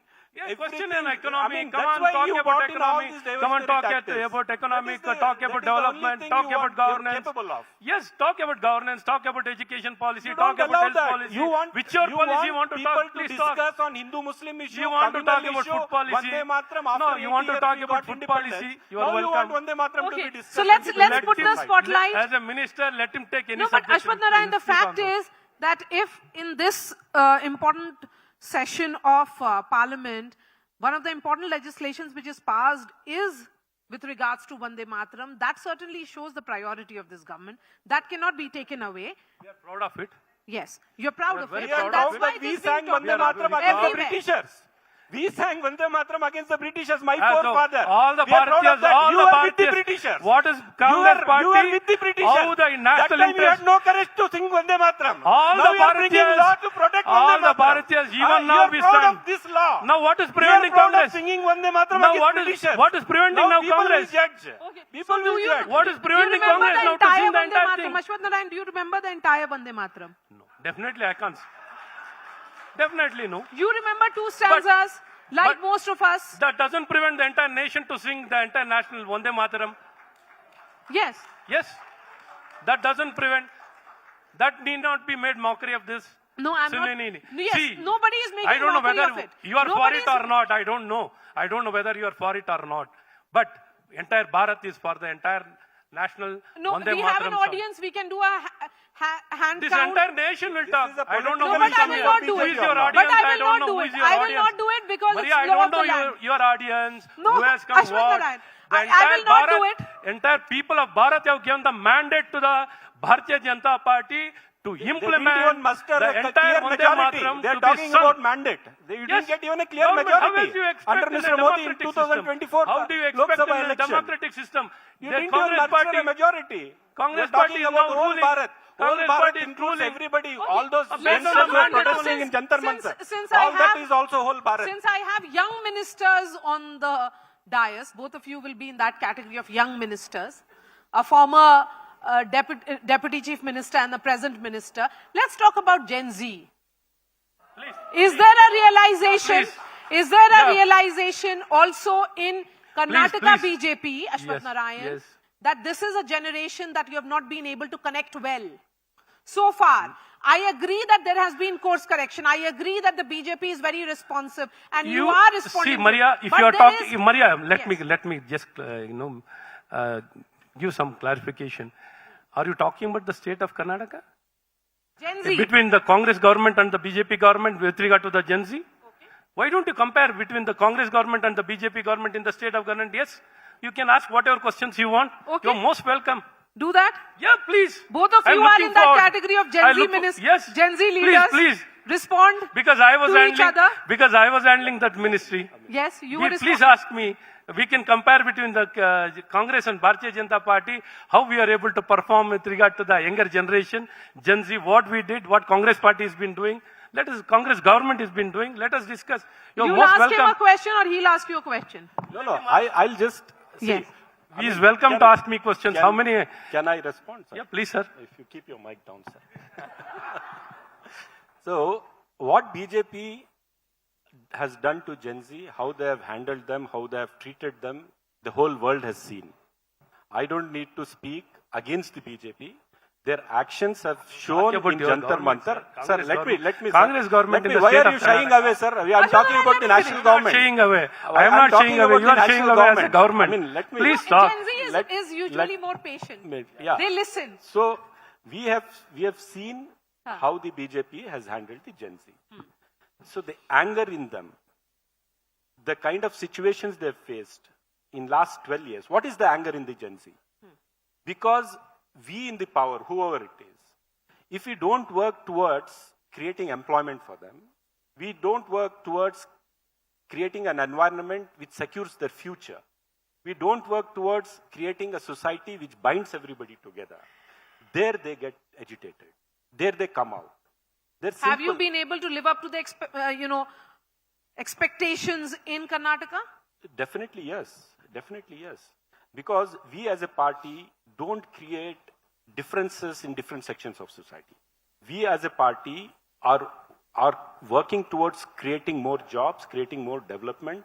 You know, Karnataka is the only state in last 2 years. We have cornered 26% of the FDI directly. Whatever comes to India comes to Karnataka. We were number 21 in startup ecosystem in the whole world. Today we are in number 5th when we came back to power in last 3 years. Is this things and all these steps and all this progress we are making, is it not to secure the future of the next generation? Yes, we are doing that. So the problem is, even if the Congress party, for argument's sake, decide that, you people decide that we are not doing enough. In a democracy, there has to be a free debate.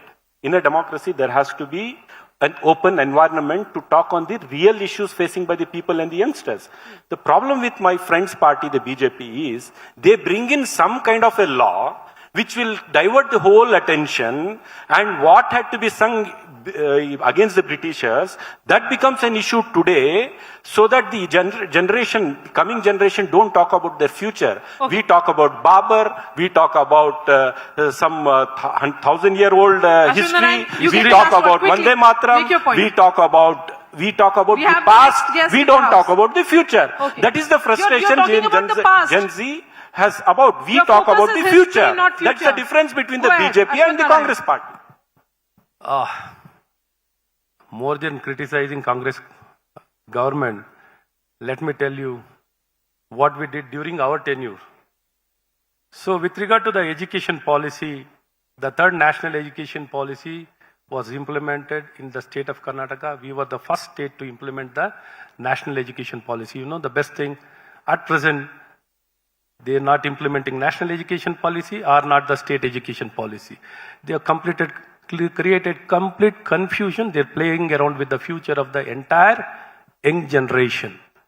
You know, the second point, with regard to the foreign direct investment, during our tenure, the foreign direct investment was, Karnataka was on the number 1 position, number 1, 46 billion in a year. And you know, even before we could come to the power, the Karnataka was not in the top in the startup. You can check out in the Google. You can DPIIT report. We were ranked then during our tenure as the number 1 for the startup. And we were the first people to in the entire country to start a vision group we are yet for not startups. Number 1. No, we were the first state to start the. His data is not correct? That's what you're saying? No, Yes, of course. you can Of count, course. you can check. We I am telling you. We can debate on that data. No, he's very most clearly. welcome. He's most welcome. He's most welcome to question all my statements. We will have another See, round of even debate. with regard to the skilling, Maria, Yes. not even a single person has been trained in this government. Skilling has not been given in this government. Not even single rupee has been released for. They've been conducting. Rizwan Arshad, quickly, Yes. 20 seconds. Let me Google it. respond. Let's Let- just please respond. Google and check it out. Yes. Sir, I got only 20 seconds. Yeah, not 20 seconds. 20 seconds. See, completely the younger So, generation, let me- the Congress party doesn't understand Yes. governance. Yes. They don't understand the language of governance. Yes, They yes, don't sir. understand. For 70 years, They are only the for one thing 70 they know years, very well. you came just 10 Only years back and politics, you're politics. telling us about they governance. play around with the emotions of the people of Just the quickly, 20 seconds on society. the data that Sir, we were yeah. sharing. Sir, it was Mr. Modi who promised 2 crore jobs per year. Please, sir, have some patience, please. Mr. Modi who promised 2 crore jobs per year. In 12 years, he should have created 24 crore jobs. So government or private? Government or private you are talking about in the government or private? Nowhere you have been able to Yes, create. government or private? Mr. Modi has failed. Rizwan See, Arshad today, I'll and- tell you, and- Amaria, Yes. the only leader who is openly challenging the BJP's failures in the country without any fear is Mr. Rahul Gandhi, who is talking about the Gen Z. Gen Z, and openly he is talking about Gen Z. Wherever even our government can make a mistake, he doesn't hesitate to point that out. Okay. Okay. We have really come to the end of this discussion. Ashwin Narayan and Rizwan Arshad, really appreciate your time. Thank you for joining us here. A big round of applause, please. Mr. Rizwan Arshad and Mr. Ashwin Narayan, can I request you to stay on the stage? I'll just ask Maria to hand over a token of our appreciation to both Mr. Rizwan Arshad and Mr. Ashwin Narayan. Let's give them a big round of applause. They gave this face-off their all. It truly was the big fight.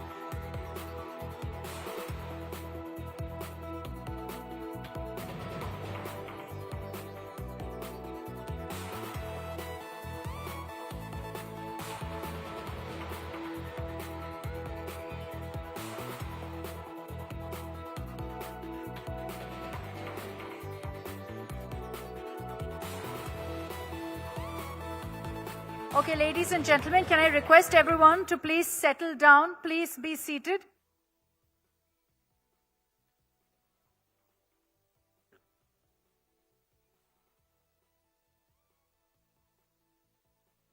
Sorry, I'm so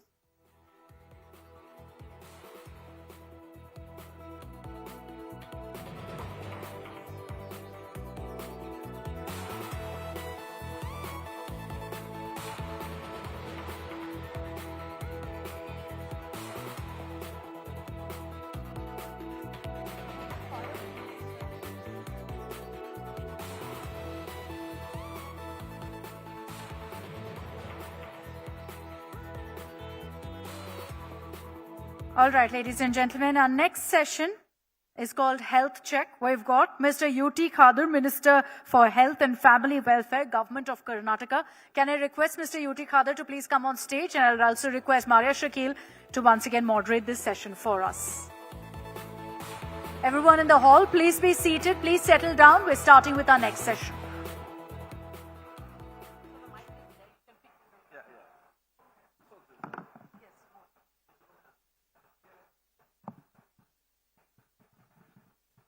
So before we do the health check of Karnataka, let's do the health check of the nation as well. And health check of the minister who is present here. Mr. Khader, you gave up the speaker's chair for becoming a minister? Is that a promotion? How do you look at your new responsibility? I have never given up the speaker's chair. I was, from speaker chair, I was shifted to the ministry and government. I was happy in my chair also, but I'm more happier now.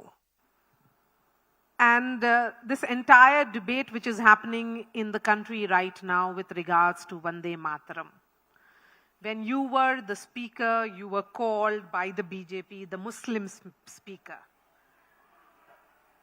And now this entire debate which is happening where the BJP and its top ministers are accusing the Congress of doing appeasement politics.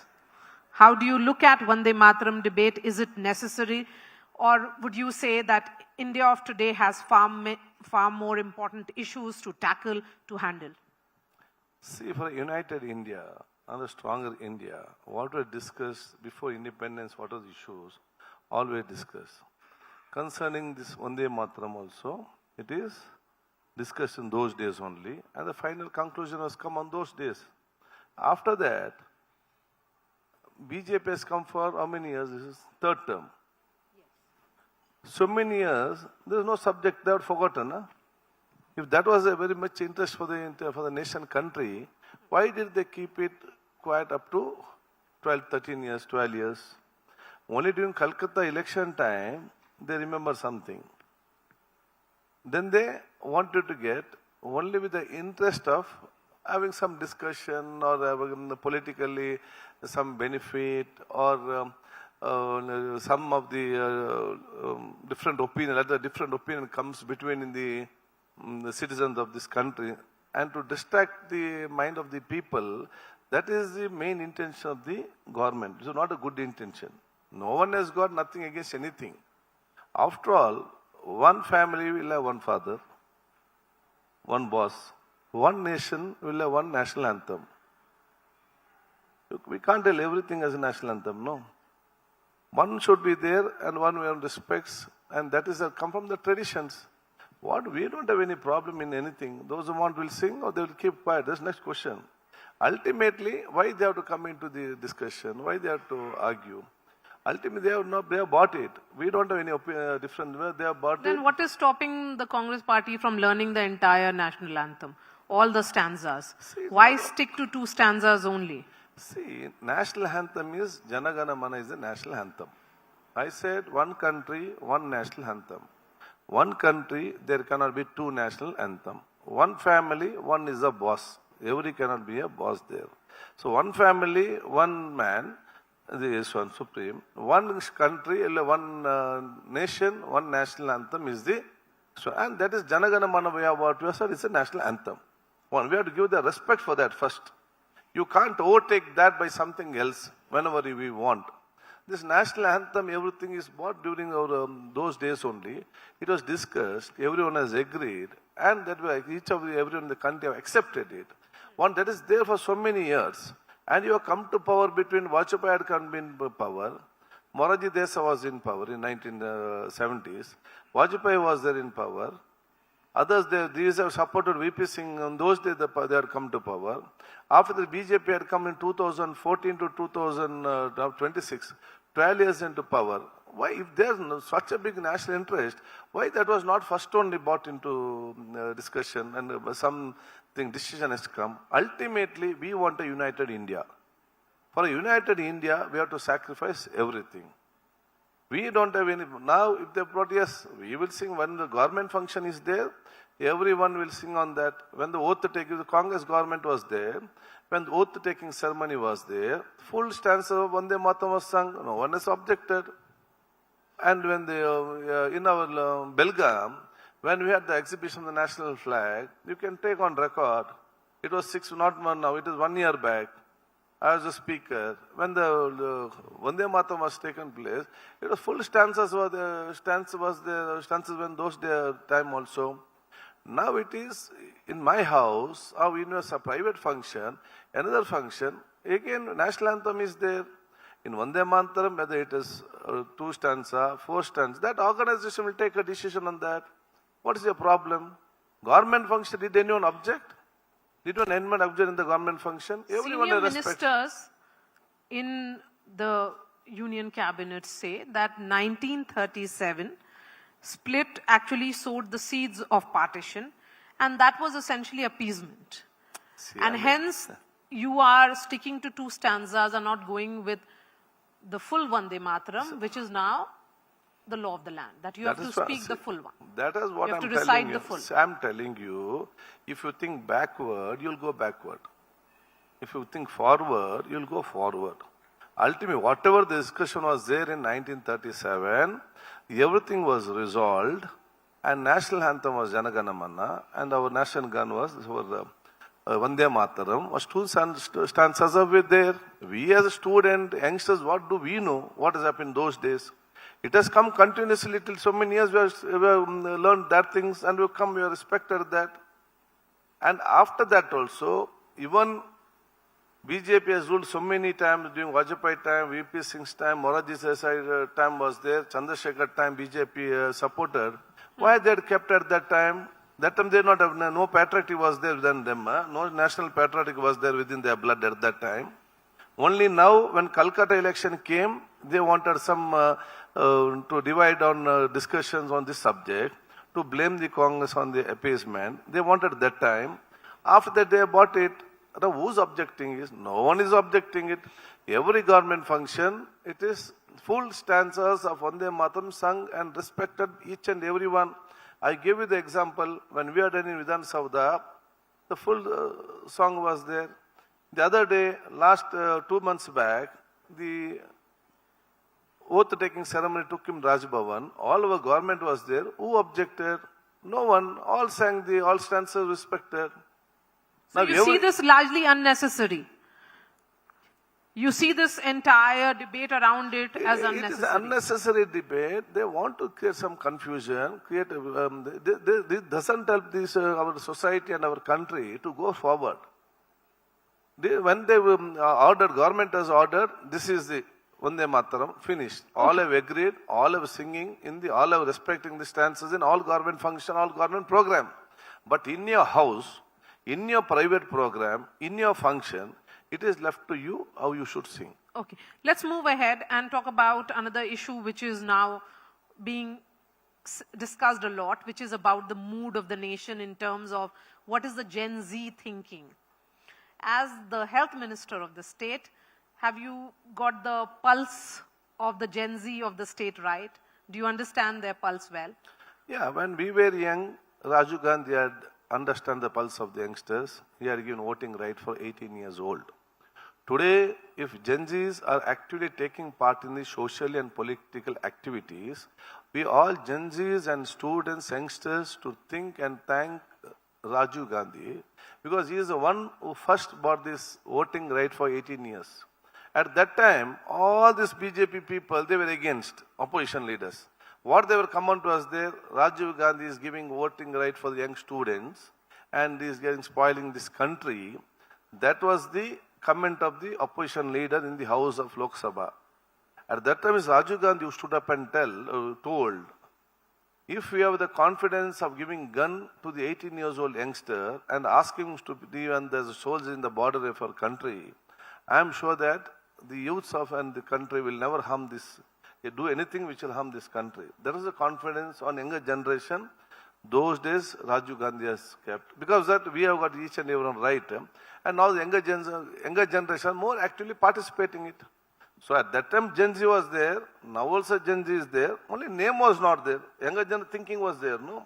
So I am sure that younger generation have got according to the world, the moving in technology and in the culturally, Gen Zs are very good. They will do whatever good for this country. They will think what is good for this country. And they will be a big strength for the India, where the other people, other country, they look forward for the India, not because of politicians. Other countries today look toward India, younger generation, Gen Zs of India. And I think they will contribute to this country and society. You know, few months ago, we saw protests happen in Jantar Mantar, and a week later, similar protest against the government of the day in Jharkhand as well. Two set of protests that we have seen. The sense was that the government in these, be it at the center or in the state of Jharkhand had some kind of disconnect, because the youth of the nation want answers, they want employment, they want more job opportunities. This is an aspirational generation, and their aspirations are not being realized. Then that led to the birth of the Cockroach Janta Party. The cockroaches, it is almost certain that they have entered our homes. It's in every household today.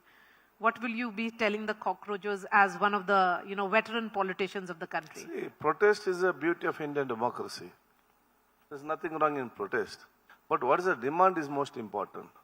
What there in Jantar Mantar, where NEET examinations or question were leaked for 3 times, and so many lakhs of students in problem, and more than 15-20 students suicided, there's a demand was give the compensation for the family, held anyone accountability for the 3 times leakage of the question papers. Third thing was have a good policy. Only 3 things.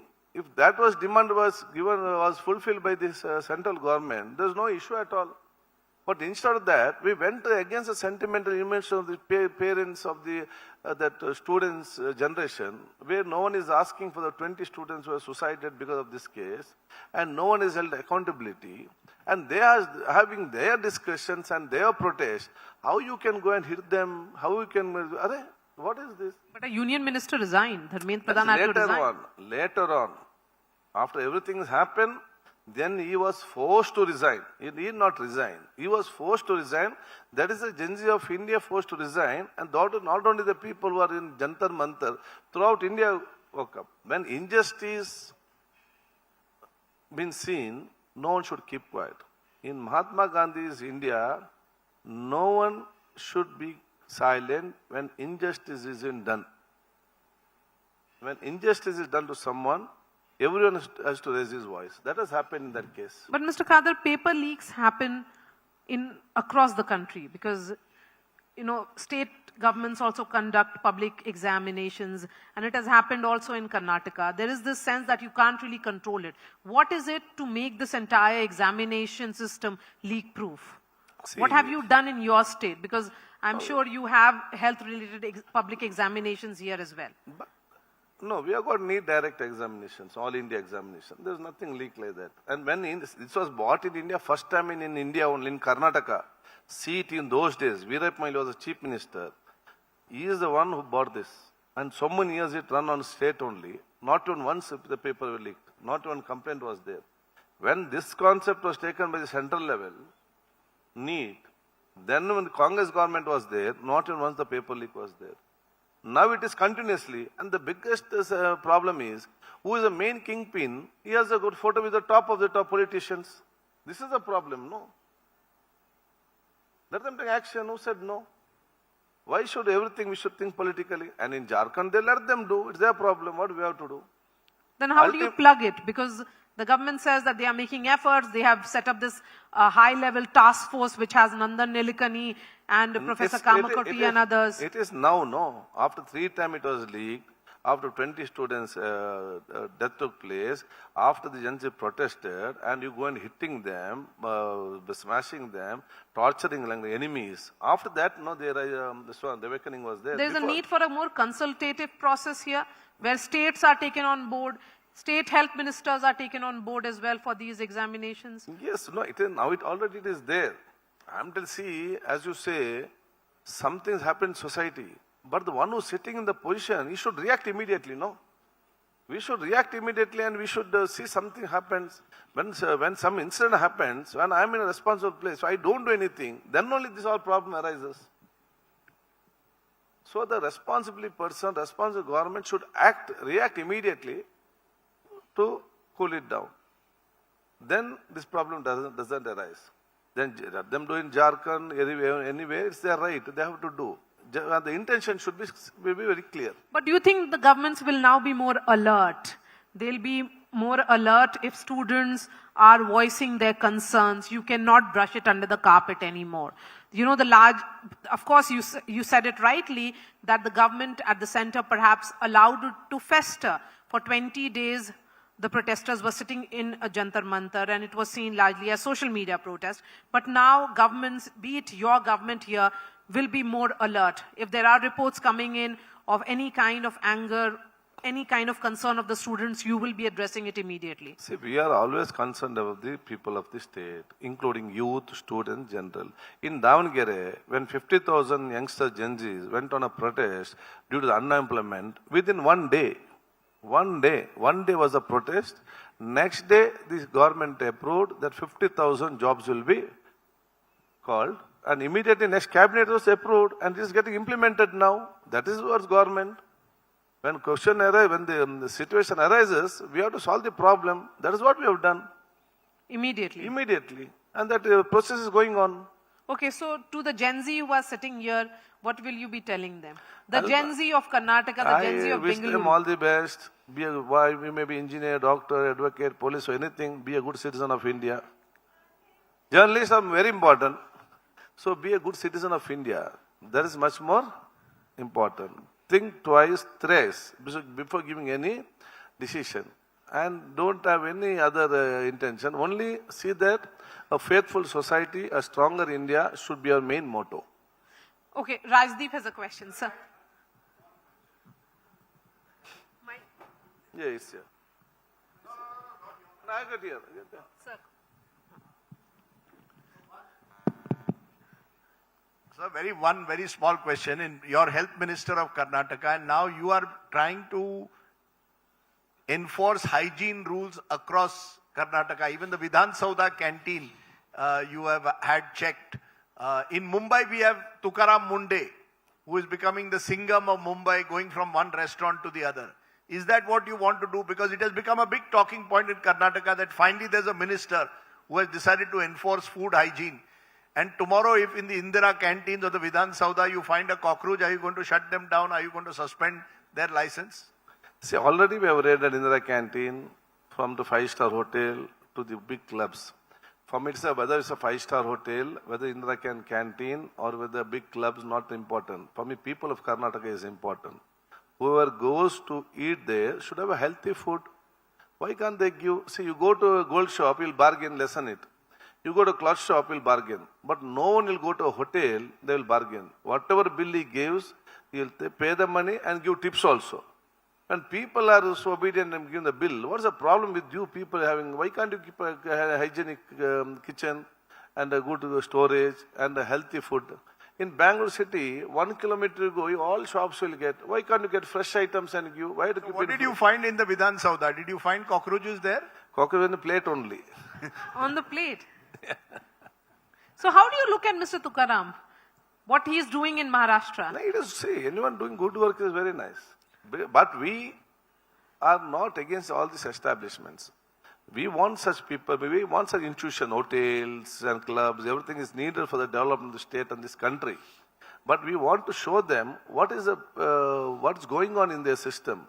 And we want to the people awareness, don't see just the ambience or the building on the swan or your dining table. See, please let us see the kitchen also.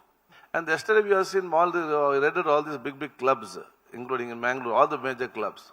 I have told the concerned people through media only. When the people come to your club, don't see their feet, whether they got a shoes or chappal, or a coat or dhoti. You see your kitchen first, then you decide on rest all the things. That is much more important now. That's the right note to end this conversation. Mr. Kadir, really appreciate your time. Thank you for joining us here on India Today. Thank you. Thank you very much, Mr. UT Khader, for taking the time out and joining us. Can I request Maria to hand over a token of our appreciation to the Honourable Minister?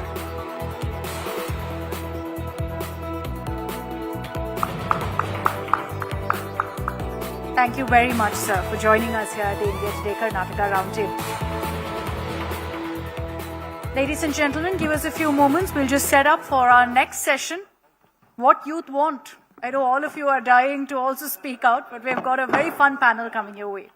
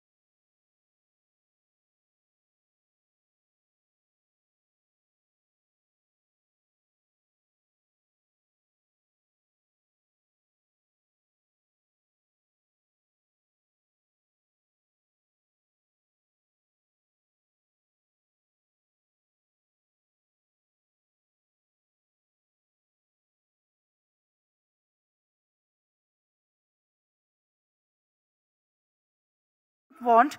Pranita Subhash, actor. Samyukta Hornad, actor, also with us here for the India Today Karnataka Roundtable, and the duo of the YouTube channel, George Indian, Nazar Alaza, and also Vineet Kumar. I hear some extra applauses there, but please.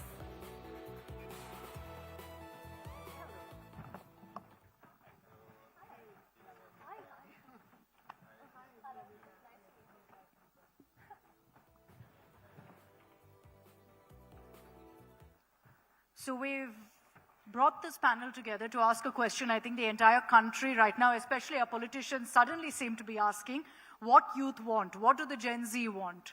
Hopefully, at the end of 30 minutes, if any of the politicians are listening, they'll be able to get some answers on what really needs to be done. Vineet, I'll begin with you. Since we're in Bengaluru, I'd love to know, what do the youth of Bengaluru want, Vineet? If you can beatbox that for us. Good afternoon, everybody. Elorgu namaskara. If you want to know what the youth wants, I think we should ask the youth. We stopped being youth, I think, some time back. But you connect with them. I mean, we meaning Nasser and me. I speak only for us, nobody else. What's your definition of youth? Sorry? What's your definition? What's the cutoff? The cutoff is if you are bothered about tax, you're too old. I think we're all bothered about taxes. Exactly. But one thing that we also want to know is what the youth wants. I think that the need of the youth keeps changing, and as we saw in the last, I think, few months, the need of the hour was met beautifully by the Gen Zs of the people that we address that you're talking about, and we were happy to just be a small part of it, but I think they did the heavy lifting, and here we are talking about it. So, yeah. I agree. Nasser, do you think that the Gen Z has managed to do what perhaps millennials could never do? Yes, I think I was telling Beep this and a little bit uncensored, but I think they have more balls than we do. Because there were points where we're just like, oh, should we go out and do something? And they were already out there doing something. And we had to think about it. They don't think about it. They just do it. We're scared of our parents. They're Yeah, not so scared we of... were brought up in a different timeline. And yeah, we still have that that fear where I think the Gen Zs don't, which like I commend them for. It's like amazing, and I wish in my next life I'll be a Gen Z. I think we are stuck breaking one generational curse. They are breaking 10 at a time. Yeah. So, yeah. They seem to have an attitude, I'm sure, you guys rather, seem to have an attitude that you're all like, we'll do what it takes. We don't care about what people think, which is what I think millennials were hugely burdened with. Samyukta, what do you think about Bengaluru's youth? You know, in the course of what's happened in the last 1-2 months, a lot of questions were asked about how different cities are reacting, how they're all coming together. Do you think Bengaluru's youth is also very vocal about what they want? I think this age of social media, everything is intergender, inter borders, inter age. So I feel like the movement started this whole protest, everything, and everyone's participation, because there's actually no one seeing it as a different city, different state. It was the one question they all asked for. And I think Bengaluru that way was very responsive. A lot of people I know went all the way to Jantar Mantar for the protest. So I think everyone's really involved, and this whole thing of this is Bangalore, that is Hyderabad, they're all fighting for the same cause. The lines blurred and the city lines, battles. it's completely blurred. There's someone in some village who's participating by, commenting, posting these memes, making really funny reels about it. That is also participation. So everyone is participating from every corner of the world, I think. Pranita, what did you think when you saw all of this, this revolution of sorts on social media, led largely digital? People were on the ground, but they were also, putting out their message on their feed. It's like nothing we'd ever seen before, right? Absolutely. I think for the government to have a minister resign was a very huge deal, and they achieved that. And I feel like every generation has done its bit. Like how, for example, my grandmother was forced to stay at home, cook for the family and work. It was a big task for my mom to break that stereotype at home, to make sure that everyone understands that for her, her career is important and not staying at home and taking care of domestic chores. And for me, it got easier because I could enter the films, and back then that was being considered as breaking the glass ceiling, that you're taking a career that's less, that's less taken. And today the Gen Z gets it easier in that sense, that all of us have made steps towards this, that they actually have it easier. But nonetheless, like he said, I think it's because they had the courage to really take on the government, and they know that their views don't align with how or their ways don't align with the government. So they're literally having ministers come on Instagram now, and everyone's taking it seriously. Even Modi ji had to come on Instagram to talk about it, and I think that's a huge deal that's a huge difference, yeah. Nasir, Vineet, what do you guys think about this whole digital outreach by ministers, by politicians? Do you think it's working? Is it actually connecting? They're trying to be like us, like they're trying to be hip and happening. Is it working? And I don't think it's working too well. Do you want to give them some tips? Yeah, angles are important.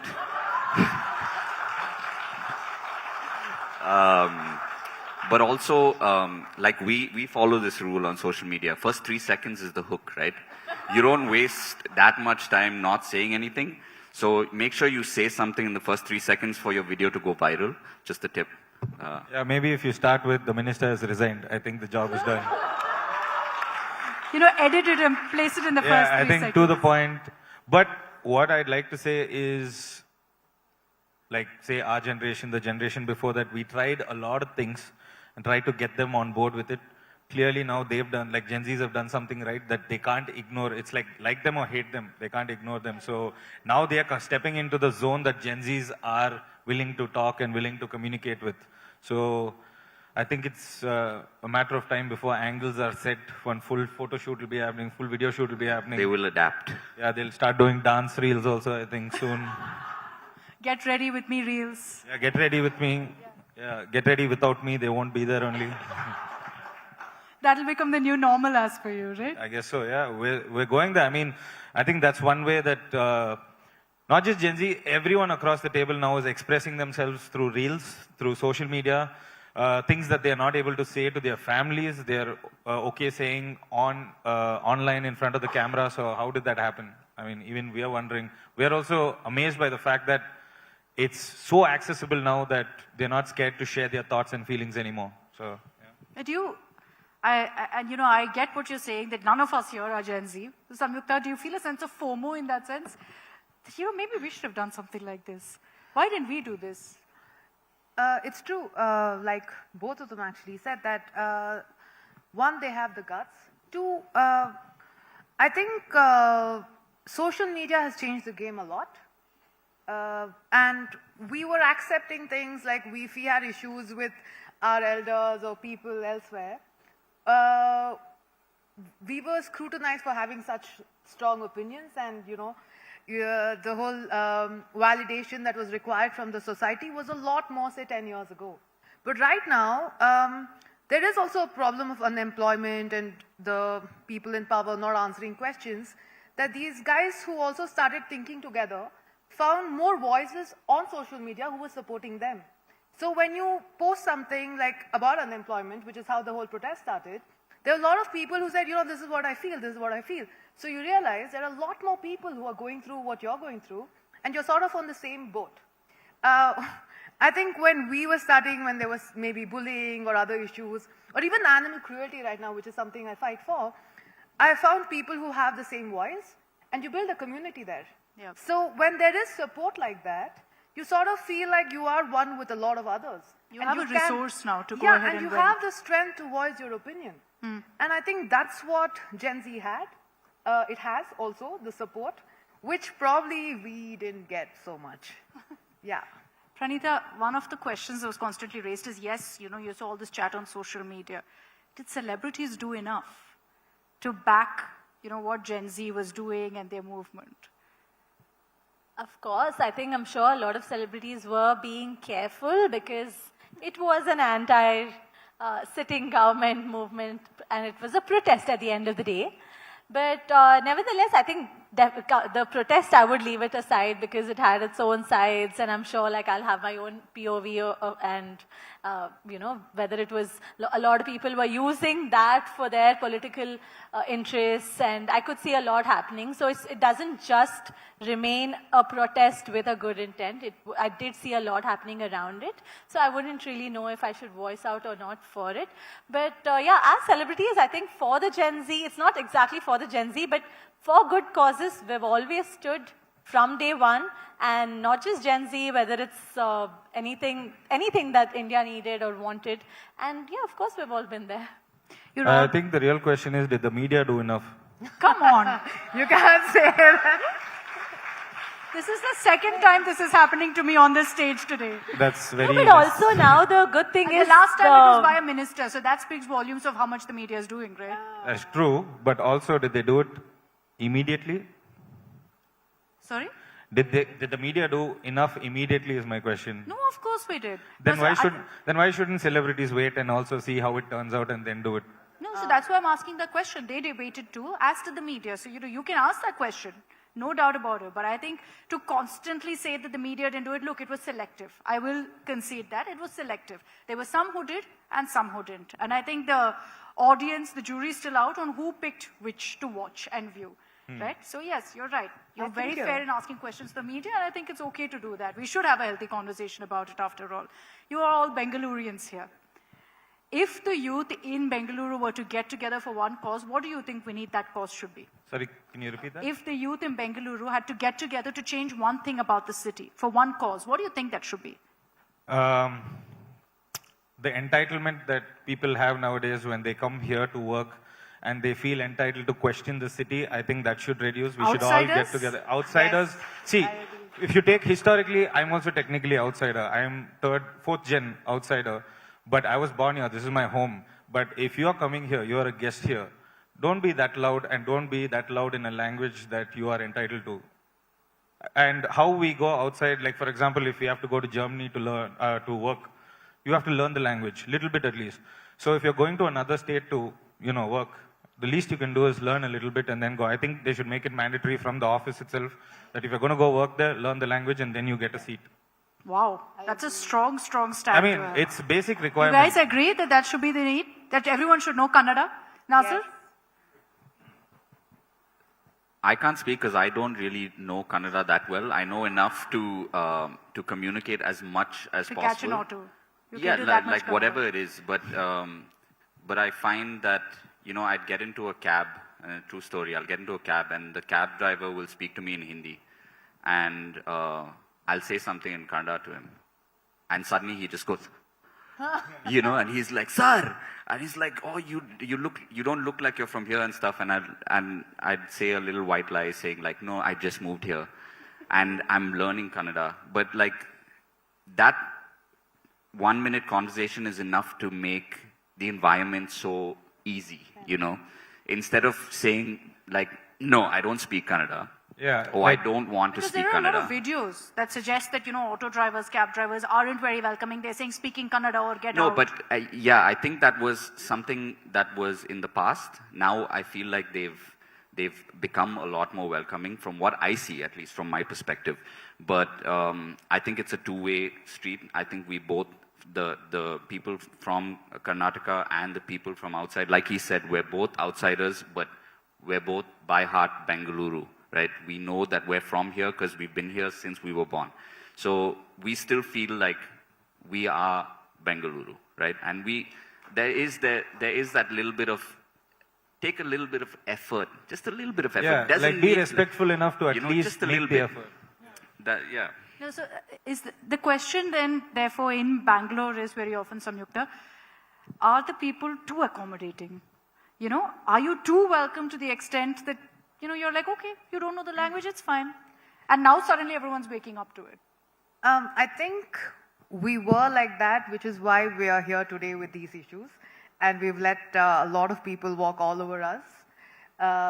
And that's why there is this conflict that's there and this sudden aggression towards others. Because be it with Infosys or all these IT spaces we have, and we've accommodated a lot of people. And we've learned multiple languages from auto drivers, taxi drivers to restaurants, right? But that wasn't reciprocated, which is why there's a lot of frustration and anger right now. And I think because they put up a fight, I think people are trying to care for their environment, for other people around. And I think that's why slowly things are changing. And that's why the whole non-Kannadiga, non-Kannadati, even the rap songs that have come out, it's so much about Kannada because it took a little bit of effort from Kannadigas to actually get that respect back. It's been a bit of a wake-up call. It was sort of like that. It happened about a year back. And I think things are way better now. People are learning Kannada, Kannada Gottu. Wherever you go, you have people teaching Kannada to people. And I think that's a very interesting thing to do. It's what is required to be like kinder to the place you're living in, right? You know, every conversation we've had about Bangalore, Pranita, is the city's expanding. The city's expanding. More and more people are coming in. You know, it's a city that's struggling right now with the population that it has. Sometimes you kind of feel that, you know, we should just stop that. Stop the inflow of people. I'm sure that's not possible. But Bangalore has always been known as the Silicon Valley of the country, the tech capital. And like you said, we have been very welcoming, which is also a great thing. I think if you look at it on a positive note, we have so much talent, entrepreneurial talent, and you know, tech brains coming from all across the country to our city, and that's only improving the city in every way. So the more they come, the more companies are coming, and that leads to more infrastructure, more real estate, more of everything, and that's only moving towards development. And I don't see it as a problem. But what I see as a problem is the disrespect for sure, because I think when I was working in Tamil Nadu or in Chennai, or when I was working in Andhra, I managed to learn the whole language. And I think we as Bangaloreans are so warm, welcoming, accommodative, and inclusive. And that's not something I see in the, you know, in people who are for granted. Yeah, who are coming in here, only because, yeah, it's taken for granted, and also it's because, like I said, we're so inclusive and warm that we're happy to learn Hindi for someone who came from the north. We're happy to learn Malayalam, Tamil, whichever language you speak to me in, I'll speak back in the same language, because we're very cosmopolitan. We seem to be very accommodative towards everyone, and I think that's where a little boundary should be drawn, so that you know, they respect our language. And unfortunately, it has come out in the wrong way with auto drivers some of those protesting videos. and those videos, or anywhere there's a brawl. I think the locals suddenly think that's a point, that's a hook they're using and saying, oh, you're not from here, and I'm going to use that as a hook against you. So instead of that being the case, there should be other ways to have people respect our language and culture and our movies, and yeah, that will be lovely. Now, sir, let me flip that around and ask, you know, the reason Bengaluru has this reputation across the country is because it's so accepting of other cultures, of other languages. That's perhaps what defines the city also, that it's a cosmos city. That's not such a bad thing, is it? I mean, it's great, because that's what helps even the boom that you see of stand-up comedy in Bengaluru, that everyone can come here, have a good time. You're accepting of every possible culture and tradition. Can both go hand in hand? Yeah, no, definitely. Bangalore is an amazing place. It's grown so much from when we were kids to the point where, like, everyone, you know, there's this thing that everyone's like, oh, once you get to a certain level of fame, you have to move to Mumbai. You know what I mean? There's this thing that we've constantly had in our lives where they're like, come to Mumbai, come to Mumbai. But we were like, why? You know, Bangalore has it all. Bangalore can do it all. So we stayed. And a very few percentage of the people who, quote unquote, made it stayed. Everyone else were just like, yeah, everything else, all the agencies are there, the money's better, this and that. But I disagree with that, because it is, like you said, it's a welcoming place. It's an amazing everything, weather and this and that, of course. But apart from that, it's just, why can't we stay home and do our thing? Yeah. I think the definition then becomes of a regional artist.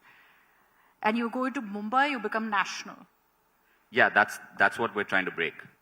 You know, we're It's not working? we're not a South Indian YouTube channel. We're an Indian YouTube channel. Nice. You know? I'm going to throw up a scenario, Vineet. If I were to give you 100 crores to transform Bengaluru. Let's No, go. to transform Bengaluru. 100 crores, yes, you are my attention. Okay, make it 1,000 crores. 1,000 crores to do one big change or transform Bengaluru, what would it be? What would you do besides pocketing it? See, I'm not going to sit and pretend I know what it feels like to be in charge of 1,000 crores. But I think we have the right kind of people in place. And now... You think so? As in right now, Yeah. if there's anyone who understands infrastructure, that person is in place, and I can't wait to see what they're going to do and how they're going to develop. And I personally, and when I say we've had this conversation, can see the changes already, small changes that were not there before we can see now. What do you mean? If you could tell us. For example, there was one road that was not fixed for 3 years. In the last 3 weeks, it's got fixed. Now, what changed? I don't know. Road changed. Now, you make what you want of that. Okay. What I'm saying is, it doesn't matter whether you're left, right, center, whether you care, don't care. There shouldn't be any excuse for basic needs not being met.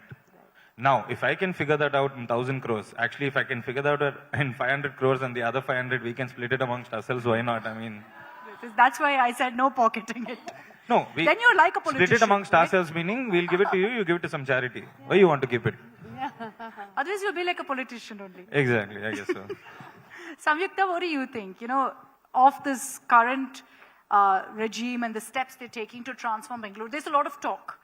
Right? They keep saying they want to do this and that, but clearly the reason that we talk of Bangalore's traffic everywhere, you know, where I live currently in Delhi, the immediate reputation was Bangalore, traffic all the time, all of that. The reason that reputation has also come is because of decades of doing nothing, right? I mean, people are all moving to Bangalore and then you have no infrastructure at all for that. Do you see finally something happening? Like Vineet said, one road was fixed. Like Vineet said, there has been some change with the waste management this month, August. It started the whole waste management cleaning, or the footpath, sort of the vendors also getting a space to do, you know, their work elsewhere, delegating different spaces for people on the road. All of this has started. But more than that, I think our CM DK Shivkumar sir has been a strategist, a businessman, and he came from nothing, right? You see that journey of how he's sort of been here, and he's been a part of infrastructure in a lot of things. I think even today you had a conversation for an hour about infrastructure with him. So there is a plan, and you can only hope for the best. And I am seeing small changes happen. And I also think with the whole AI that they want to improve, the space for entrepreneurs, a lot of other things, including commute, has changed. It's slowly changing.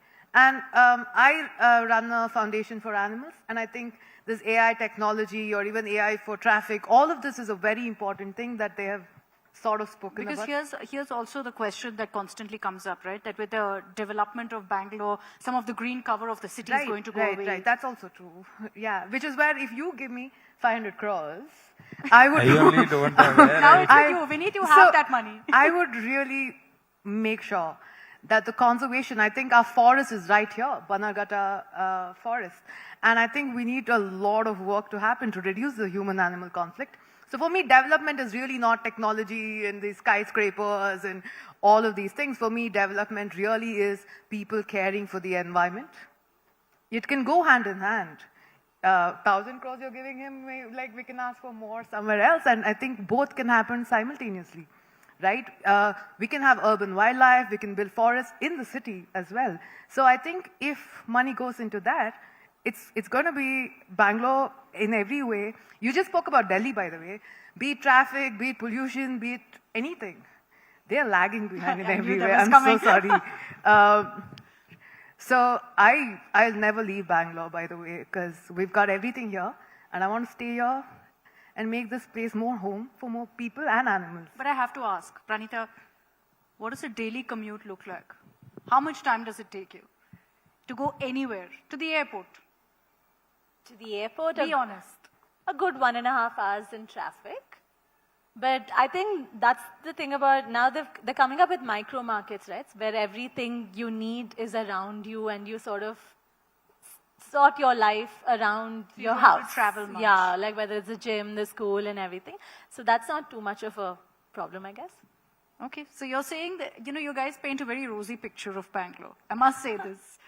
Not at all, honestly. I mean, there is some ugly, right? We're comparing it to Chennai and Delhi, that's why. You're comparing it to Chennai and Delhi. See, I'm a Chennai girl. That's why I said Now you're touching a raw nerve.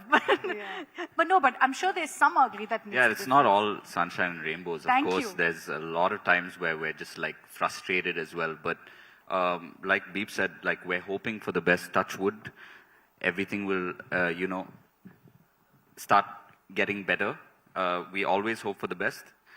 And you forgot to ask me what I would do with the 1,000 crores. Oh, sorry. I think there are a lot of private companies that could do a lot of good. Why not give it to them to fix things, instead of, yeah. Yeah, like there's a company called Jordan Dean. If you'll ever want to give 1,000 crores, I mean, we are open to it. But also, just to address the point that you're talking about in terms of Bengaluru, imagine Bengaluru being a cool party. Now everyone wants to be at this party. Now it's overcrowded. You can't blame the party. Wow. But then who will do something about it? Who was hosting the party? So those people have to, shove garbage as they enter? No, first thing is, then you have to clear the floor. Yeah.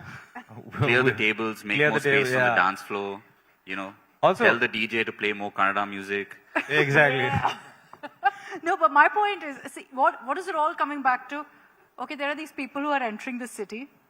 They're making the city worse. No, no. Not at No, all. no, Our city's the best. No, what he's saying is they're throwing waste and there's garbage. You have to clean not the they, waste. no, you have to We say also, everyone. everyone's We are throwing also- waste. that's why Everyone's throwing Whoever's waste. throwing Everyone's the garbage. doing it. See, Yeah, yeah. now once again, why you said you're a Chennai girl, right? Why does Chennai not have this problem? Because not many people want to work there because climate is not good. Let's say that's one of the examples. I'm just saying.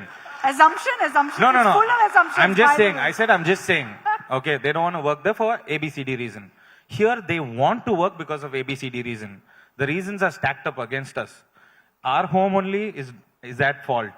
But we have to also understand what that fault is and figure out from a grassroots level. Now that grassroots level is only, we said, now only one road is fixed. We'll see.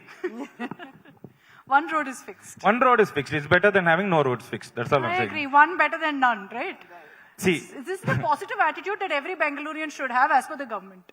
every Bangalorean has it, except every Bangalorean is only 40%. There is 60% complaints. So, This is too much outsider bashing. no, you see, if you're going to call spade a spade, then you have to say certain facts the way it is. Just because we say, for example, my dad will not like the food at home, but he won't like the food outside also. Now, what's the solution for that? It's not rational. Same way, a lot of the arguments that we do is not rational. But can it be rationalized? Even I'm part of the problem. I don't know. You tell me, can it be rationalized? Can you give me one reason where it won't be polarized? I'll think about it and let you know at the end of this. I have 2 minutes on the clock to do that. Pranita, what do you think is ultimately the one, you've traveled a lot, of course, so what makes Bangalore stand out the most for you? It's home. So undoubtedly it's the best No, place so to if be. you had to sell Bangalore to someone, I know you don't want more Best people weather. rushing into the city.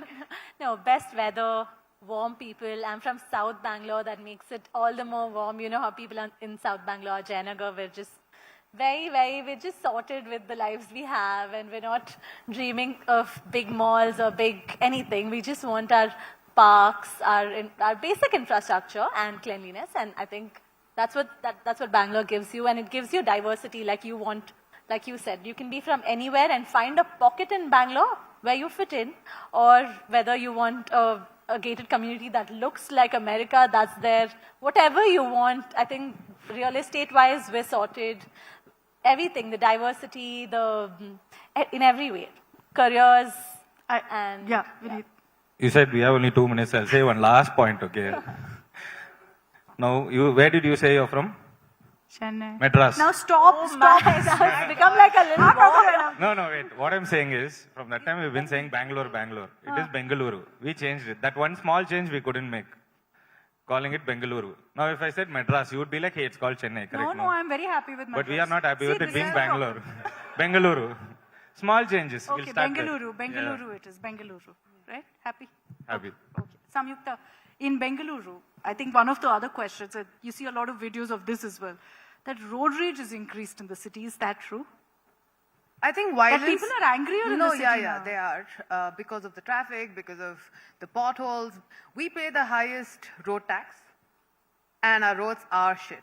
It is very, very bad, okay? Of course there's going to be frustration about it. But the violence everywhere is increasing. People want to reach wherever, be it in life, be it on the road, the destination faster, across the country. So I think violence towards people, towards themselves, towards animals, everything in the country has increased a lot. That comes from all kinds of this fast-track life that we want to live. We want to get there, we want to achieve things way faster, we have no patience. There's a lot of pressure. Yeah, there's a lot of pressure. And especially in Bangalore, I think, I also think this is an important question. Bengaluru. She's catering to you. We cater to Yeah, outsiders. thanks, man.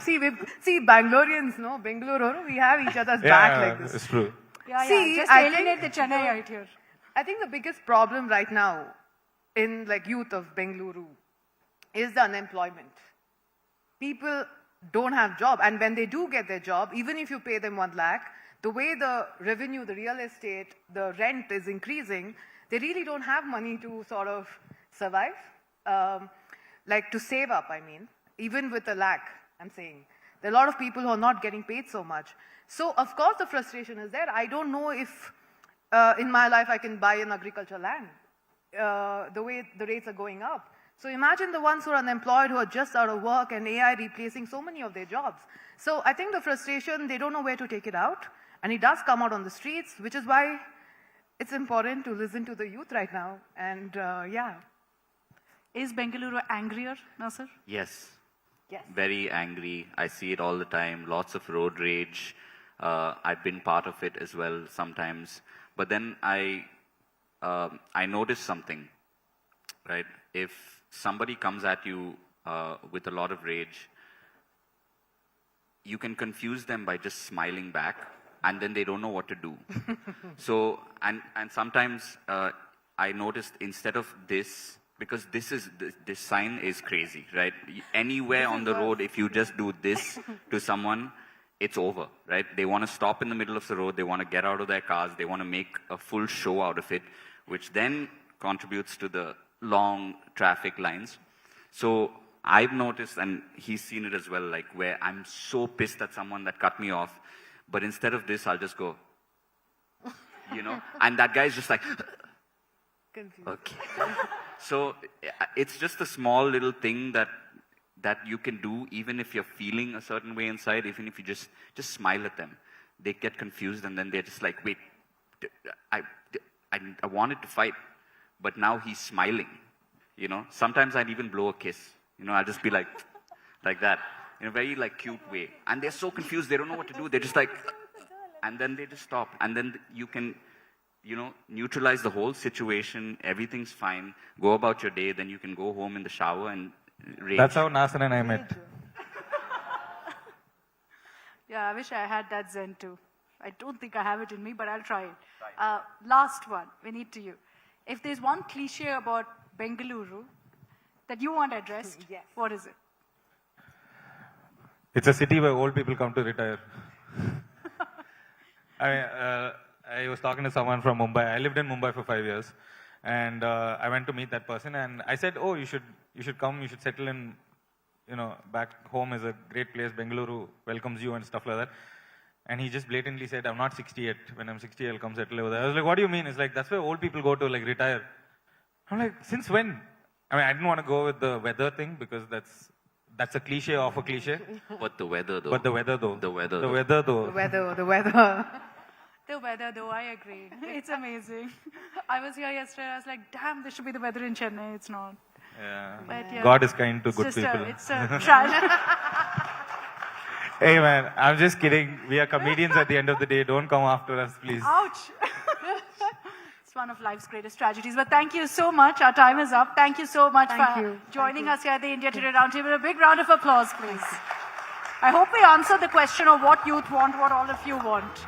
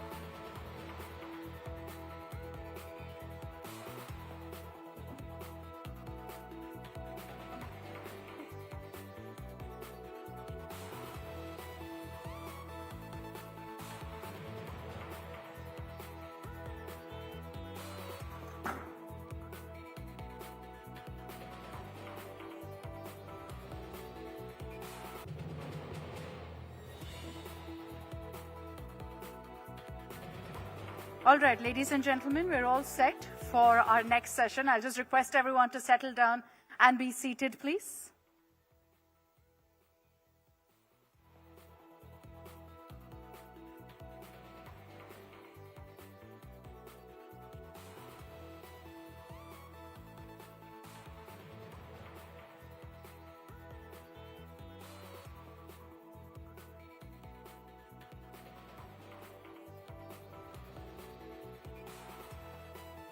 Okay, we've got a lot of empty seats in the front, so those seated behind, can I request all of you to come forward, please, to occupy the seats in front? I request everyone seated in the back rows to please move forward.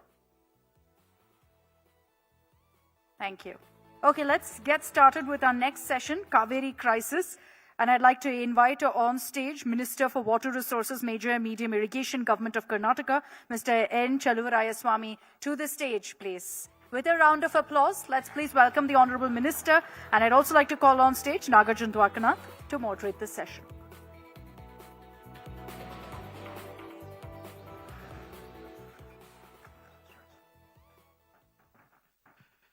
In fact, this is a very crucial and timely topic to talk about.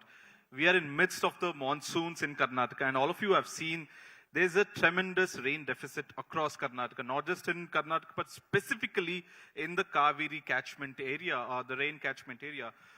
And we have the Irrigation Minister of Karnataka here, sir. Thank you. In fact, ನೀವು ಮೊದಲನೇದಾಗಿ charge ತಗೊಂಡಿದ ತಕ್ಷಣ ಒಂದು challenge ಬರುತ್ತೆ.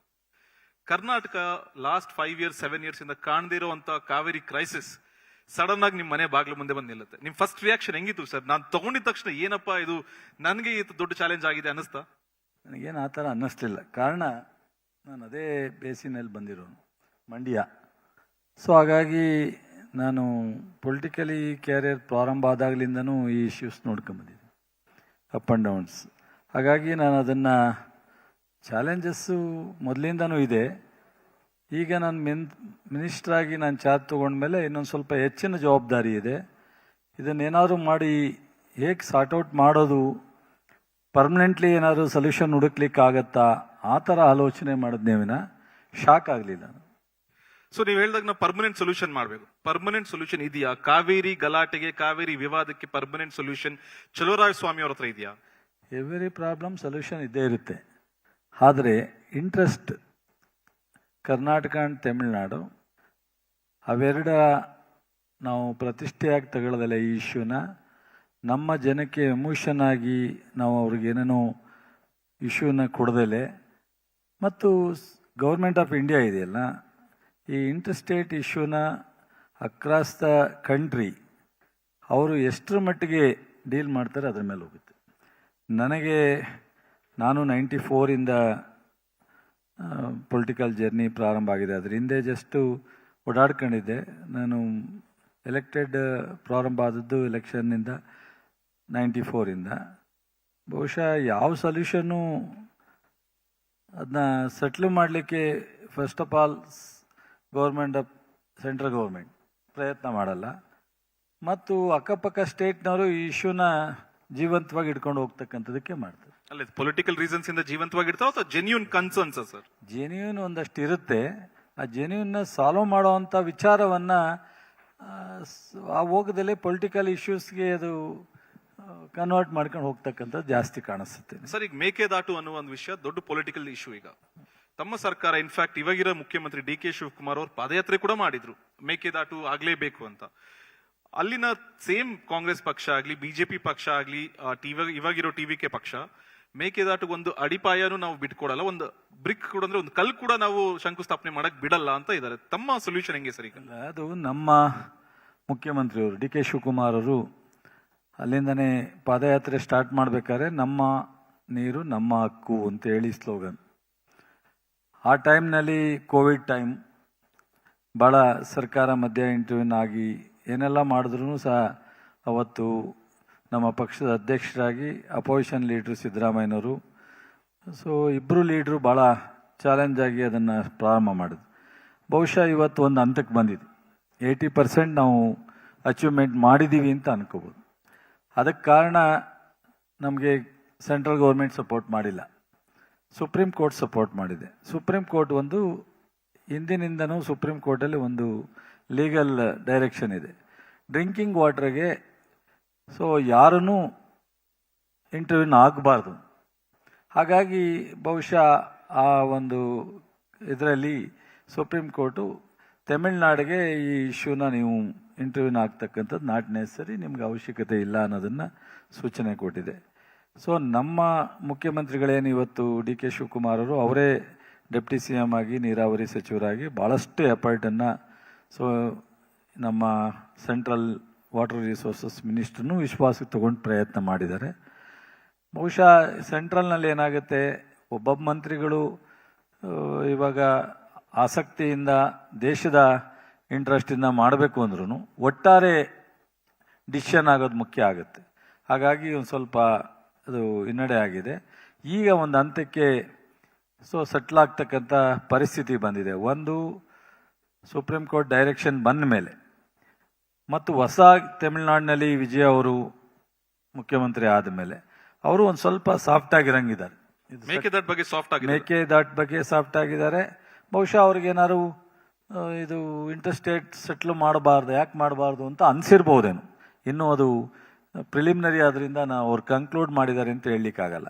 ಅವ್ರು ಒಂದು ಬಾರಿ ಬರಲಿಕ್ಕೆ ಆಸಕ್ತಿ ತೋರಿಸಿದ್ರು, ಸಿಚುಯೇಷನ್ ಅವತ್ತು ಚೆನ್ನಾಗಿರಲಿಲ್ಲ, ಸೊ ಒಂದು ಸ್ವಲ್ಪ ಪೋಸ್ಟ್ಪೋನ್ ಮಾಡಿದ್ದಾರೆ. ಮೊನ್ನೆ ನಮ್ಮ ಮುಖ್ಯಮಂತ್ರಿಯವರು ಅಲ್ಲಿ ಹೋಗಿದ್ದಾರೆ. ಸೊ ಮತ್ತೆ ಅವತ್ತಾರು ಒಂದು ದಿವಸ ಅದು ಬರಬಹುದು, ಅಥವಾ ನಾನೇ ಒಂದು ಸಾರಿ ನಮ್ಮ ಮುಖ್ಯಮಂತ್ರಿಯವ್ರ ಹತ್ರನೂ ಪರ್ಮಿಷನ್ ತಗೊಂಡು ಹೋಗಿ ಭೇಟಿ ಮಾಡಬೇಕು ಅಂತ ಅನ್ಕೊಂಡಿದ್ದೀನಿ. ಸೊ ಔಟ್ರೀಚ್ ಮಾಡ್ತೀರಾ ಸ್ವತಃ ನೀವು ಮಂತ್ರಿಗಳಾಗಿ ತಮಿಳುನಾಡಿಗೆ ಹೋಗಿ ಕನ್ವಿನ್ಸ್ ಮಾಡ್ತೀರಾ? ಸೊ ಪ್ರಯತ್ನ ಮಾಡೋಣ. ಸೊ ಕನ್ವಿನ್ಸ್ ಆಗ್ತಾರೆ ಬಿಡ್ತಾರೆ ಸೆಕೆಂಡ್ರಿ. ನಮ್ಮ ನೀರು ನಮ್ಮ ಹಕ್ಕು ಸ್ಟಾರ್ಟ್ ಮಾಡಿದ್ದೀವಿ ಡಿ ಕೆ ಶಿವಕುಮಾರ್ ಅವರ ಲೀಡರ್ಶಿಪ್ಪಲ್ಲಿ, ಸಿದ್ದರಾಮಯ್ಯನವ್ರ ಲೀಡರ್ಶಿಪ್ಪಲ್ಲಿ. ಇವತ್ತು ಅದೇ ಡಿ ಕೆ ಶಿವಕುಮಾರ್ ಅವರು ಮುಖ್ಯಮಂತ್ರಿ ಆಗಿದ್ದಾರೆ. ಅವ್ರಿಗೆ ಈ ಮೇಕೆದಾಟ್ ಪ್ರಾಜೆಕ್ಟ್ ಒಂದು ಕನಸಿನ ಪ್ರಾಜೆಕ್ಟು. ಬಟ್ ಇದು ಎಂಟೈರ್ ಒಂದು 7-8 ಜಿಲ್ಲೆ ಕಾವೇರಿ ಬೇಸಿನ್, ಅದು ನಮ್ಮ ಕೂರ್ಗಿಂದ ಪ್ರಾರಂಭ ಆಗುತ್ತೆ. ಸಲ್ಯೂಟ್ ಕೂರ್ಗ್. ಯಾಕೆಂದರೆ ನೀರು ಇವತ್ತು ಕುಡಿಯೋಕ್ಕಾಗಲಿ ವ್ಯವಸಾಯಕ್ಕಾಗಲಿ ಅಲ್ಲಿಂದನೇ ಬರೋದು. ಅಲ್ಲಿ ಜನಕ್ಕೆ ತೊಂದರೆ ಆಗುತ್ತೆ, ನಮ್ಗೆ ಉಪಯೋಗ ಆಗುತ್ತೆ. ಸೊ ಅಲ್ಲಿಂದ ಬಂದರೆ ಮೈಸೂರು, ಚಾಮರಾಜನಗರ, ಮಂಡ್ಯ, ಹಾಸನ್ ಮತ್ತು ತುಮಕೂರು ಪಾರ್ಟ್ ಮತ್ತು ರೂರಲ್ ಬೆಂಗಳೂರು, ರಾಮನಗರ, ಬೆಂಗಳೂರು ಕುಡಿಯೋ ನೀರು, ಇಷ್ಟು ಜಿಲ್ಲೆಗೆ ಅನುಕೂಲ ಆಗುತ್ತೆ ಎಂದಾಗ ಬಹುಶಃ ಇದು ಬಿಫೋರ್ ಇಂಡಿಪೆಂಡೆಂಟಿಂದ ಸ್ಟಾರ್ಟ್ ಆಗಿದೆ. ಮಹಾರಾಜರ ಕಾಲದಿಂದ ಸ್ಟಾರ್ಟ್ ಆಗಿರ್ತಕ್ಕಂಥ ಇಶ್ಯೂ, ಬ್ರಿಟಿಷ್ನವರ ಆಡಳಿತದಿಂದ ಸ್ಟಾರ್ಟ್ ಆಗಿರ್ತಕ್ಕಂಥ ಇಶ್ಯೂ. ಸೊ ಇವತ್ತು 100 years ತುಂಬಿದೆ. ಸೊ ಇವತ್ತು ಟ್ರಿಬ್ಯುನಲ್ನಲ್ಲಿ ನಮಗೆ ಅವಾರ್ಡ್ ಆದಮೇಲೆ 177 TMC 177.25 ನಾವು ಎವರಿ ಇಯರ್ ನೀರನ್ನ ಕೊಡಬೇಕಾಗುತ್ತೆ. ಸೊ ಆ 177.25 ಕೊಡ್ತಕ್ಕಂಥದ್ದು ಮಳೆ ಬಂದಾಗ ನಾವು ಯಾರೂ ಕಂಟ್ರೋಲ್ ಮಾಡ್ಲಿಕ್ಕಾಗಲ್ಲ, ಆಟೋಮೆಟಿಕ್ಕಾಗಿ ಹೋಗುತ್ತೆ. ಲಾಸ್ಟ್ ಟೈಮ್ ಅದು 200-300 TMC, ಆಲ್ಮೋಸ್ಟ್ 300 TMC ವರೆಗೂ ಹೋಗಿದೆ. ಈಗ ಡಿಸ್ಟರ್ಸ್ ಬಂದಾಗ ನಮಗೆ ಅವರು 18 ಈಗ ಜುಲೈ, ಆಗಸ್ಟ್, ಸೆಪ್ಟೆಂಬರ್, ಸೊ ನಾವು 80 TMC ಕೊಡಬೇಕು. ಈಗ ನಾವು 15 ಕೊಡ್ಲಿಕ್ಕೆ ಆಗ್ತಾ ಇಲ್ಲ.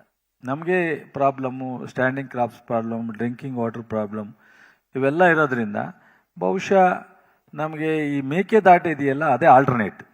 ಬಟ್ ತಮಿಳುನಾಡು ಕನ್ಸರ್ನ್ ಏನಂದ್ರೆ ಸರ್, ಮೇಕೆದಾಟು ಮಾಡಿದ್ರೆ ಅವ್ರಿಗೆ ಬರೋ ನೀರು ಪಾಲು ನೀವು ಇನ್ನ ಕಂಟ್ರೋಲ್ ಮಾಡಿದ್ರೆ, KRS ಇಂದ ಒಂದು ಕಂಟ್ರೋಲ್ ಆಗ್ತಿದೆ, ಕಬಿನಿಂದ ಒಂದು ಕಂಟ್ರೋಲ್ ಆಗ್ತಿದೆ, ಮತ್ ಮೇಕೆದಾಟಿಂದ ಮತ್ತೆ ನಮ್ಮ ರೈತರಿಗೆ ತೊಂದರೆ ಆಗುತ್ತೆ. ಅವ್ರು ಕನ್ಫ್ಯೂಸ್ ಮಾಡ್ಕೊಂಡಿದ್ದಾರೆ ಅಥವಾ ತಪ್ಪು ಮಾಹಿತಿ ಅವ್ರಿಗೆ ಯಾರು ಕೊಟ್ಟಿರ್ಬೋದು. ಈ ಮೇಕೆದಾಟು ಇರ್ತಕ್ಕಂಥದ್ದು ನಮ್ಮ 2 ರಾಜ್ಯದ ಮಧ್ಯದಲ್ಲಿ ನಮ್ಮ ಬಾರ್ಡ್ರಲ್ಲಿದೆ. ಈಗ ಲಾಸ್ಟ್ ಟೈಮ್ 300 TMC ಹೋಯ್ತು, ಅವರು ಅದನ್ನು ಹಿಡಿದಿಟ್ಕೊಳ್ಳೋಕ್ಕಾಗಲಿಲ್ಲ, ಸಮುದ್ರಕ್ಕೆ ಹೋಯ್ತು. ಈಗ ಅಂಥ ಟೈಮ್ನಲ್ಲಿ 66 TMC ಸ್ಟಾಕ್ ಆದದ್ದು. ಇಂಥ ಸಿಚುಯೇಷನಲ್ಲಿ ಅವ್ರಿಗೆ ಅದು ಹೆಚ್ಚು ಉಪಯೋಗ ನಮಗಿಂತ. ನಮಗೆ ಓನ್ಲಿ ಡ್ರಿಂಕಿಂಗ್ ವಾಟ್ರಿಗೆ ಅದು 5 TMC ಬರುತ್ತೋ, 10 TMC ಬರುತ್ತೋ, 20 TMC ಬರುತ್ತೋ ಮ್ಯಾಕ್ಸಿಮಮ್ ಅಷ್ಟೇ. ಸೊ ಅದರ ಜೊತೆಗೆ ಇನ್ನು ಉಳಿದಂತೆ ಎಲ್ಲ ನೀರು ಅವ್ರಿಗೇನೆ ಜಾಸ್ತಿ ಹೋಗುತ್ತೆ. ಸೊ ಅದರಿಂದ ಬಹುಶಃ ಅವರು ಇದನ್ನು ವೆಲ್ಕಮ್ ಮಾಡಬೇಕಾಗಿತ್ತು. ಇದನ್ನು ಅವರೂ ಸಹ ಬೇಕಾದ್ರೆ ಆರ್ಥಿಕವಾಗೂ ನಮಗೆ ಸಪೋರ್ಟ್ ಮಾಡಿದ್ರೂ ಅವ್ರಿಗೆ ಅನುಕೂಲ ಆಗ್ತಿತ್ತು. ಅವ್ರಿಗೆ ಯಾವ ಥರ ಮಾಹಿತಿಯನ್ನು ಅವರ ರಾಜ್ಯದ ಇಂಜಿನಿಯರ್ಗಳು ಅಥವಾ ಎಲ್ಲ ಸಲಹೆಗಾರರು ಕೊಟ್ಟಿದ್ದಾರೋ ಗೊತ್ತಿಲ್ಲ. ಬಟ್ ಇದು ಯಾವುದೇ ಕಾರಣಕ್ಕೆ ಇಂಟರ್ಸ್ಟೇಟ್ ಇಶ್ಯೂ ಮಾಡೋವಂಥ ಇಶ್ಯೂ ಅಲ್ಲ. ಇದನ್ನು ಸಾಲ್ವ್ ಆಗುತ್ತೆ, ಸೆಟ್ಲ್ ಆಗುತ್ತೆ ಅನ್ನೋ ಒಂದು ಭರವಸೆ ನನಗಿದೆ. ಬಟ್ ಇದು ಗಟ್ಟಿಯಾಗಿ ನಮ್ಮ ಮುಖ್ಯಮಂತ್ರಿಗಳು ಡಿ ಕೆ ಶಿವಕುಮಾರ್ ಅವರು ಭಾಳಷ್ಟು ಇದ್ರ ಬಗ್ಗೆ ಆಸಕ್ತಿ ಇದೆ. ಮತ್ತು ಜಲಸಂಪನ್ಮೂಲ ಸಚಿವರಾದ ಮೇಲೆ ಅವರು ಹಿಂದೆ ಒಂದು ಕೊಯ್ಲೇಷನ್ ಗೌರ್ಮೆಂಟ್ನಲ್ಲಿ 1 ವರ್ಷ 2 ತಿಂಗಳಿದ್ರು, ಈಗ 3.5 ವರ್ಷ ಇದ್ದರು. ಈಗ ನಾನೇ ಚಾರ್ಜ್ ತೊಗೊಂಡಿದ್ದೀನಿ. ಬಹುಶಃ ನನಗೊಂಥರ ಸಪೋರ್ಟ್ ಆಗಿರ್ತಾರೆ. ನನಗೂ ಇದೇ ಒಂದು ವ್ಯಾಪ್ತಿಯಲ್ಲಿ ಇರ್ತಕ್ಕಂಥವನು. ನನಗೂ ಏನಾದರೂ ಇದು ಇಶ್ಯೂನ ಸೆಟ್ಲ್ ಮಾಡೋದೊಂದು ಮೇಕೆದಾಟು ಮಾಡ್ತಕ್ಕಂಥದ್ದು ಒಂದು ಚಾಲೆಂಜೇ. ಮೇಕೆದಾಟನ್ನು ನಾವು ಶಂಕುಸ್ಥಾಪನೆ ಮಾಡ್ತಕ್ಕಂಥದ್ದನ್ನು ಪ್ರಾರಂಭ ಆದರೆ ಇದೊಂದು ಹಿಸ್ಟ್ರಿ ಅಂತ ಅನ್ಕೋತೀನಿ ನಾನು. ಯಾವಾಗ ಆಗುತ್ತೆ ಸರ್ ನಿಮ್ಮ ಪ್ರಕಾರ? ಎಷ್ಟು ಬೇಗ ಆಗುತ್ತೆ ಅಥವಾ ಇನ್ನೂ ಡಿಲೇ ಇದೆಯಾ? ಸೊ ನನಗೆ ಮ್ಯಾಕ್ಸಿಮಮ್ 6 months ಅಥವಾ ಅದಕ್ಕಿಂತ ಹೆಚ್ಚು ಅಂತ ಅಂದ್ರೆ 8 months ಒಳಗಡೆ ಶಂಕುಸ್ಥಾಪನೆ ಮೇಕೆದಾಟು ಆಗೇ ಆಗುತ್ತೆ. ಮಾಡೇ ಮಾಡ್ತೀವಿ. ಅಲ್ಲ, ತಮ್ಮ ಪಕ್ಷನೇ ಅಲ್ಲಿರೋ ಕಾಂಗ್ರೆಸ್ ಪಕ್ಷ ಬಿಡದೇ ಇಲ್ಲ ಅಂತ ಅವರು ಹೇಳ್ತಿದ್ದಾರೆ. ನಾವು ಹೈಕಮಾಂಡ್ ತನಕ ಹೋಗ್ತೀವಿ, ಅವರು ಕನ್ವಿನ್ಸ್ ಮಾಡ್ತೀವಿ, ತಮಿಳುನಾಡಿಗೆ ನಷ್ಟ ಆಗುತ್ತೆ ಇದಾದ್ರೆ. ಈಗೆಲ್ಲ ಒಂದು ಹಂತಕ್ಕೆ ಅವರು supreme court direction, supreme court remarks ಬಂದ ಮೇಲೆ ಅವರು ಒಪ್ಪಿದ್ದಾರೆ. ಈಗ ಉಳ್ತಕ್ಕಂಥದ್ದು ನಮ್ಮಲ್ಲಿ DPR ಒಂದು ಸ್ಟೇಜಲ್ಲಿ second ಅಬ್ಸರ್ವೇಷನ್ನು attend ಮಾಡಾಗಿದೆ.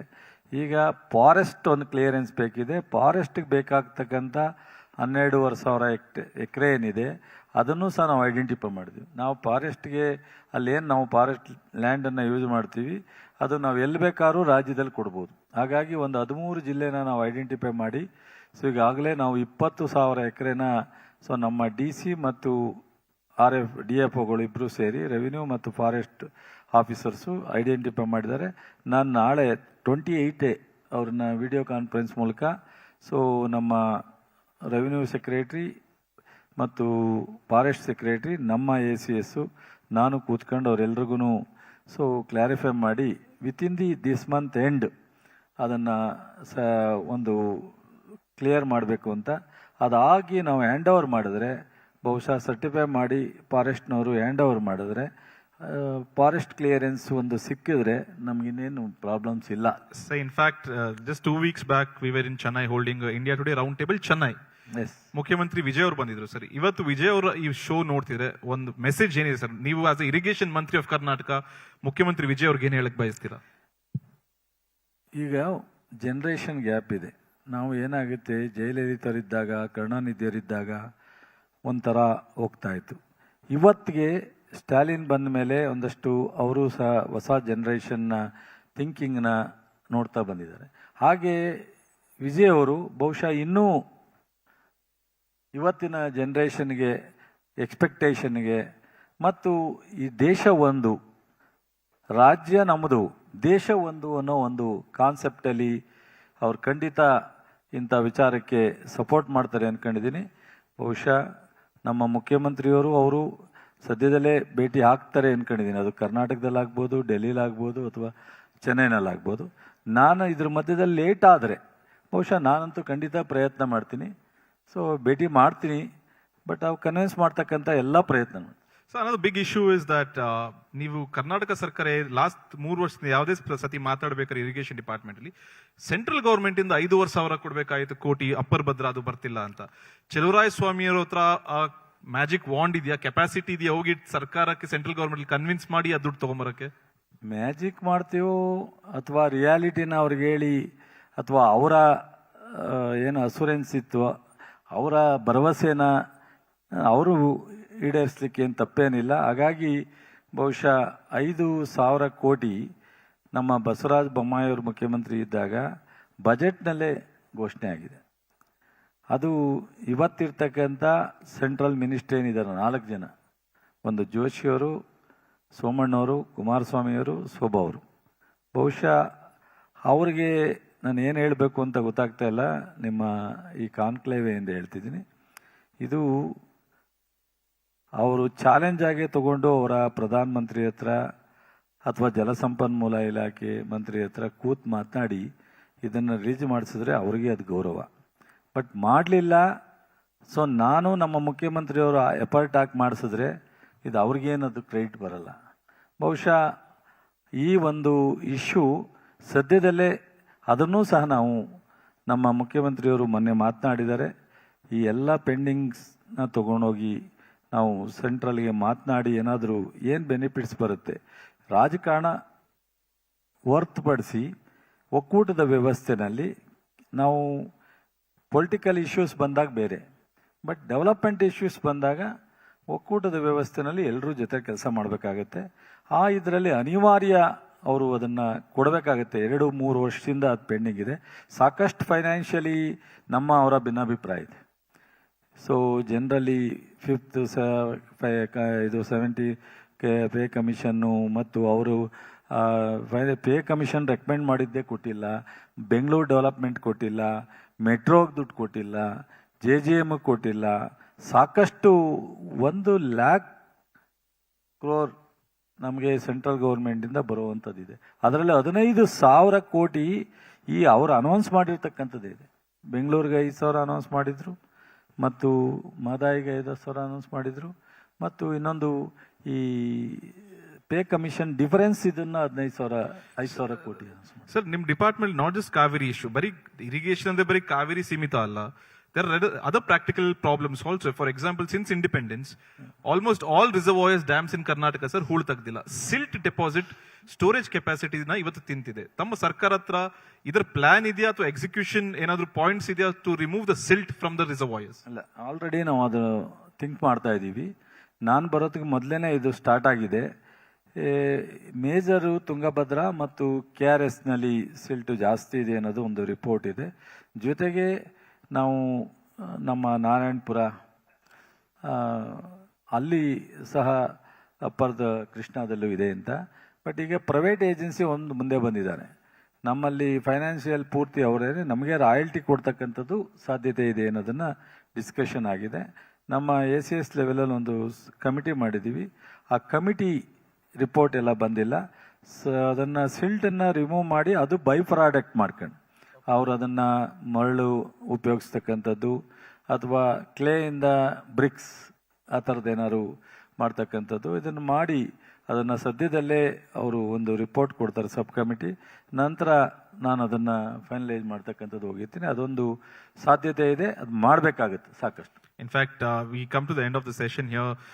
Big talking points from the Irrigation Minister of Karnataka saying that 6 to 8 months is the timeline that he's set up for a Mekedatu project. And sir, nim statement, Tamil Nadu Assembly, Tamil Nadu Rajyadalli, Allola Kallola Moods anta statement madidira that next 6 months Mekedatu aage agate anta. But a big takeaway is that he's willing to talk to the neighboring state.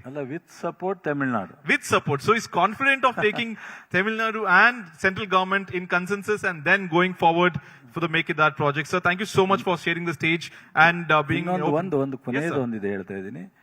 ಈ Madayi problem ಇದೆ. Correct.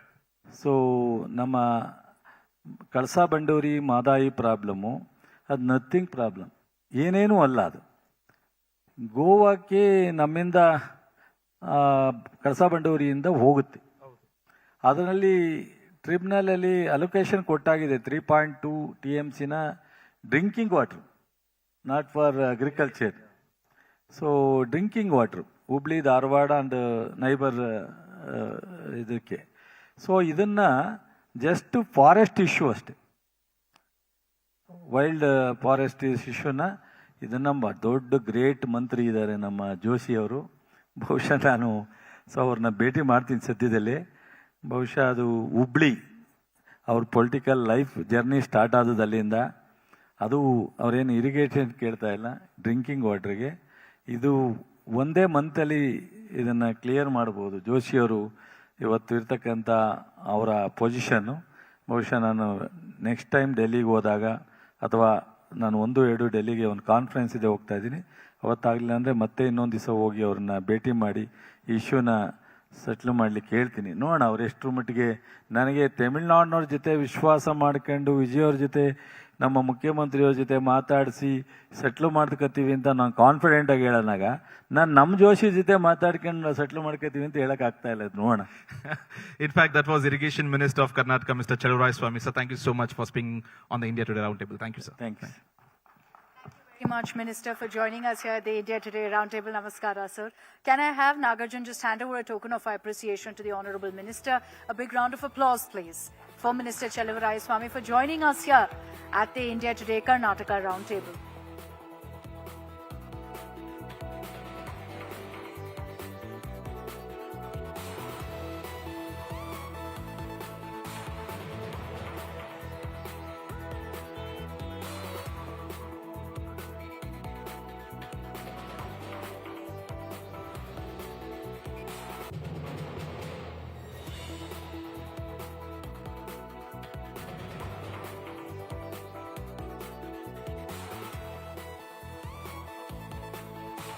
All right, can I request everyone to also please be seated as we're set for our next session now?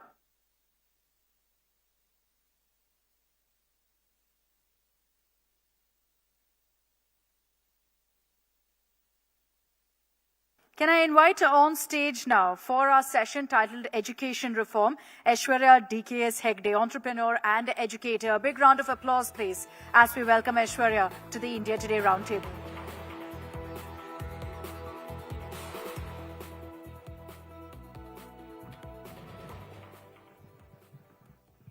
Aishwarya, welcome. Thank you, Akshita. Thank you for taking the time out and joining us here at the India Today Roundtable. We had your father earlier here today. Before we get into education, I'd love to know from you, what's it like being the daughter of a chief minister? A lot of pressure? I think pressure, but also privilege. Because privilege in the right way, because it brings in so much responsibility as us being kids of the chief minister. It comes with so much responsibility to behave a certain way, to respond a certain way, to reciprocate in a certain way. But I think the relationship with my father doesn't change, because today might be a position, but the relationship that we have as a daughter and a father stays for longer. So I think that relationship has no change, but definitely with the people, we have so much gratitude for being in the position today, but we also have equal responsibility that we need to create some kind of legacy as a family back. And that pressure is always going. So every time we watch the news, our hands shiver. We don't know what's happening. But I think as a daughter, I have so much confidence in my father. I am very proud of him. So with that pride, I stay calm, sit and enjoy what he's doing. That's amazing. That's beautiful. You're someone who's very passionate about education. It's a cause, of course, that fortunately now we've got a lot more conversation about, courtesy of what we've seen in the last few months as well. Take us through really what you feel is the biggest challenge in bettering education in this country right now. I think the biggest challenge is actually the shift in what education means. Education earlier was basically acquiring knowledge. But today, education is all about practicing the right skill. And with AI coming in and artificial intelligence taking over, I think artificial intelligence is very different from edtech also. So considering that, how are we going to skill our children is very important. And I think education has also become so much more critical today because the youth of our country or the generation that's coming up, the children, are exposed to so much more content and exposure and social media, and which we were not. So channelizing their thought in the right way has become so much more important, right? So education was defined as how much knowledge you have before. Education today is defined as how much ownership you can take of the knowledge that you have in the right way. So I think that's a big leap of a difference. And today we're talking about schools and how good schools can be made. But I think today it's not just about good schools, it's about better schools with bolder choices. So how can we tweak our curriculum right? How can we make the culture in our institutions right? How can critical thinking be a big part of the education system and not just content memory, which was earlier? I think those are the changes, and we need to work on that. So definition of education has changed, I think. It's a lot of this based on your own experience growing up. It's true. I mean, education didn't come by choice to me. It was by chance. In fact, my father encouraged me to be in this field because he had a few schools and he said, rather than you go work in another company, why don't you go see and try if education works? And I'm a product of National Public School, NPS. So my mentors, Dr. Gopal Krishna sir, said, you're made for it, why don't you give it a chance? When I walked into school and why I stayed today and it became a big passion of my story is because I could do things that I wanted to do when I was a child. Right? There were so many things in terms of storytelling, in terms of leadership, in terms of how I wanted to learn. I could actually bring those changes into schools. So you were a campaigner of sorts. I was. Leading the front. Really. And I feel a lot of youngsters hesitate to come into education and feels like it's an older generation choice of, career. But honestly, I enjoy it every day. It keeps the child in me alive. It must be hard though. It isn't. As a woman, young, you're, trying to command your space there. Is it hard? It is. It is hard. And especially being the daughter of who I am, it's like two sides of the same coin. They think you've reached there because of a certain... Kind of. It comes with privilege and opportunity, but it also comes with expectation, assumptions, and a lot of scrutiny. right? She just got the position because she's someone's daughter. But I think that's also one way of good pressure. That's how I would like to look at it. Because I think that pressure helps us to perform better. It helps us to build my own credibility to become a good educationalist. And I think a lot of people watch you, whether for good reasons or bad reasons, but when they watch you, you get the opportunity to show them what you can do. And that has brought me to actually sit in the seat today and talk to you, right? So I got the privilege and the opportunity to be watched. And because I did the right thing is why I'm sitting here and able to talk about education to you today. So I take it as a very positive way of looking at it. Yeah, it's a great way of looking at it because you've got the spotlight, use it for the right reasons. Yeah. You know, today's children are also very vocal. You see right now in several parts of the country, Gen Alpha, as they're called, they're kind of saying this is the reform we need in our education system. This is what we want in our schools. It's very different from what we've seen, where parents maybe would speak out, students not so much. They just go with the flow. Does that make things more challenging, or do you think that shows promise, that students now are demanding more? It definitely shows promise because our students are aware of what they want to do, which probably we were not. But it's also challenging for the institutions to actually accommodate those requirements, right? The students are thinking faster than the teachers are thinking for them.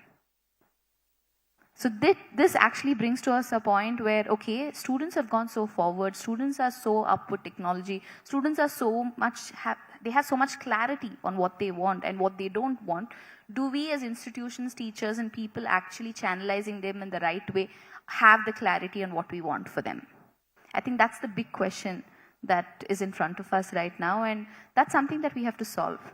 And as I told you, the solution is not going to come from one way, one system, and taking it and replicating across the country. I think India is too diverse.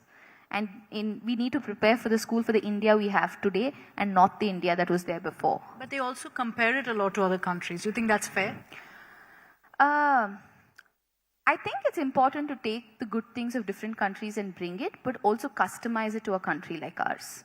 Okay, because just the fact that, you know, the happiness curriculum did very well for government schools in Delhi, but the same curriculum cannot be implemented in Karnataka because of the volume. Okay, we are 3 or 5 folds the number of schools that are there in Delhi. So I think India is too diverse for that. So as I told you, we need to make bolder choices by customizing the curriculum to that part and region. And I think students also read and learn better in regional languages. That's one big important point that I like about the national education policy, right? It gives you the ability to read in your native language. There are questions about it. There are questions. And I really like that regional language versus Hindi and all of that. I don't think so. I think, you know, if you ask me, I feel the emotion when I talk in Kannada. I feel the emotion when I watch a movie in Kannada. I don't know if I feel the emotion the same way if I watch it in Hindi. So that emotional connect is also very important for learning to stay long, for learning to be persistent, right? And AI also, I think the biggest advantage that we have in our country, because we're so diverse, that AI can convert any content to any regional language in minutes. So it will benefit the rural children in such a high way. We'll be able to create quality education across the country with this one tool, where people don't have to translate what's in English to their regional language or what's in Hindi to their regional language, but AI can do it and the child can learn through it. This is a debate particularly pertinent in Karnataka right now, that, you know, Kannada as a language, culture, tradition is kind of disappearing. Hindi, English, all of that is taking over. Do you think that's the case? And do you think that education is one of the 4 factors in that? I think it need not be strictly, you know, put across to someone else, but being a Kannadiga, knowing Kannada actually works, right? You know, I'm always fascinated by Marwadi people for some reason, because wherever they go, they just learn the language and they make the business go high. It's something that I've seen. They become locals. So I think if people from all over the country are coming to Bangalore, the best way for them to take advantage of the city is to become a local. And if they can put in that effort, why not? But similarly, I think having the pride that we should know our regional language is also very important. And as children, you have the ability to learn many languages at the same time. As we go older, it becomes more harder. So why not have few more languages in school? We always learned that, right? We had options of French, we had option of Germany. Why can't we also learn Kannada as a part of our learning in schools if you're studying in Karnataka?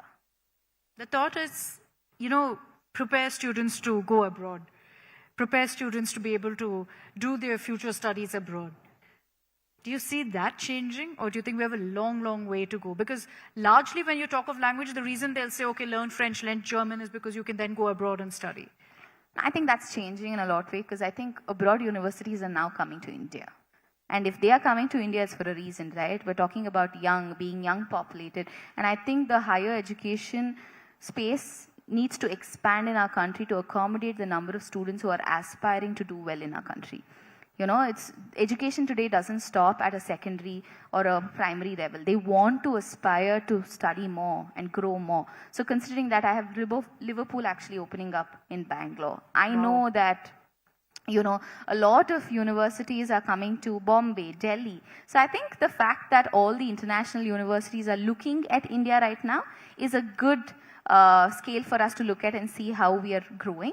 So the aspiration need not be going abroad, but the aspirations need to be how well we are taking the content, how are we socializing well. And the reason why you aspire to go abroad is actually to find jobs there, right? You think it's the ideal life, in a way?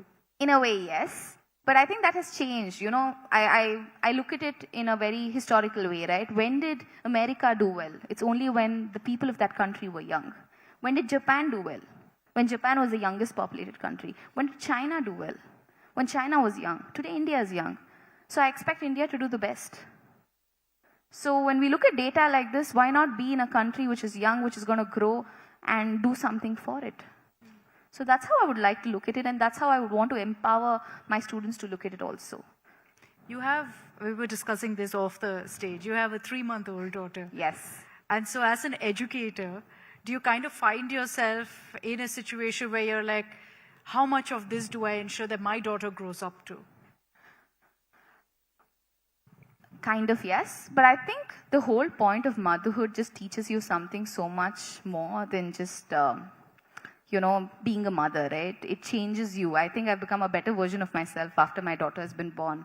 I've been more softer, I've been quietly more stronger. It's overwhelming and magical at the same time. So when things are happening like this, you know, we talk about sustainability. For me, sustainability is looking at my daughter and seeing which world is she going to live in. Right. So you would like her to study in India? I want her to study. I mean, all of us as kids studied in India. We never went abroad. And I think that has helped me understand the demography and the people culture in my country so well, which has definitely helped me in my work today. So if I went back abroad and studied there, I think the culture would be very different. For me to come back here, understand the culture of people here and work here would be very different. And it would take me more time. The fact that I studied in a regional school, I studied in Bangalore, I understand people of Bangalore better. I'm able to run schools in Bangalore better. Yes, abroad gives you so much more exposure, gives you so much more intellectual content, shows you a different world, opens up to you.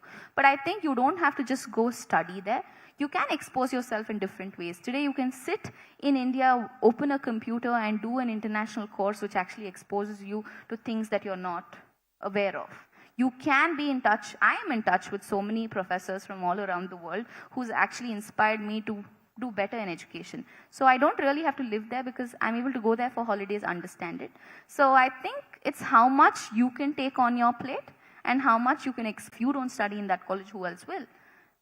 So, and he has to trust his own children he has to study trust, there. Yeah, and if I didn't study there, I wouldn't be so, you know, I wouldn't be so prone to criticism.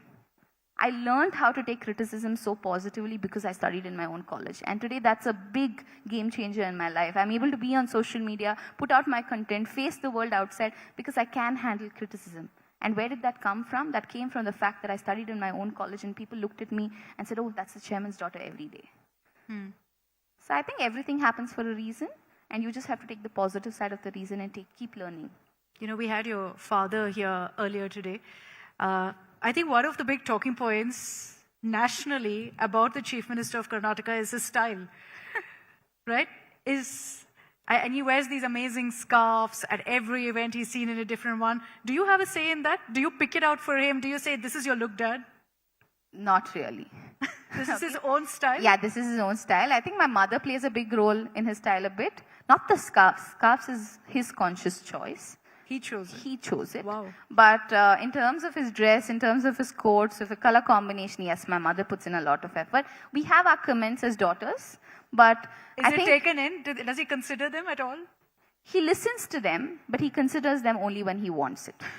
So he is a man of his own thoughts. But he's a good listener. He will listen to you, but he'll also do what he wants to do at the end of the day. And Like a that's politician, yeah, like that- the chief minister. Yes, like the chief minister. He'll take his own decision Yes. ultimately. He also spoke today about how, irrespective of what's changed around him, he still goes for 50 rupees haircut. Is that how DK Shivkumar, your father, is? That irrespective of what changes, what position he's given, he kind of goes back to what he has always grown up with? Yes, he's very locally rooted, and I think he can connect to a common man very easily, and that's his strength today. And yeah, he's always been like that. There are so many times I've looked at him and said, you know what, you need to put your collar right, you need to put your dress right. He's like, don't worry, I've come from Dadalali. And I've just been to Bangalore. You don't have to teach me. I am going to stay that way. So he knows what his strengths are. He knows what he really wants to stay a part of. And he continues to do that, and no one can change it. Neither can I, nor can anyone. Do you try to school him sleep more? I think it's very important he sleeps more, because his health is important, and his health will help the health of Karnataka. So it's not just for him, but it's also for Karnataka that we have a very healthy chief minister, right? So for which I want him to sleep more, I want him to be more healthy and, have consciousness across all his meetings, because less sleep means less consciousness in a meeting, right? And that's going to reflect in his decision. The more rest he has to his body, the better decisions he can make. Wow. I hope your father's listening. Now that you have spoken about it at the India Today Roundtable, thank you so much, Aishwarya. Thank Absolute you. pleasure having you here with us. A big round of applause, Thank you please, so much. for Aishwarya DKS Hegde.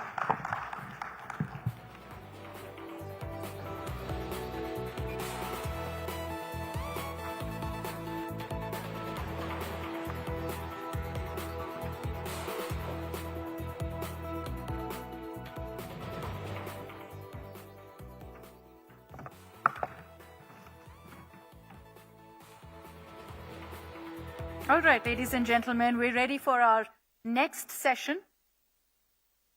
And for the same, I'm going to invite on stage Mr. Priyank Kharge, Minister of Home and Electronics of the Government of Karnataka. To moderate the session is Rajdeep Sardesai, Consulting Editor, India Today. Minister, welcome to the India Today Roundtable.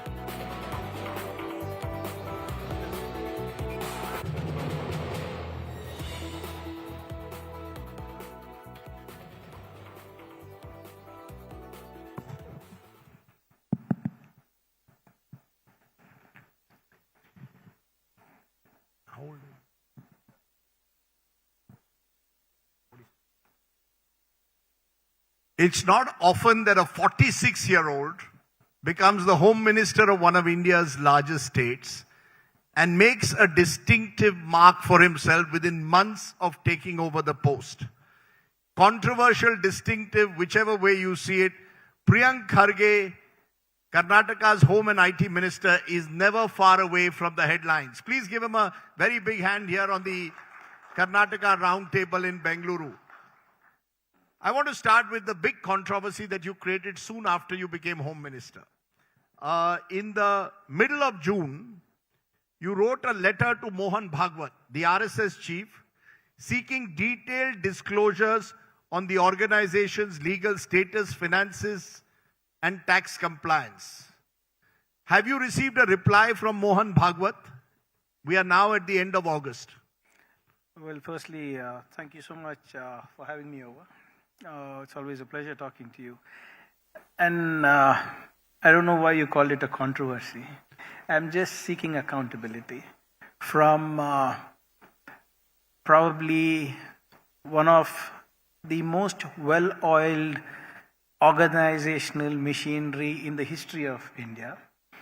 And as the Prime Minister of India puts it, they're the world's largest NGO.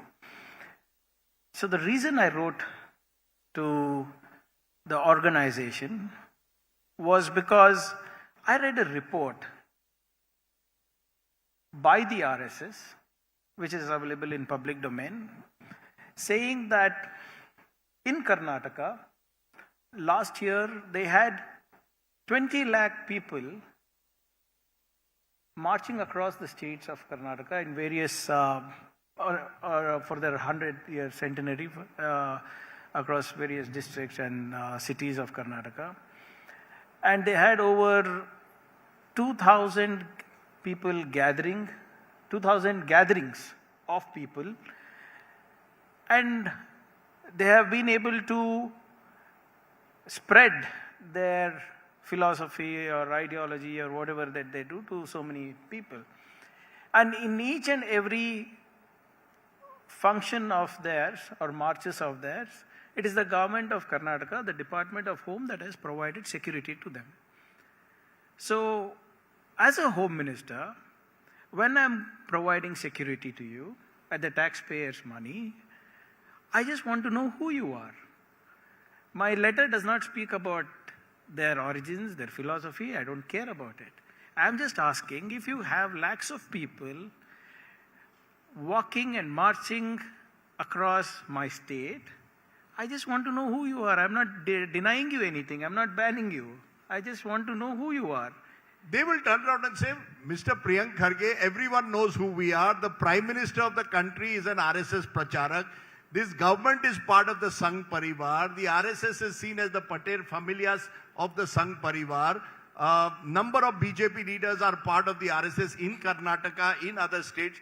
Why is Priyank Kharge trying to do it? Only to grab the headlines and try and push the RSS, make this a battle in a way between the Congress and the RSS. And actually give the RSS more publicity and allow them to play victim. They don't need publicity. They're already the world's largest NGO. And you said the Prime Minister is the Pracharak. A lot of Chief Ministers are. I'm sure a lot of other Home Ministers in the state are as well. If such powerful people are coming from the RSS, when the RSS Sarsanchalak, Mr. Bhagwat, is sitting in front of the media and telling BJP से RSS को अच्छे दिन नहीं आए, RSS के वजह से BJP को अच्छे दिन आए, you are saying you are a partner with the current dispensation, you are a partner in power, then why are they so afraid of coming into the legal framework? Such powerful people, right from Mohan Bhagwatji to probably Mr. Vijendra over here in our state, such powerful people, why are they so afraid of accountability? जिस देश में भगवान राम को भी हिसाब मांगा जा रहा है, तो ये राम के नाम में जो पॉलिटिक्स कर रहे हैं, उनका हिसाब क्यों नहीं मांगे? That's all I'm asking. You know, you're making it sound so simple. A, did Mr. Bhagwat respond to your letter? Yeah, I forgot to answer that part. See, it's a 100-year-old organization. Right from Nagpur to Kashmir to Kanyakumari, they have their organization, is what they say. They would have kept the document somewhere in one of these shakhas. मिलेंगे आज नहीं तो कल मिलेगा, कहाँ जाएंगे? And I'm not asking, Priyank Kharge is not asking you, no? The Home Minister of Karnataka is asking you. It's not today, tomorrow they will have to respond. See, I am being very, very generous here. All I'm saying is, I'm being patient. You are a 100-year-old organization, 101 to be precise. We will wait. Tomorrow they will have to give. Where will they run away? And what am I saying, sir? Am I speaking on their philosophy? Am I speaking on their ideology? Am I speaking on anything that is Hindu, Muslim or Hindutva? I don't care. All I'm asking is, if you are wielding such power in public, you have an opinion on our economic policy, you have an opinion on our politics, you have an opinion on the demography, you have an opinion on the social status. So I just want to know who you are. If you have opinion about everything and anything, what is your opinion of coming within the legal ambit? Their argument is that we are not violating any law of the land. We have violated no law of the land. Priyank Kharge is simply using this as a kind of bogey to suggest that the RSS has something to hide. We have been in 100 years in public life. There's the law of the land. Throw the law book at us. Throw the papers at me. All I'm saying is, if I've thrown the law book at you, I'm asking under which law should I allow you to function? Under which law should the Department of Home be at your service when you are doing your march pass? Under which law Should I allow you to use public grounds, government government infrastructure? That is the law book law case I'm making out it. Let them say, देख प्रियंक, ये है हमारा constitution, ये हमारा संविधान, इस कानून के तहत हम फंक्शनल है. Body of individuals is what they claim. अरे भाई साहब, बैंगलोर क्लब भी बॉडी ऑफ इंडिविजुअल्स है, वो भी हिसाब रखते हैं. लाइक आई सेड सर, यहाँ जिस देश में अयोध्या में राम मंदिर को चंदा के हिसाब मांग रहे हैं, so I'm also asking the similar thing. So let me ask you in conclusion on this part. Are you very clear in your mind that you're not seeking to ban the RSS? You're not seeking to take any legal action against the RSS?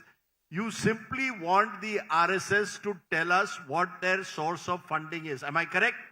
I cannot ban RSS. You're clear about that? You because cannot they ban don't them. exist. They're not registered.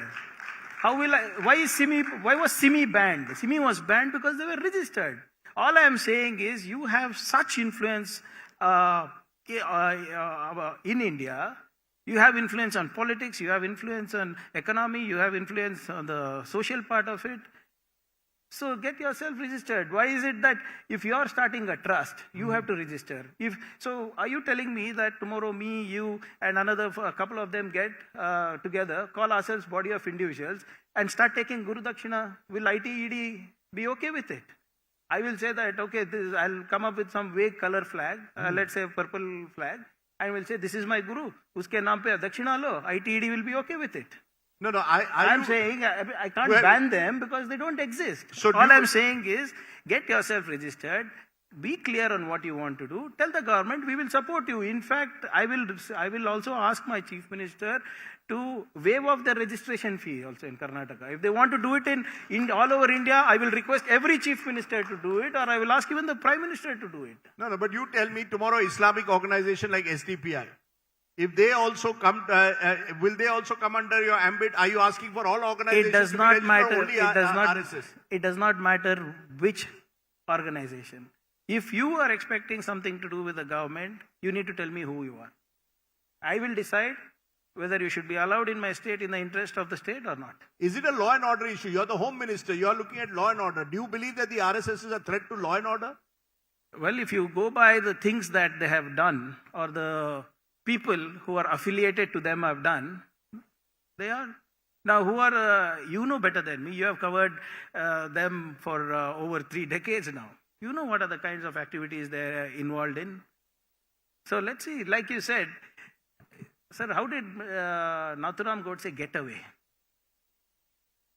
Oh, because you were not able to prove that he was an RSS member. They don't even give a formal membership. No, at the time, sir, Sardar Patel and the Congress government at the time had banned the RSS for a while, and they claimed they've been banned in the past as well. So it's not as if they haven't been banned.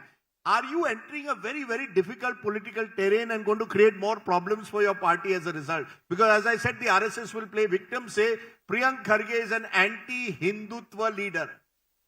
I am a pro-constitution leader. It does not matter whether you are anti-Muslim, anti-Hindu. Constitution mein kya hai, wo main karunga. In the constitution, currently, I don't see them to be a part of it. That's why I've told, right? I've written very clearly, I've told it in the media 100 times, please send in your legal representatives, or you come, talk to me, you know where I am, you know where I live, you have issued death threats to me, you know where I live, what I do, with whom I roam around, you know where my office is, please come and explain. If I'm not satisfied, I will come to your Shaka, I will come to Keshav Krupa, I will come to Jagannath Bhavan, and I will understand you better. Jo bhi hai, okay. कानून के तहत करेंगे, संविधान के तहत करेंगे. Why is it that they're so allergic to the law of the land? Why is it they're allergic to constitution? If I ask RSS to register, you're saying as if Hindutva does not need registration. Arre, when did I say Hindutva to register? Okay, let me, you are a combative Home Minister. I guess you're as close to Gen Z among politicians as you can get, even at 46. You're part of Gen Z as far as politics is concerned, one of the youngest Home Ministers in the country. But I must ask you this. Some of the real issues also are cybercrime, misinformation, fake information. You have been one of the few leaders who's been raising the issue of fake information, misinformation, what cybercrime is doing. Are you very clear that that should be the priority? RSS will be a political battle, Mr. Kharge. But the real issue that people are facing is cyber fraud.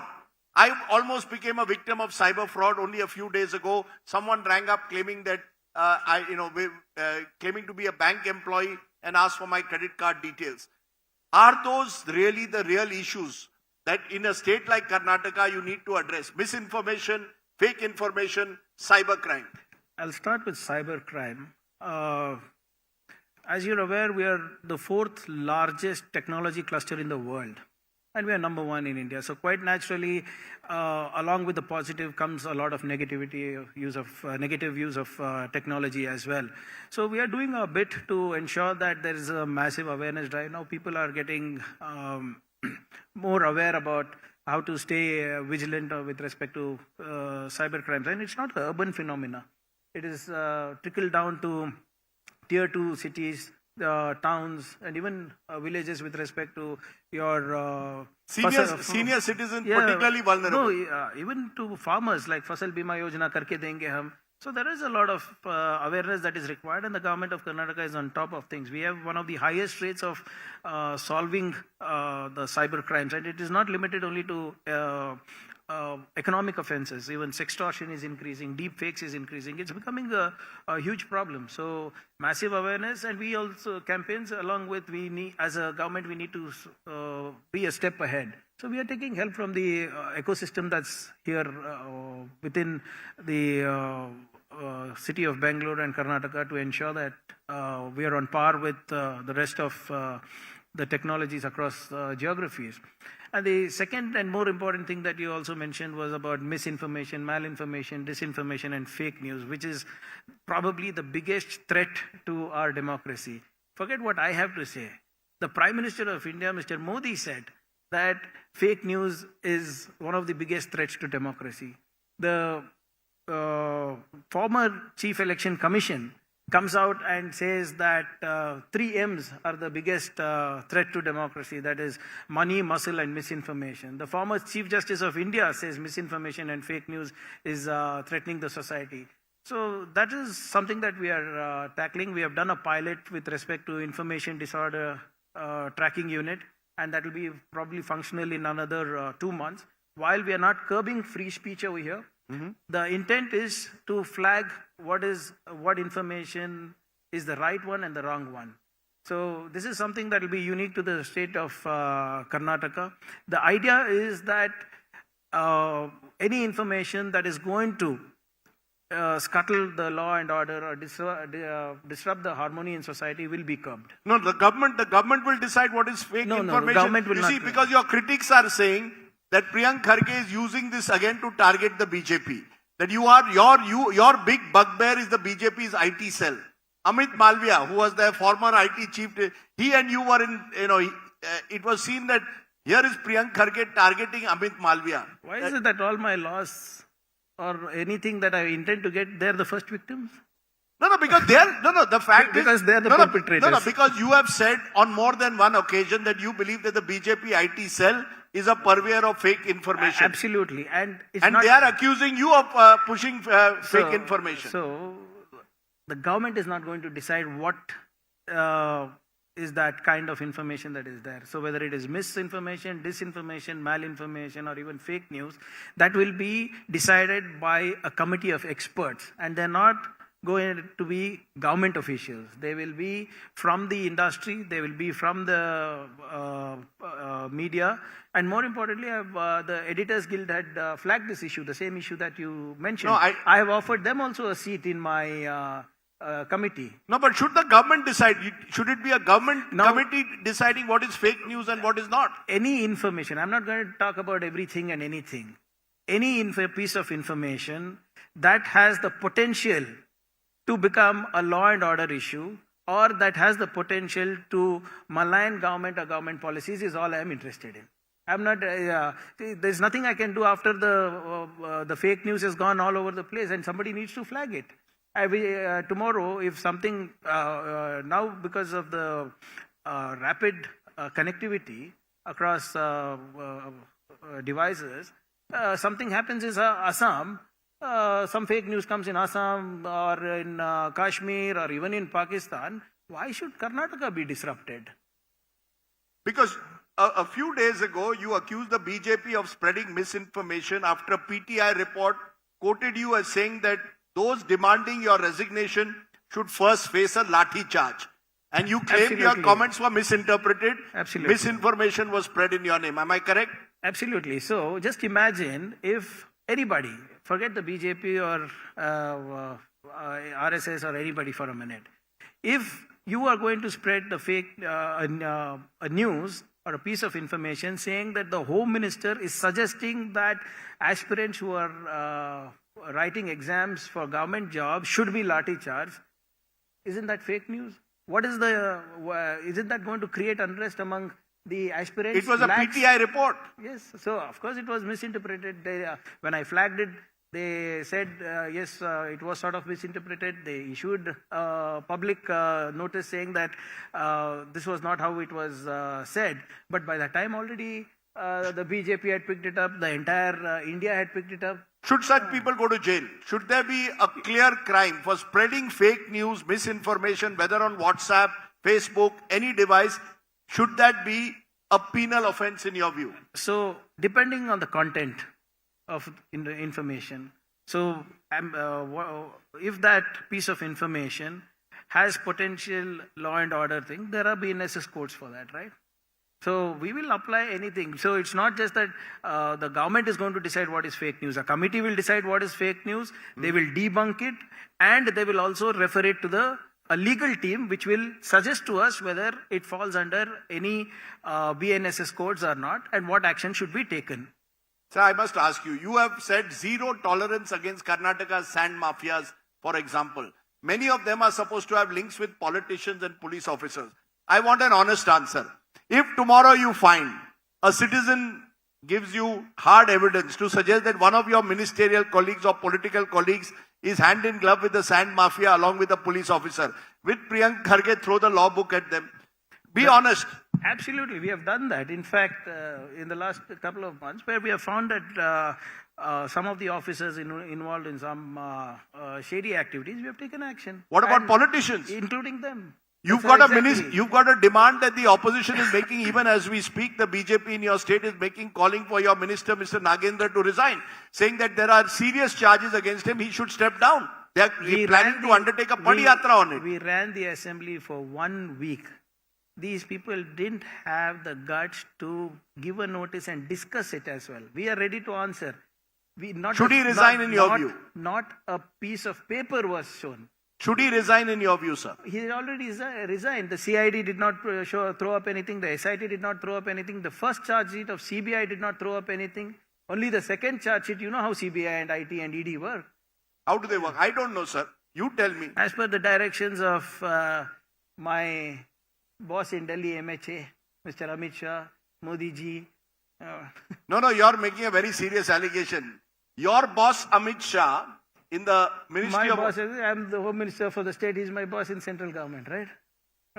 So I don't misuse state institutions. But don't they? What is the prosecution rate of ITED? 2% or less than 2%, I think. But thousands of cases have been. And आपको तो पता है whitewash कैसा किया जाता है उसमें? Sir, मेरे को कुछ पता नहीं है. मेरे को कुछ पता नहीं है. आप ही आधा घंटा शो लगाए थे एक बार. मैंने खुद देखा. All statistics are coming from your show. No, that is true that 95% of those who are being caught in ED cases are in opposition ruled states. How many of them got prosecuted? See, sir, you all fight your political battles as to who has a washing machine in politics and who doesn't. But as we end, I want to ask you this. You see, you're 46 years old. You come from an illustrious political family. Your father is the Congress president. In cinema, we talk about Nepo kids. In various fields, business, that, if your parents are in the business, it gives you a head start. Are you a Nepo kid in politics? If you were not Mallikarjun Kharge's son, would you become Home Minister of Karnataka at the age of 46? See, you get a springboard, there is no denying. But like you said, Neta ho ya Abhineta ho, if you don't perform, you are out. एक hit दे सकता है, एक नेता का बेटा, एक अभिनेता का बेटा का पहला पिक्चर हिट होगा ही, सेकंड, थर्ड, अभी 4 बार मैंने इलेक्शन किया है, but people will decide whether I am good or not. Yes, what have I done with the opportunity is important. Have I performed? The High Command thinks so. My state leaders think so. And I'm extremely proud of being Mr. Kharge's son.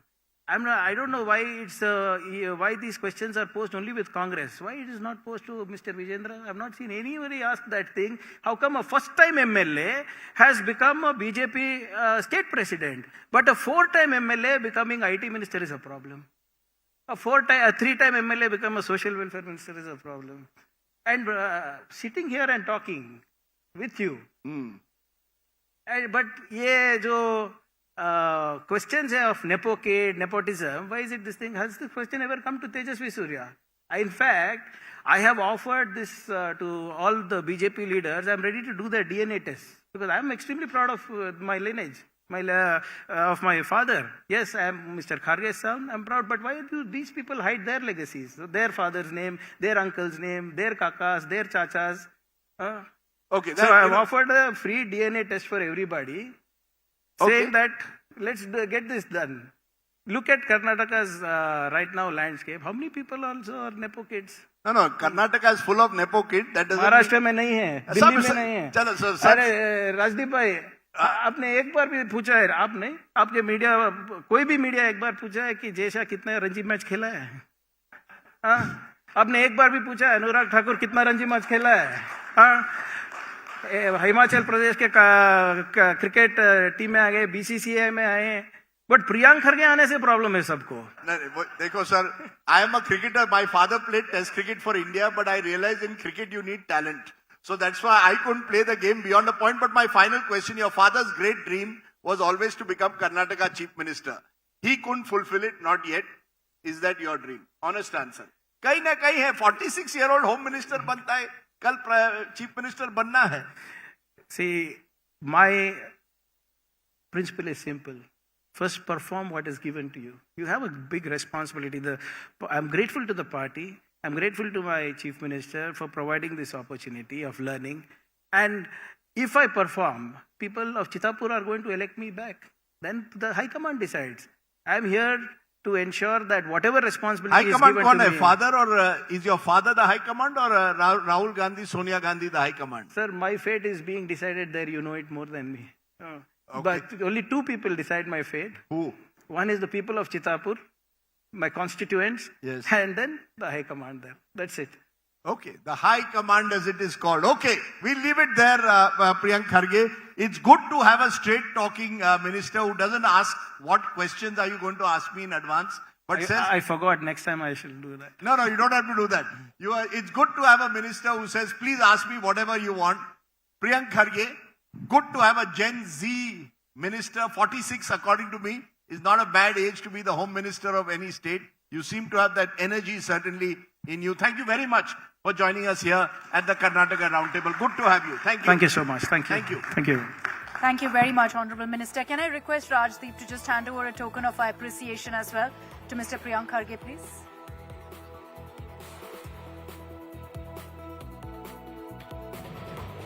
A big round of applause, please, for Minister Priyank Kharge. Thank you, sir, for joining us here at the India Today Roundtable.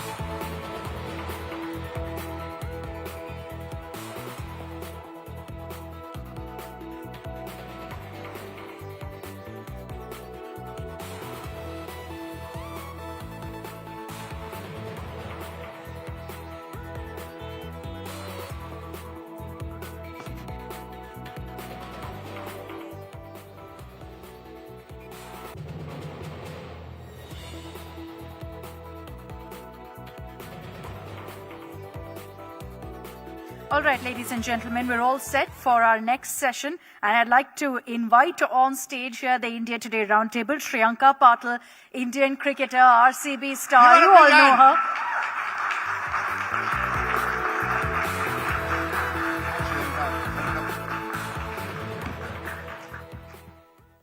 Okay. At the Karnataka Roundtable, We are moving away from the world of politics to the world that I really enjoy and brings a smile to my and all our faces, and the claps in the audience suggested it. Cricket. And what would Bengaluru be without RCB? They won 2 IPL titles in a row, and they won 2 WPLs in the last 3 years. And one of the stars for the WPL team of RCB is my guest today. Please welcome Shriyanka Patil. Thank you so much. Good to have you here. Is that an introduction that is fair? How do you see yourselves? Shriyanka Patil, 24-year-old Indian cricket star, or Shriyanka Patil, RCB star? Or a bit of both?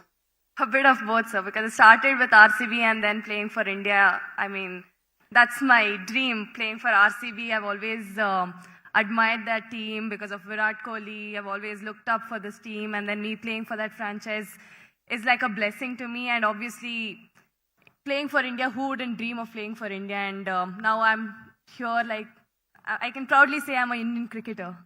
You know, because I have to ask you this. What is this special connection that this city has with RCB?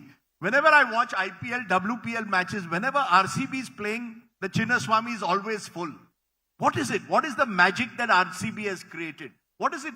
Is there something about this city, chemistry about this city? You're a local, so you will know this chemistry better. What is it about RCB and cricket? Honestly, I don't have any answer for this. It's just pure love towards this team. I think a big credit goes to Virat Kohli because he's built the team so well. He's been playing for this franchise for over 18 years or more. I don't know the count, but he's been from the first season till now playing for RCB, and the connection with him and the city, Bangalore, is just immense. And he's just got people along, the Bangalore people along, not just Bangalore. I think the whole of Karnataka is like RCB. So ever since I got to know WPL, IPL being introduced, it was 2008. Yeah. I was a kid then. So I was about 6 years old. You're 6 years old, 2000. You're a true Gen Z. Anyone else here has not, she's the first real Gen Z that we have today, which is why you got the applause from the other Gen Zs. So, but the interesting thing is you keep mentioning Virat Kohli. Virat Kohli kept playing for RCB. RCB won nothing. The first thing actually RCB won was WPL. And that then led to RCB winning the IPL the next year. So you all were the trendsetters. But is he your idol? Do you see Virat Kohli as someone you look up to, or is there a woman cricketer that you look up to?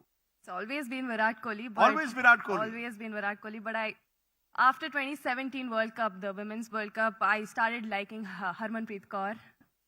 The way it's very similar to Virat Kohli, the aggression she gets on the field, the way she speaks. Just started watching her, and then Smriti being our captain, I started admiring her as well. So but first has always been Virat Kohli. Because one of the things, Shriyanka, that has changed in Indian cricket is women's cricket. I mean, there are crowds coming for it. You're getting decent money for it, equal pay for women cricketers. How does that feel? I mean, when you go out on the streets of Bengaluru, do you get mobbed and people come and take your autographs? Or is that a privilege still only, for the Virat Kohlis and the Patidars and the Dinesh Kartiks of the world? Honestly, I have a story to tell, sir. Yeah, please do. So, and please don't serve me, but go ahead. So initially when I got picked for RCB, the first year we didn't do that well because we lost 5 games in a row, and then we didn't know what was happening. So that was like, oh my God, what's happening? We are in RCB and we've lost 5 in a row. We're not even qualifying. Nothing's happening. The season went.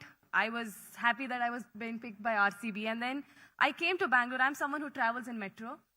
So I used to go to KSCA for my sessions, finish, come back by metro. And then after playing for RCB is when people started like, hey, Shriyanka Patil. Actually, I've dreamt of it. Honestly, I don't want to lie, but actually I dreamt of people actually recognizing me, coming for autographs or photographs. And then I was like, wow, this is actually happening. And it started, and now I've been a part of the RCB team for 4 years now. And the love I've got, the love I've received is just, I cannot say words at all. Like, people come saying, like, I want to become like you. And I think that's a greatest achievement for me. So what's the big change between when you started off playing cricket and now, particularly after India won the World Cup 50 overs women? Has it transformed you? I see you in advertisements. I see you doing all kinds of things. I'm coming to each of them one by one. But has it made you stars in the truest? Do you see yourself as a cricketer or a celebrity now? Or a bit of both? Honest answer. You are being very honest. You can. What's the biggest change you've seen in the game in the last few years? I think after 2017 World Cup is when actually cricket started growing for women's cricket. The 2017 when we reached the finals. Yeah. So I think people started thinking that we can make career out of this sport. It's not just, oh, we play, we go, we don't earn anything and all of that. But now I think being equal pay announced, everything, and WPL being a major click for Indian girls, I think it's just a great platform for us to be a part of this WPL. And then moving forward, now we see great talents, the domestic players getting chance in the WPL. So cricket has evolved, and then now we can see that result coming in the 50 overs World Cup as well. We winning the trophy for the first time. And now everyone thinks that, okay, we can do it. So we have that zit ki, okay, now we can push to our limits and go get many more trophies. You know, Jai Shah and BCCI often get targeted for various things. On this, they have to get credit. They did see the future when it came to women's cricket. But how do you regret not being part of that World Cup team that won last year because of your injury? Is that something you get up in the night? And you've had a fair share of injuries in the last couple of years. You get up in the night and say, that was the moment I wanted to be there. Did it leave you depressed? Or were you just happy for the team and Indian cricket? Again, honest answer. I was extremely disappointed that I was not a part of that team who won the trophy for the first time. Always first time is the best one, special one. During that World Cup phase, I was okay. I was get done with my rehab sessions, come back home, watch games and all of that. Final days when it actually hit me, when India lift that trophy, I cried. Those were happy tears. Those were purely happy tears. And then when I went back to bed, when I was about to sleep, I started sobbing. I started and this was not something with happiness or something. It was just pure disappointment that shit, I missed it. I should have been there. I was there, but I wasn't there. And then everyone video called me, Smriti, Jemmy, Aru, everyone video called me and was like, this trophy is also yours. And that made me feel even more emotional. And I'm like, I should have been there. That's a lovely story. And I have no doubt that India will win the World Cup again with you being there. But you know, as I said, you become a celebrity. I was Googling and I saw you become a bit of a troll bait. I'm told that you did a dance to Bubbly Badmash Hai. Now, I don't even know, I haven't seen, I haven't heard the song, but it's gone viral and it's a reply to trolls. You seem to be quite an Instagrammer. You enjoy Instagram. Even yesterday, you've done some video with a former player, I think. You keep doing these dance videos, song, happy videos. Are you worried about the trolls who say, what is this? An athlete, she should be focusing on cricket and her fitness, not on Instagram. What will you tell them? What do you want to tell the trolls? I mean, honestly, it gives me a lot of attention. People are actually seeing me and saying, oh, she's doing so well. You troll me or you criticize me or you appreciate me. I think it's all for my good because I don't see trollers as trollers because I love what I'm doing. I love being on Instagram. I love dancing. I love wearing the dress I want to wear. And I'm not even shy to say this because I'm comfortable wearing dress. I'm comfortable doing reels. I'm comfortable dancing for any songs because it's just me. It gives me happiness and I love doing what I love doing. And trollers are just going to remain trollers and they're just going to be jealous that I'm doing good. Lovely. That's a great answer. I mean, you want to do things your way, right? I'm seeing the hashtag now, smash the patriarchy. Yesterday it was Kriti Sanon doing it. Today it's Shriyanka Patil saying, you love the dance. It's not about attention seeking, right? Are you going on Instagram because you love it or because you want attention? I've always done this since I was a kid. I love dancing. Since Instagram, I got connected to Instagram. I'm like, okay, let me do what I love doing. And it's just like people love when I dance. They enjoy that. They're like, oh, you dance so well. So I'm like, okay, let my fans enjoy. Who loves me genuinely, let them also enjoy what I'm doing. So it's just that. What's next? You've got an Asian Games that could take place a month from now. Hopefully you will be fit for that. Is this now your life? Is cricket your life? Is there a world beyond cricket for Shriyanka or is this a full-time 24/7, 365 days commitment now? It's full cricket. Full on. Full on cricket. So actually what changed my life after this injury was watching the Operation Safed Sagar. Because I honestly, after this injury during the World Cup, I told my coach who's sitting right here, I said, I don't want to play cricket anymore. Because I was done with this. I was like, why me? Why am I getting injured so many times? Like, I don't want to be emotional, but it's actually still inside me. I'm like, why do I have to play cricket? Like, just to get injured and all of that. I had those thoughts, I had those doubts in my mind. And then actually when I watched this series is when it actually changed completely. I'm like, there even with 1 second here and there, you can fire your own country. But here you fail, you do well, you can wake up and play on the field again. There's nothing, there's no like, you don't do well, you're again waking up and playing the same sport which you love.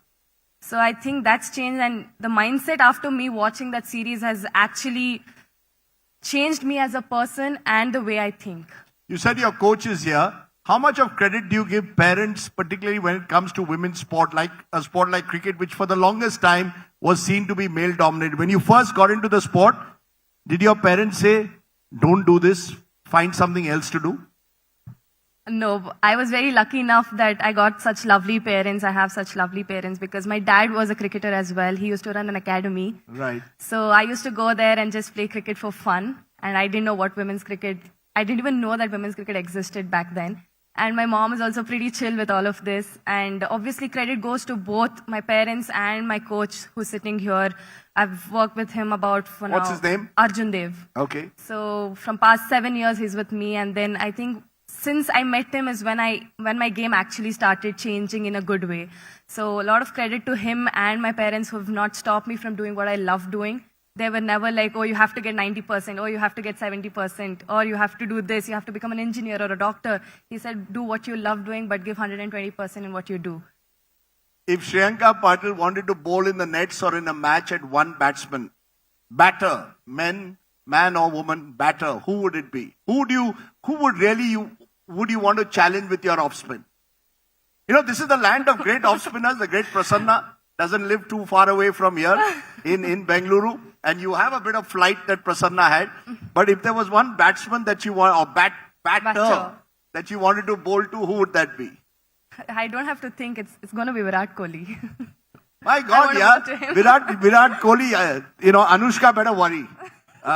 There's a real fan here who sort of dreams of bowling to Virat. Have you managed to ever bowl to him in the nets? No, but in my visualization, I have done it multiple times. Acha, you visualized it. But RCB, I'm sure, can easily organize a Shriyanka versus Virat battle. Maybe in coming years. Maybe in the coming years.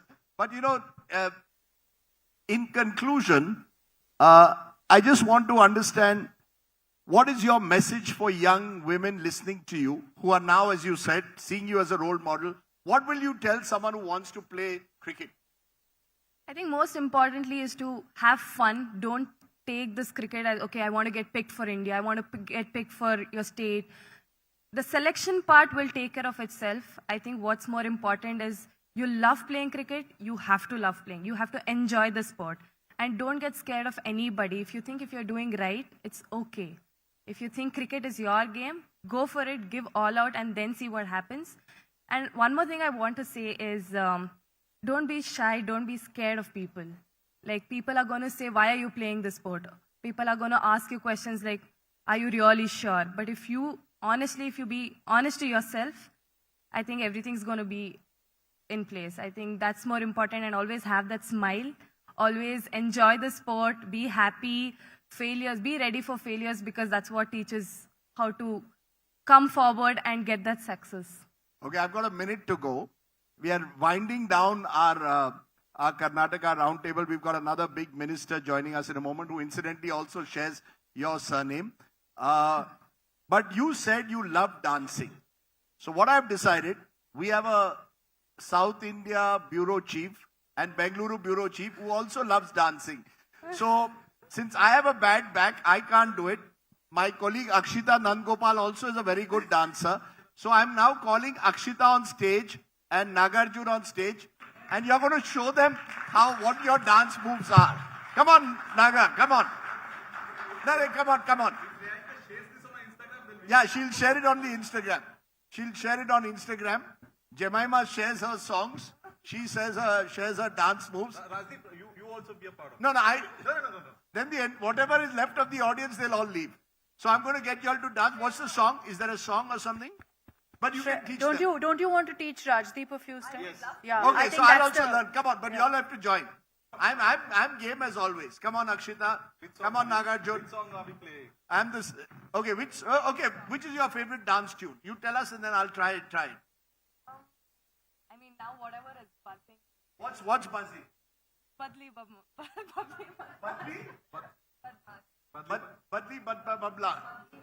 Bubbly Badmash. Okay, you start with Bubbly Badmash, but you'll have to show me the steps, and let's go. Okay, do you have Bubbly Badmash?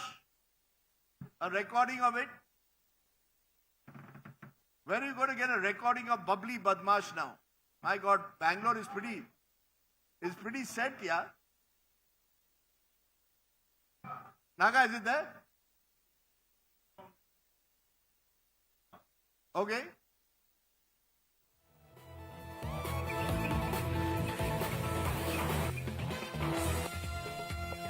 This is it. Come on, guys.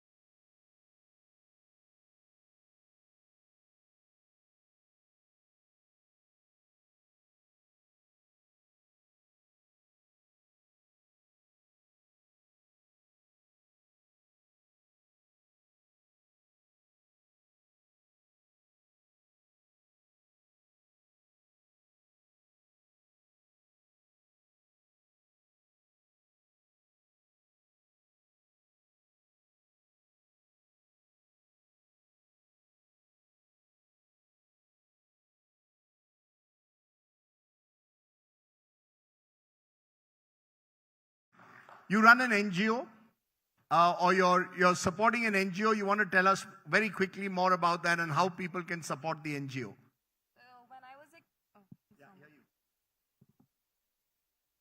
When I was about 16, 17 years, my coach asked me to do a vision board, and because I'm creative, I love drawing and all of that. So I had one segment where it says Academy for Underprivileged. So that was my goal. I said, when I become big, when I earn money, in whatever capacity I can, I thought I'll do it. And then now I started this 317 perfume business. And whatever we earn through that goes to the foundation, and whatever I can help through this, now I started helping young cricketers, girl cricketers. So whatever I can do with my little bit, whatever I'm earning now, I think it'll help them play cricket and grow. Okay, 317 perfume. 317. Okay, pick up that and support Shriyanka's cause to work among the underprivileged. Great to have you here. And thank you very much. Ladies and gentlemen, please give a very big hand to one of the rising stars of Indian women's cricket. Thank you. Rajdeep, can I request you to hand over a token of appreciation to Shriyanka? Once again, a big round of applause for Shriyanka. So talented, so sporting. Showing off her dance moves as well, so well. Ladies and gentlemen, Shriyanka Patil, thank you so much for joining us here at the India Today Roundtable.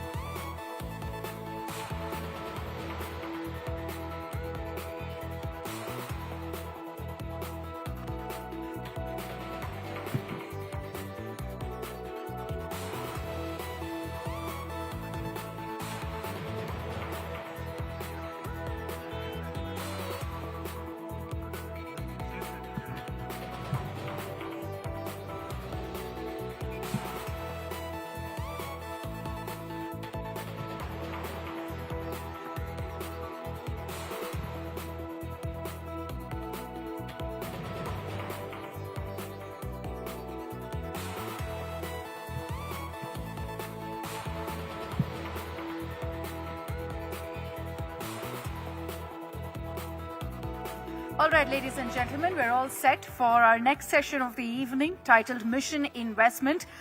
I'd like to invite on stage Mr. M.B. Patil, Minister for Large and Medium Industries and Infrastructure Development in the Government of Karnataka. A round of applause, please, as we welcome Mr. M.B. Patil to moderate the session. We have Maria Shakil, Managing Editor, India Today TV, as well as Nagarjun Dwarkanath, Editor and Head of South Bureau.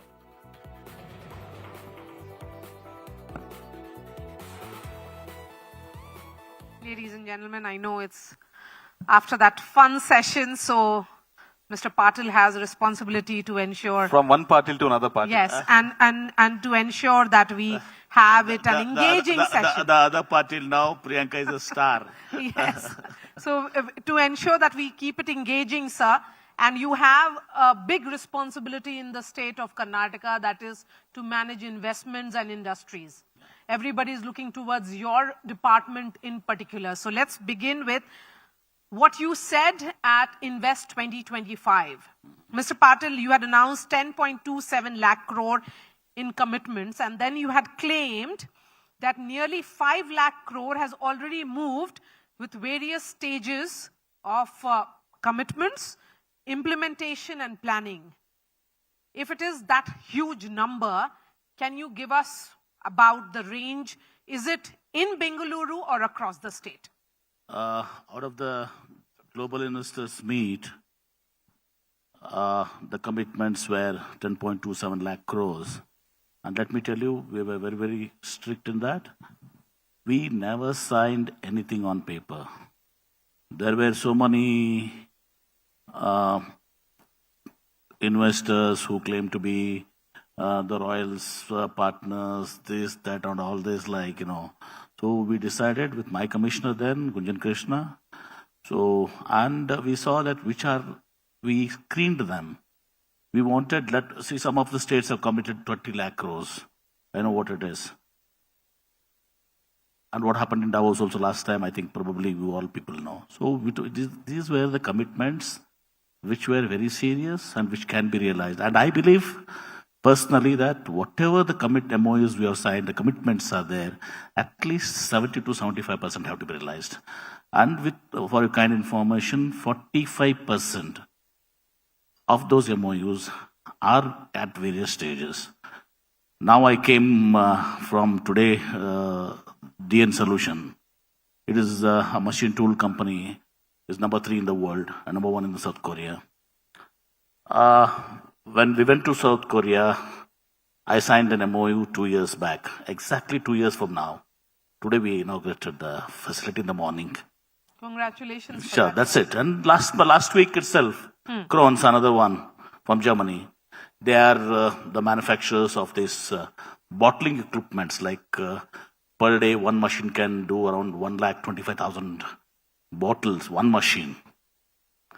And that magnitude of a machine, similar one, for your Coca-Cola, for your beer, all other packaging things. That also in the record 2 years of time. See here, what happens is, NIDEC for you take in Dharwar. It's data center equipments and all this. You take your mobile, you have this vibrating, this one, which is from NIDEC. The Japanese American investment in Dharwad. So like that, we have seen into Foxconn, for example, half of it was prior. The other half of the $2.7 billion are now Tata Electronics. Then you take the Hero Future Energies in Haveri. In Bijaypur, we have 5, in my native one, 5 R&D pipeline, Hindustan Pipes, then your Reliance Beverages. Then we have one more Vitera, it's from the Pulses, Wings Vitera, Hindustan Vitera and out stuff. So like that, if you take the investments 45%, and they are at various stages. First, when you sign an MOU, that's not the end. That's an intent. Then it happens is they apply to us the clearances. Yes. And all other things. So now we have got the land and all the things. And so sometimes not only from us, they have to take approvals in their board, respective boards. They make their own financial arrangements and all this. So generally, of these 2-3 investments, what I told, generally a bigger investments, they take at least 2 years' time for all these processes. Like, Sir, you spoke about all these investments coming to Karnataka, but we also have to agree it's a tight competition. In fact, with Karnataka, Andhra, Tamil Nadu, Telangana, Maharashtra, Gujarat also competes. As an industry minister in the last 3 years, have you found it difficult to attract the industries here, because the competition is such, it's a rat race and cutthroat competition? see, there is competition, I cannot deny it. But at the same time, we are not desperate. I can't quote the company. There was one company who came to us. They asked 120%. 120%, then government itself can do it. So, and Mohandas Paiji tweeted on that. I then replied to him, see, this is what they're asking me. And some other state gave them 100%, including the land value and all these things. So we are not going to spoil the financial system here. Foxconn, we gave around 30% of incentives. This is in the same range of investments. We have an incentive cabinet subcommittee on incentives where we choose investment sizes which are above 500 crores. And sometimes even a smaller one, even if it was 50 crore or 100 crores, which are niche investments, which are very well required for the ecosystem. Those type of this one investments, if you take today when I say DN Solutions, the machine tools, they are world number 3. Patil, you're essentially talking about an ecosystem that you have created, which is investor friendly. See, I'll tell you, Karnataka's ecosystem is not now. It started pre-independence, 100 years back, with HAL, BL, BML, ISRO, Indian Institute of Science. It's our elders who created the first round of ecosystem. And the second line came into we are pioneers into private professional colleges. Like 30 years back, any children from various states, students from various states, if they want to pursue their engineering, medicine, nursing, whatsoever, they used to come to Karnataka. There were not much medical colleges in other states like Telangana, Andhra Pradesh, Maharashtra, even including Maharashtra, North India. That is the layer where the talent was developed. So you have had a legacy, should I say? Yes, and we continue that legacy. Yes, so that legacy, of course, exists. But along with that legacy, the challenge is of exhausting traffic of this city called Bengaluru. See, Do you feel, because I'm looking at what an entrepreneur had said recently, Mr. Patil, that he praised Bangalore's talent ecosystem, but at the same time said that even short commutes were exhausting because of the city's infrastructure and traffic. So, do you tend to lose because of this? No, not at all. See, Bangalore is one of the 20 dynamic cities in the world. And you should also understand why is this traffic problems. There are children from various states who come here and work for an IT company or any other, all these software companies, other format companies and all this. Like both the children, husband and wife, they own a car.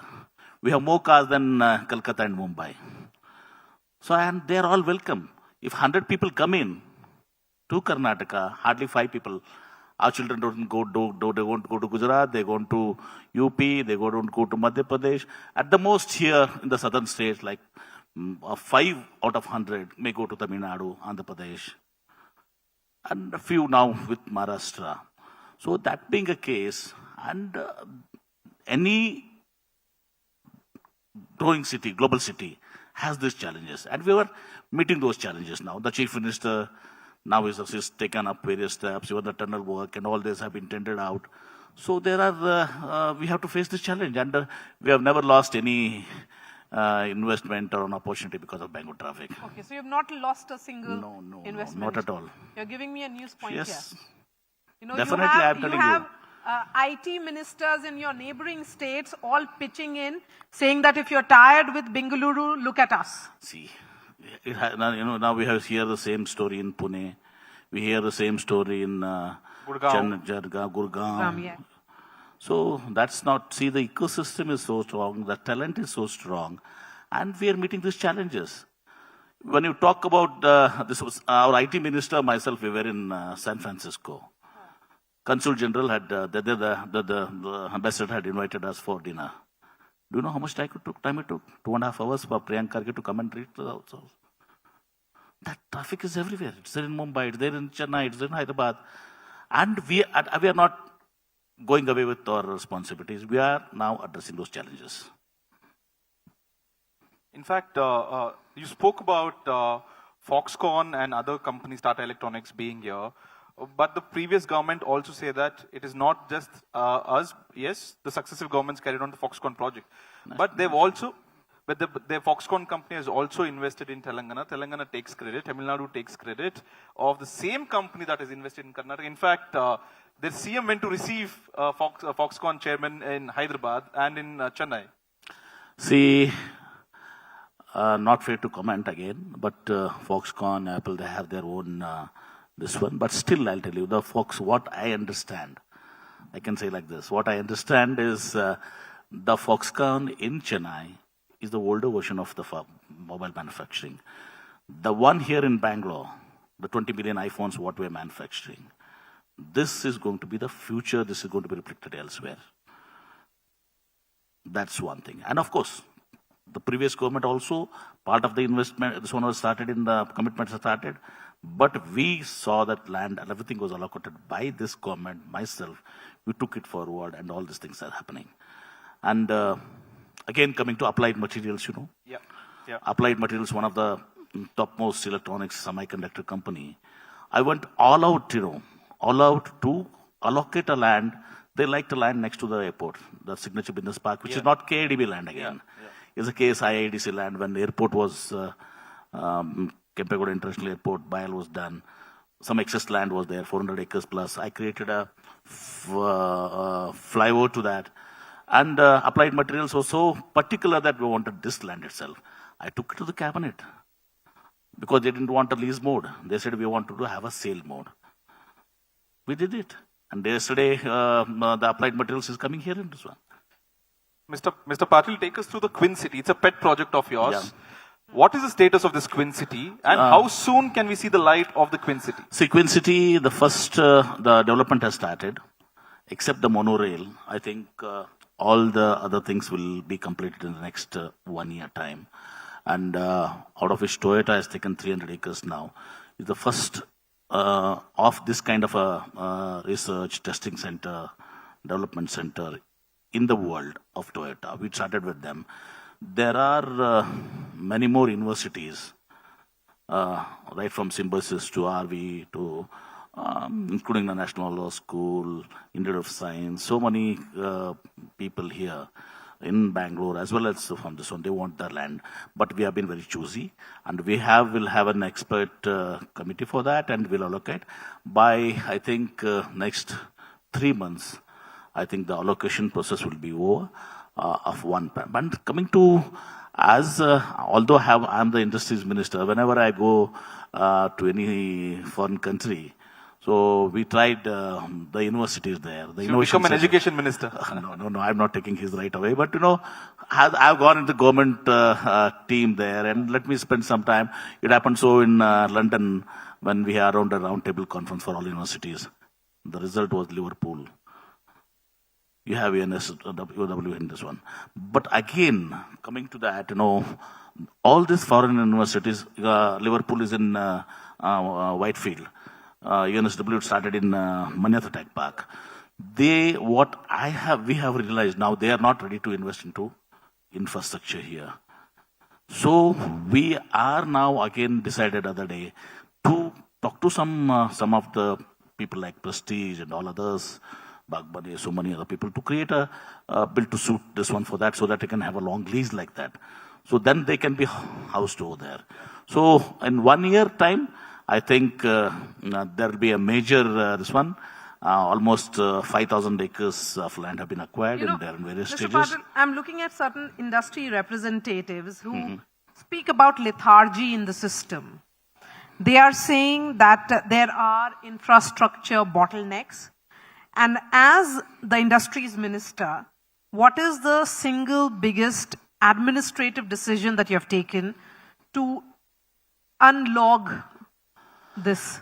See, basically in our country, not only our state, many of the states we face the challenge of land acquisition, to be honest.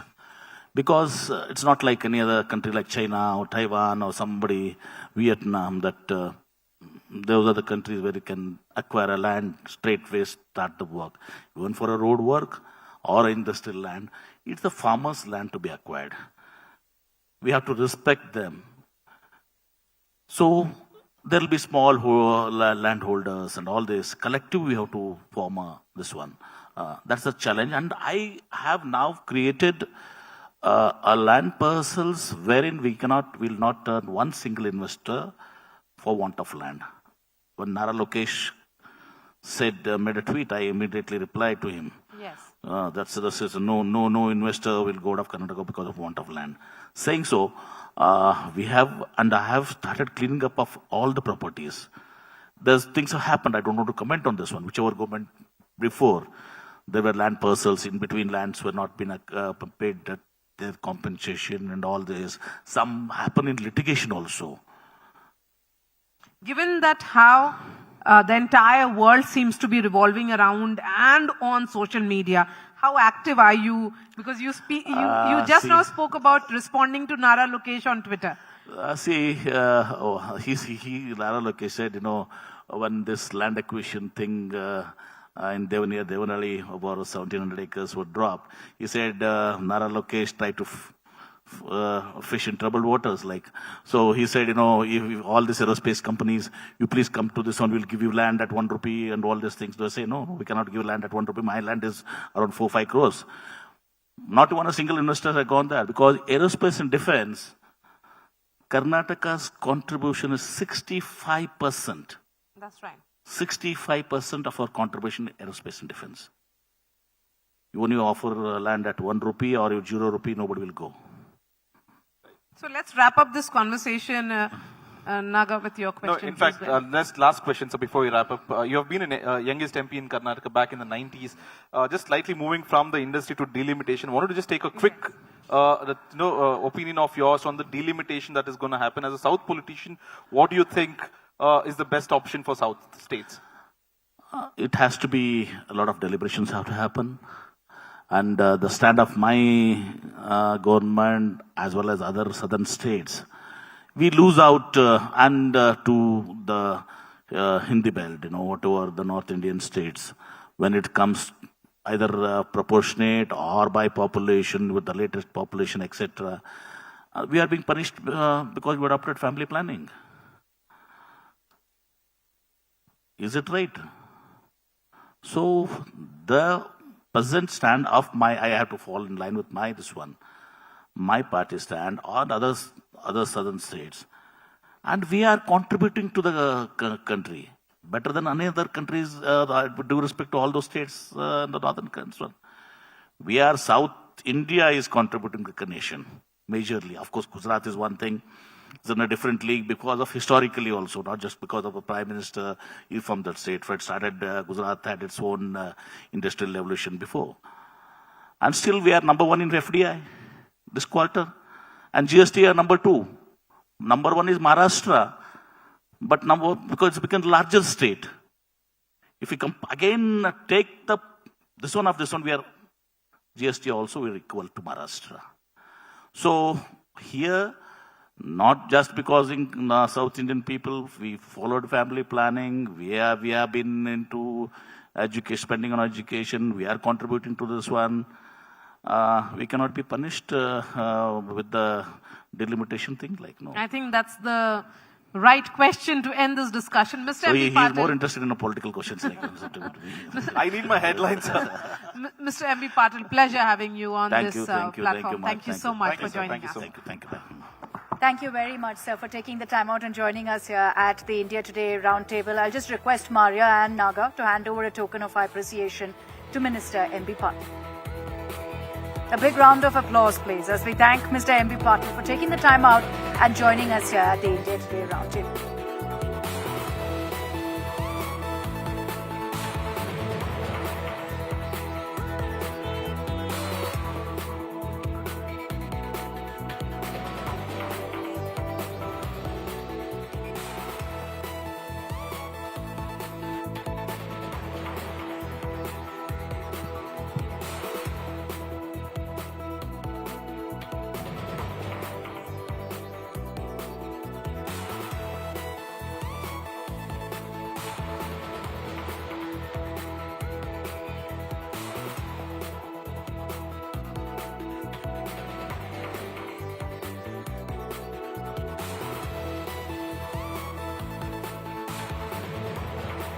All right, ladies and gentlemen, that brings us to the last session of the India Today Karnataka Roundtable, and we decided to also keep it a bit light, talk about one aspect of Karnataka that we haven't touched upon, films and sandalwood. Please raise a warm applause to welcome on stage Ashika Ranganath, actor, as well as Saptami Gowda. Please join me here. Can we welcome them, please, onto the stage here at the India Today Roundtable?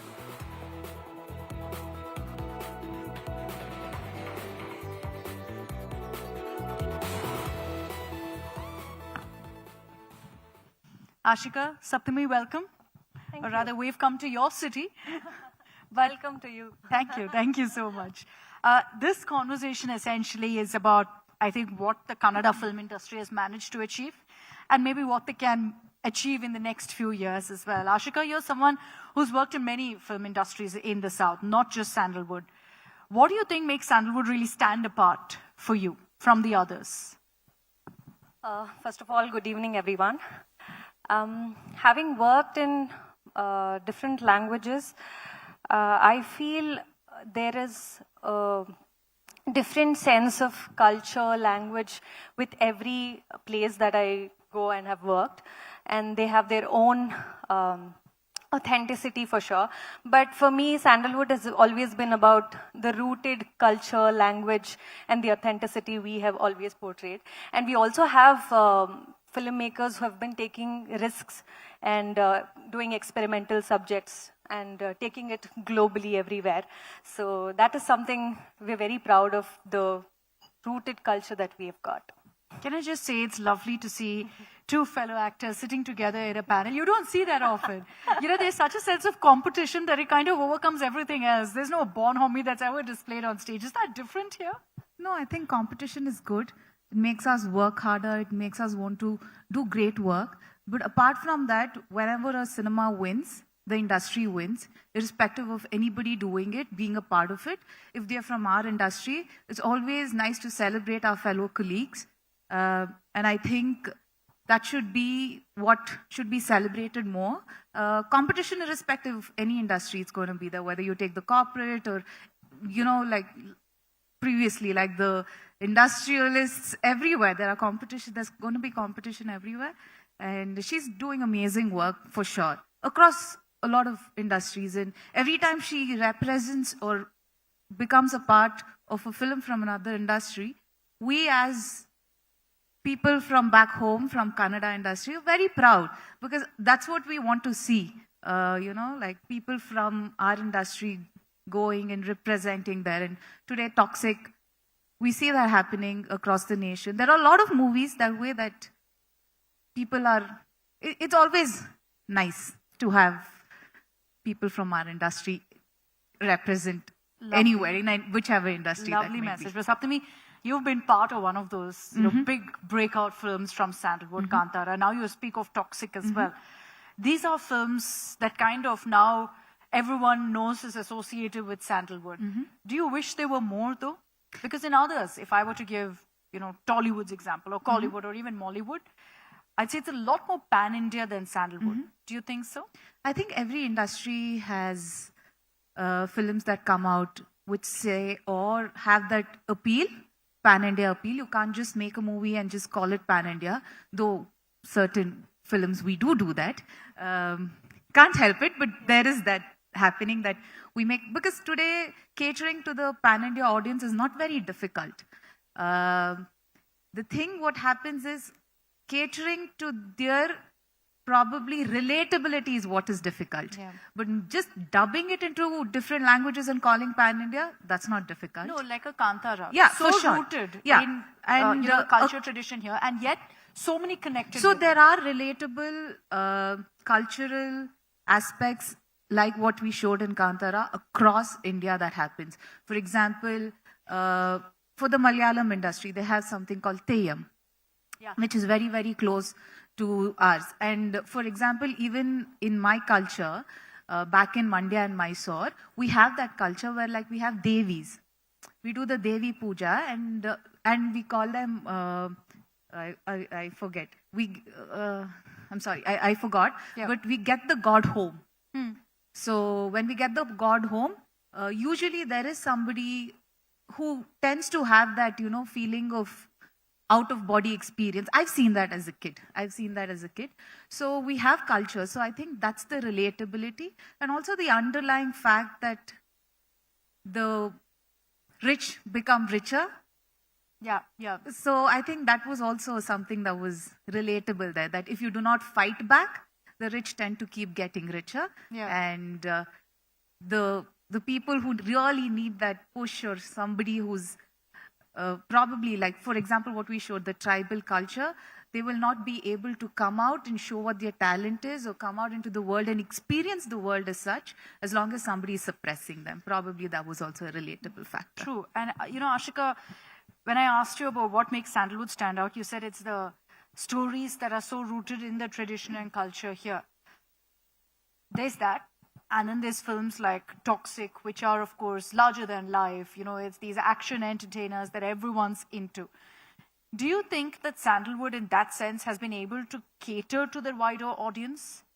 Because when you compare to the other industries, a lot of people say, the Kannada film industry kind of lags behind. You think so? You think the industry is yet to reach its full potential?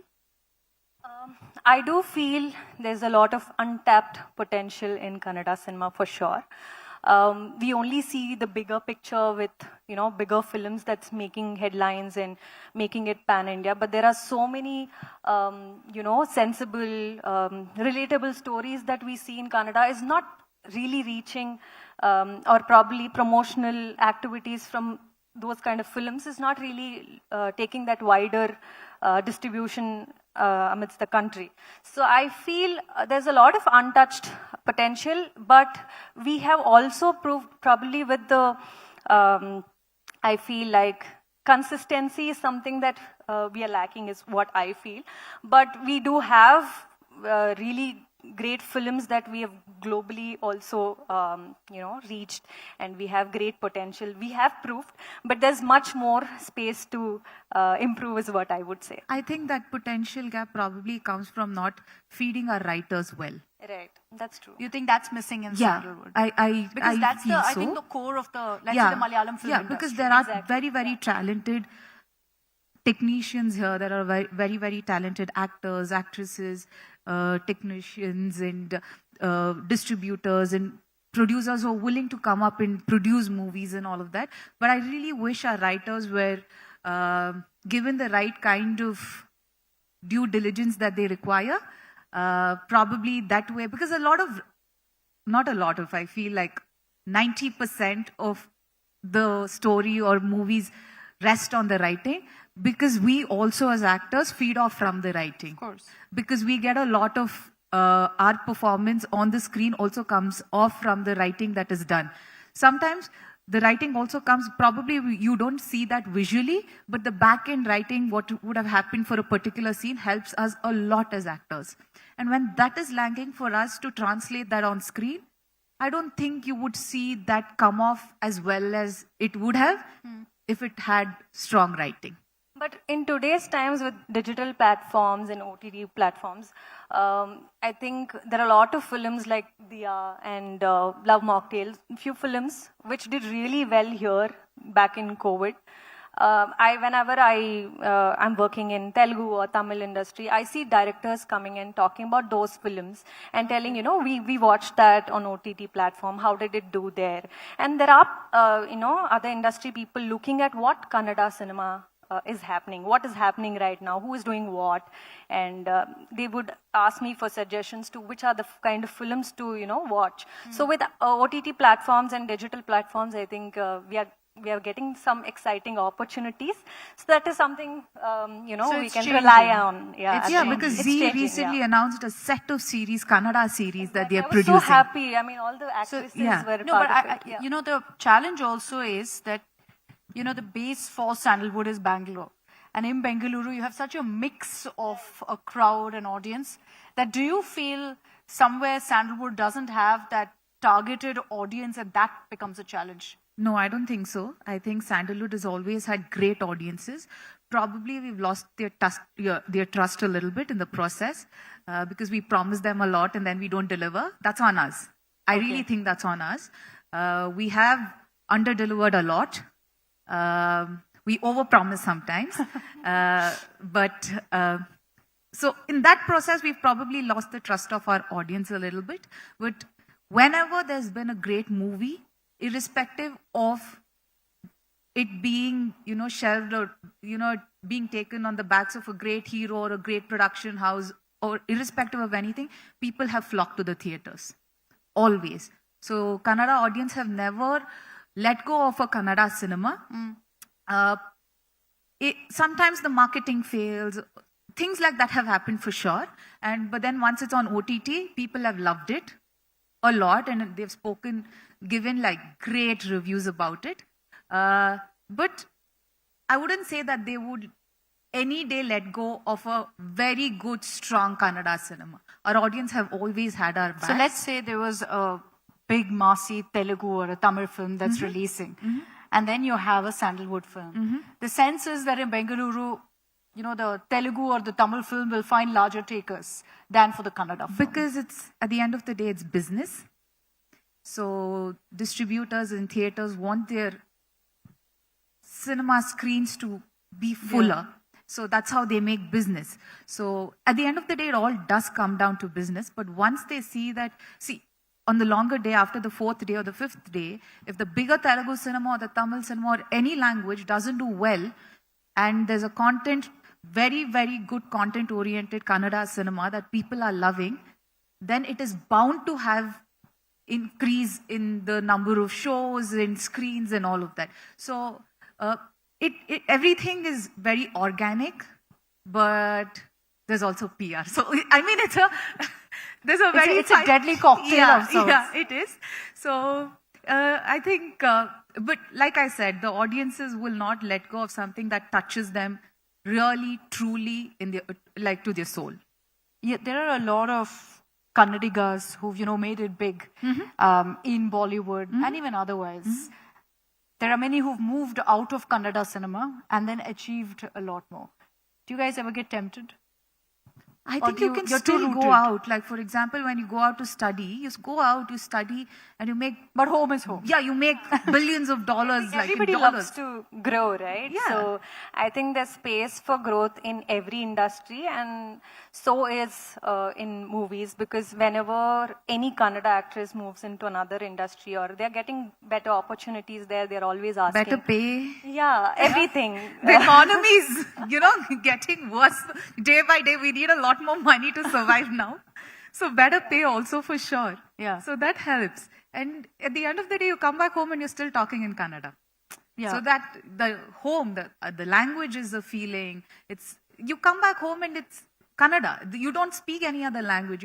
You're born and you're brought up here, and you have friends here. All of that is here. But just because I go to a different industry doesn't mean I forget my language. We are also recognized because, we are from Bangalore. We are Kannadigas. That's your identity. Yeah, that's the pride, everybody should take in when any of our actors or talent go elsewhere and make a big name. So we all have to be really proud and happy about their growth. Do you, and this is of course a debate that cuts across film industries on pay, and equal pay at that. Is that an issue in the Kannada film industry? Are women actors treated with the respect they deserve? Yeah, respect is something that, as long as on the sets that I worked with, I've had a lot of respect that's come my way from every single person that works on that set. So respect hasn't been a problem for sure. But yeah, pay, again, it's a very, very debatable thing. It's just not our industry. It happens across any industry. The first thing you'll hear is, so you listen to the script and then the first thing is, we don't have that much of a budget. It's not like it's a 500 crores movie. I'm not asking you for 100, we are not overshooting. What's the percentage like? How much does a male actor earn versus the female lead of the same film? I think there's quite a lot of difference. At least so as that far gap as I hasn't know. been bridged yet. Probably if you get to the point where you can I think when you work on, your growth is at that point where you can bring in your own set of audience and fill theaters in. You'll have that kind of command over your pay to say that. And the bigger actors are now probably working on percentages rather than getting like a bulk lump sum amount, like this is what I would charge. And if that is being done, that's great for the producers also, because at the end of the day, they're putting in a lot of money for cinema. So that also, but when it comes to female actors, of course, like, it's not that we're selfish or anything. We do work a lot. It's just not putting on some makeup and, standing in front of the camera. It takes a lot of work. Assumed that is Yeah, it takes in a lot of work to even just put on makeup and stand in front of the camera. It's not very easy to just, because to put on that makeup, you wake up very early and it takes time. And then to stand in front of the camera, it takes a lot of guts and a lot of confidence. And you develop that over years and years because you learn through your mistakes that you've done in front of the camera and you always correct it and it takes time. So in terms of pay, I wish, at least like personally, like the actresses were paid a lot more than it is currently. Yeah, than what it would be. I think it's also the business, right? Yeah, it is business. Over the years, the superstars that we have built a brand or a name that they have. I think it's with that. It's with the experience that even the pay and the fan following, the fandom comes. So I think we really have to work very hard. And I think now in South movies also, like with Samantha's Ma Inti Bangaram and Loka Malayalam movie. So we have female-led movies, which is not just a female-centric, victimized, very budget-oriented cinemas, but we do have some very strong protagonists. Female-centric. Right, Yeah, female-centric. And it's movies. fun. It's like it massy. really is. Yeah, it's so Right. fun to see But that. I loved Ma Inti Bangaram. I It know, was so great to see. I know, it's so fun to see women fight and be the protagonist there. And I think that's what people are enjoying now, even with DC, Vamika's role in it. I think we're really progressive and we really hope, I think for the next 5-10 years, we'll all be You see a lot of these memes on social media, female and men roles. So I think finally we can see a little bit of that happening where they're writing a lot of females in mankind I know, of we have roles. seen a lot of heroes, actors doing a lot of high elevation scenes. I think it's time for female actors No, to do totally. that. I 100% agree. And it's it gives so much of high to even go and witness that. So I hope we all No, but get that's that. to do that. That's the thing, right? Like, if I were to count the number of male superstars versus female superstars currently, I would say that yes, you have a Samantha, you have a Nayantara, you have all of them who've kind of created this cult figure for themselves. Do we just not have enough, lady superstars out there? Probably only because we probably, like for example, Nayantara and Samantha and all of these people have held their own. Deepika, all of them, they've held their own. It's not easy. Yeah, it's but not they've- easy. yeah. They've worked really, really hard through years and they've made it on their own and they've given films where they've been able to, irrespective of anybody being there, they've been the greater man there, if I have to put it that way. So, and they've held it so wonderfully with a lot of grace. You just don't have to be a man on screen to be called a superstar. They've done it with a lot of femininity, with a lot of grace, a lot of dignity. And so I think when roles like that come in for women and people are willing to invest on women that way, we will also, because I don't think anybody will, like for example, there are a lot of women that like, my peers that we work along with would want to say, yes, I would love to be in like an action-based script and we would love to do action. Put us on a crane, rig us up, like let's fly, let's do some stuff like that. But very few people would want to say that or have the confidence that we would want, we would be able to pull it off. Yeah. So I think that trust needs to be built and we can only do that either if we have the production backing us or if we've written our own scripts probably, or if there are, and usually what happens is when something that is woman-centric comes, it's usually very, very sad. Yeah, victimizing and very, very sad. Yeah, very sad. So I don't like, there are wonderful women, like happily unmarried, being the boss of their own lives. So you know, some, like, if I have to give an example, it's like she wants to get married and then she can't get married and then she's married off, so, you know, and then it's not always like that. I'm not saying it doesn't happen. It's does only one happen. side that's always shown. Yeah. Yeah. So there are very, very strong women who've built industries, you know, like Biocon and everything. They're huge industries. Yeah. For example, I don't know why they think that, for example, Huda Beauty is a huge woman-led industry. Across the world, people talk about Huda Beauty today. There are so many beauty brands. There are so many, like, for example, skincare brands, even in India, led by our own actresses also. Yeah. A lot of businesses. So I think things like that should come out. And when it does, I feel women will celebrate women irrespective. I think we're seeing that, at least that shift, that, you know, they're willing to experiment with some of the films. Yeah. And that's because there's an audience for it, very clearly. Yeah. Otherwise, it wouldn't be possible. But Ashika, I also want to understand from you that in the last few years, seeing these kind of roles that come up in other industries, has it also changed the way you pick the films that you choose to do? That now, you know, so many years, 10 years in films, you've kind of said, now I can afford to, you know, take a chance, experiment a little. Definitely it has, because when I started out, it was just about, you know, running behind the opportunities and proving myself. But now I think I've understood the sense of choosing a script, and the kind of films that's being made is definitely influencing us to choose a script. And it's also in a way that we tend to, I mean, at least at this point of time, I've just been very conscious on choosing scripts that if it really aligns with me and if it resonates with what I am, you know, thinking of as a particular character or a movie.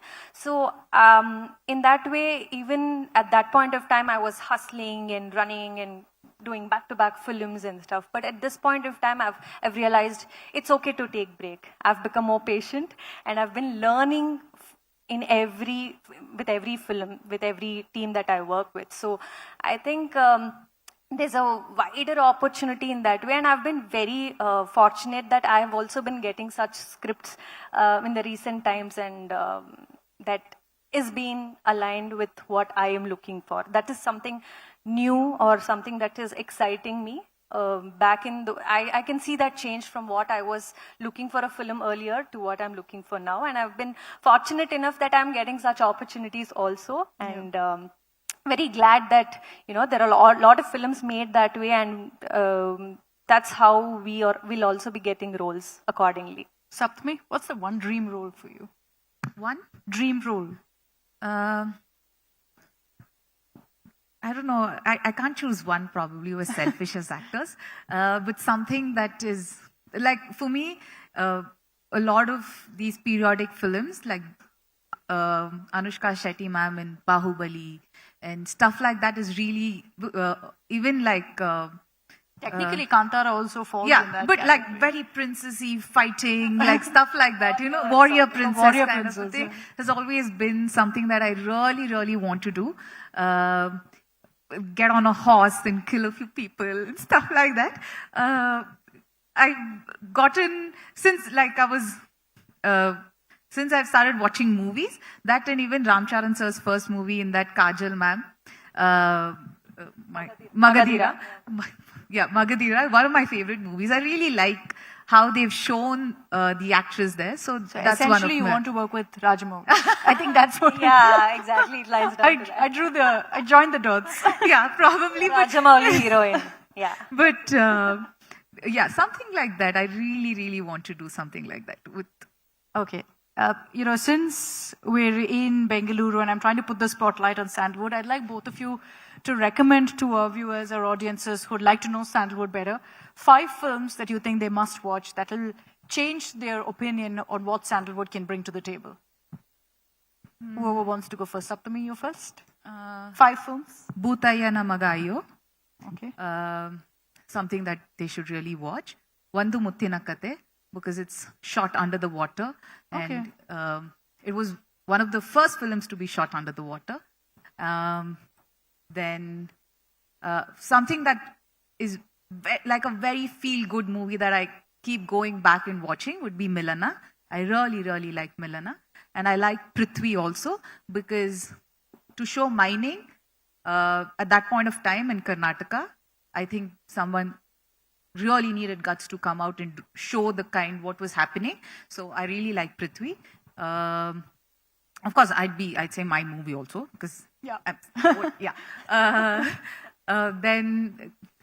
like because I think in the recent times people would have watched a lot of movies. So our industry, like Putana Kangal sir's movies, there are a lot of these movies that have been the backbone of our industry for a very, very long time. So I think movies like that, I'd say you have to watch. I've said more than 5, I think. So That's like, okay. yeah. No, I'll tell you why. Because I'm someone who does watch a lot of films. I have watched a few Kannada films, and I haven't watched any of the films that you've listed out. See? So I'm Great. taking You notes have right to watch now. it. You have to watch Vandu Muttina Kate. It's shot underwater, and imagine way back, they've taken the cameras under the water. Rajkumar sir and Shankar Nag sir directed the movie. You should also watch Om. Okay. Upendra sir directed. Wonderful movie.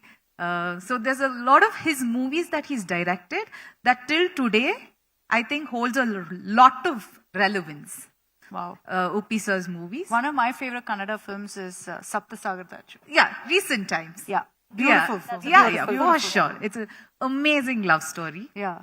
So you should watch, I mean, I'll note down the entire list. Yeah, Ashika, yeah. what's your list? I think she covered most of them. But yeah, like adding to that, all Rajkumar sir's movies have been like something so inspiring, so beautiful, that we feel that, why don't we get such films now, like Eradu Kanasu and Kaviratna Kalidasa. Oh, yeah. I mean, we can go on and on. You guys are getting goosebumps just talking about it. Yeah, a lot of films actually. So yeah, Apusa's Arasu, Akash, all these are like one of my favorites for sure. Okay, all right. Galipata. Galipata, It's Mungaru like, Male. yeah, there are a lot of films that Yeah, and clearly. they say like Shanti Kranti, like there are a lot of films that were multi-starrer, pan-India in Kannada way back. That today would have realized its potential. Way back. If it had released now. Shanti Kranti, like, and Ravi Chandran sir's song making, people say, oh my God, there were fruits everywhere. There are a lot of songs that don't have any of that and that are beautiful. Okay, so they're like, he's done the pan India back then where Nagarjuna sir is there, Rajnikant sir is there. Like all of them are like, these are like huge superstars still today. And they've done that multi-starrer back then. I've got my weekend watch list ready. Thanks to both of you. Sandalwood is shining, and maybe will shine brighter in the months and years to come with the kind of films that now the industry is throwing up. Thank you so much, Thank Ashika you. and Saptami, for joining us Thank here you so at the India Today Roundtable. Big round of applause, please.